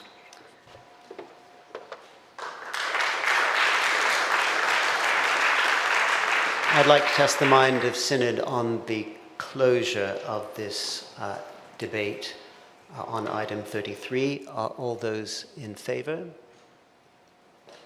Those against? Green ticks and red crosses? Yes, that is carried.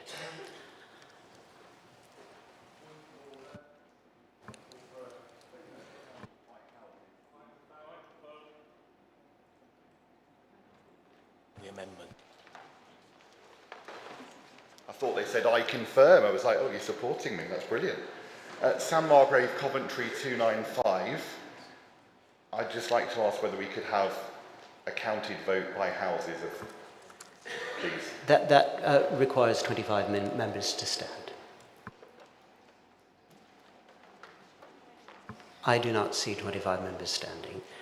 So we come now to vote on item 33, Dr. Harrison's amendment. This will be by show of hands or green ticks, red crosses. Are all those in favour of the amendment?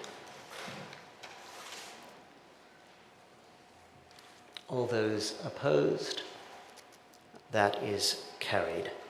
Now, it's 5 to 7, and we do need to hear from the chair of the Business Committee. So I am proposing to extend this sitting by 15 minutes, but for that I need the consent of the Synod to allow us to complete this item. Does that have the consent of the Synod? Please. Those in favour, please. Thank you. Green ticks. Those opposed? And red crosses. That is carried. We're here for another 15 minutes. Sorry. I'm going to move now to item 30. Point of order.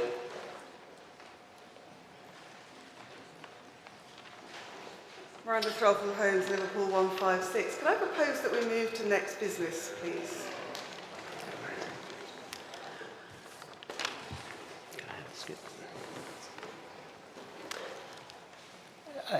Miranda, would you like to give your name and synod number? Would you like to give your name and synod number, please, Miranda? Okay, yep, Threlfall Holmes, Liverpool 156. Thank you. Miranda Threlfall Holmes has moved the procedural motion that the synod do pass to the next business. If the motion is carried, the main item 13, as amended by item 33, will lapse, and it will not be in order to reconsider the question in the same form or in a form which is substantially similar within the remainder of the lifetime of the synod, except with the permission of the Business Committee and the general consent of the synod. You mustn't interrupt the chair. The chair is reading the script.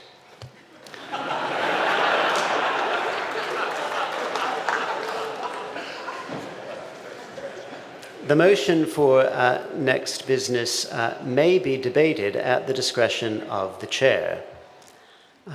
I call on Miranda Threlfall Holmes as the mover of the motion for next business to speak to it, followed by the Dr. Clark as the mover of the main motion to reply, and I will then consider whether to allow any further debate. The speech limit is 2 minutes if you need it.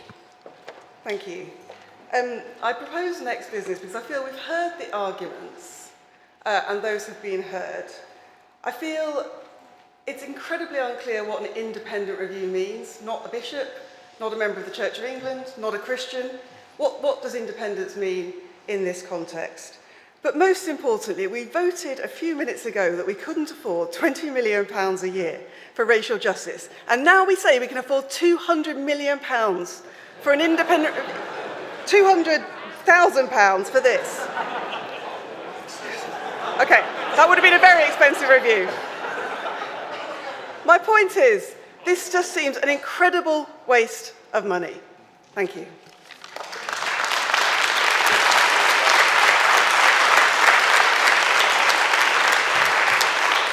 Dr. Clark to reply, up to 2 minutes if you need it. Thank you. We've just approved the amendment to welcome the review that the House of Bishops have already proposed. So there will be a review whether or not we move to next business. That was already on the cards. This is...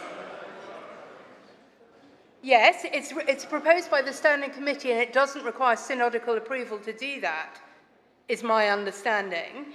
So I don't think we're going to save ourselves money by not having the debate. What we will do is fail to debate Mr. Scowen's amendment to discuss the role of either the Church Commissions or the Archbishop's Council, not only in making available funds, but actually being the ones to ensure that the review is fully independent. Miranda, you think it's unclear what that means, but this allows somebody to have a proper discussion about what that means and then ensure that it happens. So I think it is very important that we continue the debate. Thank you. Point of order, Mr. Margrave. Sam Margrave, Coventry 295. I may be wrong on this, but I understand that I can move that we adjourn this debate over moving to next business. No? Not while we are considering a motion. I thought it was only if we had voted on for next business. No. Thank you. I do not consider that the motion for next business needs to be debated further, and I therefore put the motion that the Synod move to next business to the vote. Those in favour of the motion that the Synod do...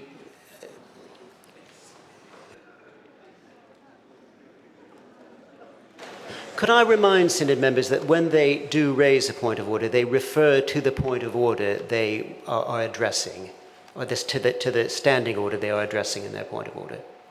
John Wilson, Lichfield 341. I wonder, Chair, if you were understanding Order 37.3, order account of the Synod.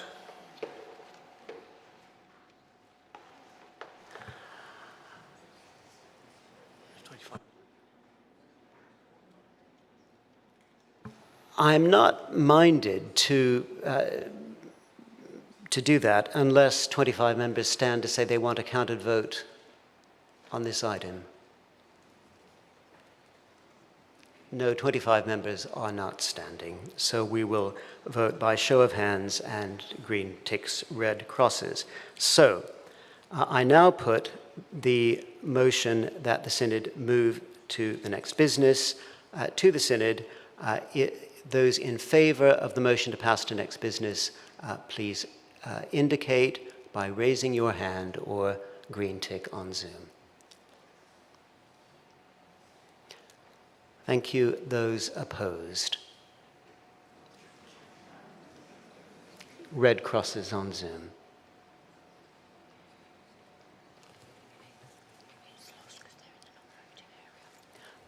If those in the non-voting area need to either move to the voting area or... It's too late. It's too late. Okay. It's too late. Okay. I'm advised it's too late. The vote has happened.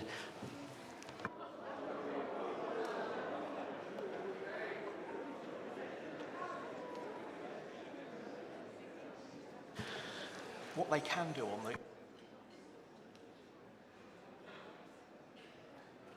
Okay, so here, to avoid any possible confusion, that you cannot vote again. It is possible on the announcement of the outcome of the vote to ask for a counted vote of the Synod if 25 members wish that. The motion to pass to next business was carried on that vote. Point of order, Debbie Bugs. Yeah.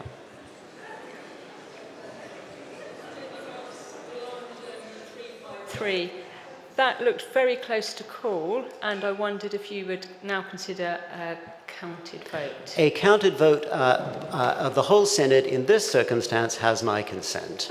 We will proceed.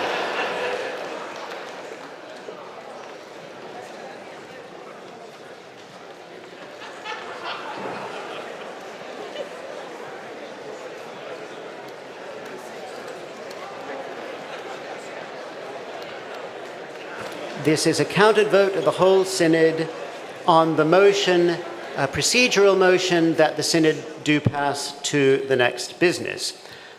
Those present at Church House using the voting handsets and who wish to vote in favour should press 1. Those against should press 2. Those who wish to record an abstention should press 3.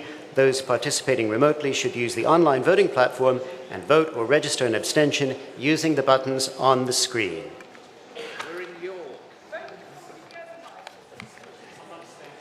The voting period is now open and will end in 1 minute.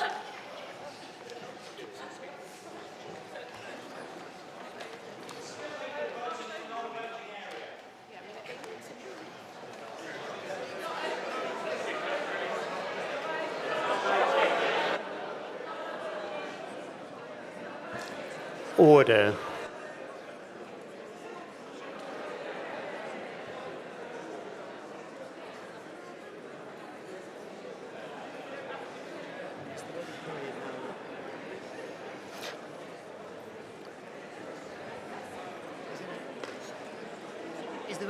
Is it not working? It is. The voting period will end in 15 seconds.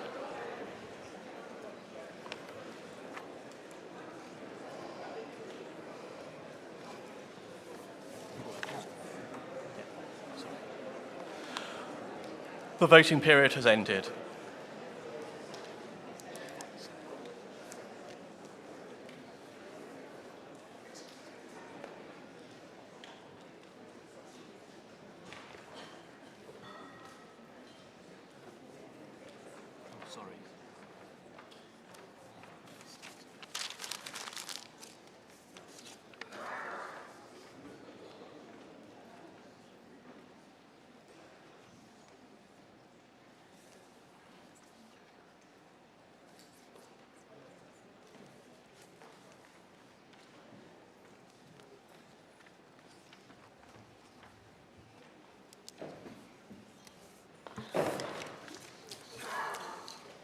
On the motion that the Synod do pass to next business on this item, there voted in favour 154, against 144, recorded abstentions 16. The motion is therefore carried, and item 13 therefore lapses. And I am assured by my colleagues that the script will be updated to make it absolutely clear that we are at the University of York and not in Westminster. It feels like the end of a long day. I call the chair of the Business Committee to speak to us. Thank you, Chair. We had first consideration of the Armed Forces Chaplain licensing measure this afternoon, and I'm not aware of any submissions for revision to that. Therefore, I expect the revision stage of the measure to be swift. In that case, I propose taking item 27, which is the Archbishop's Council Audit and Risk Committee report, which has been called for debate, after item 17, Growth, Church and Revitalisation, tomorrow afternoon.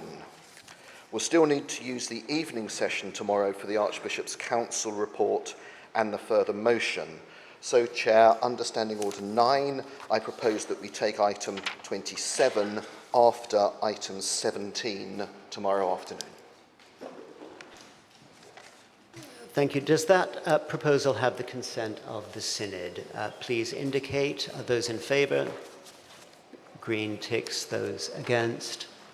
Red crosses. That is carried. Thank you. Thank you. That brings this day's business to an end. We're invited to stay in the chamber for worship.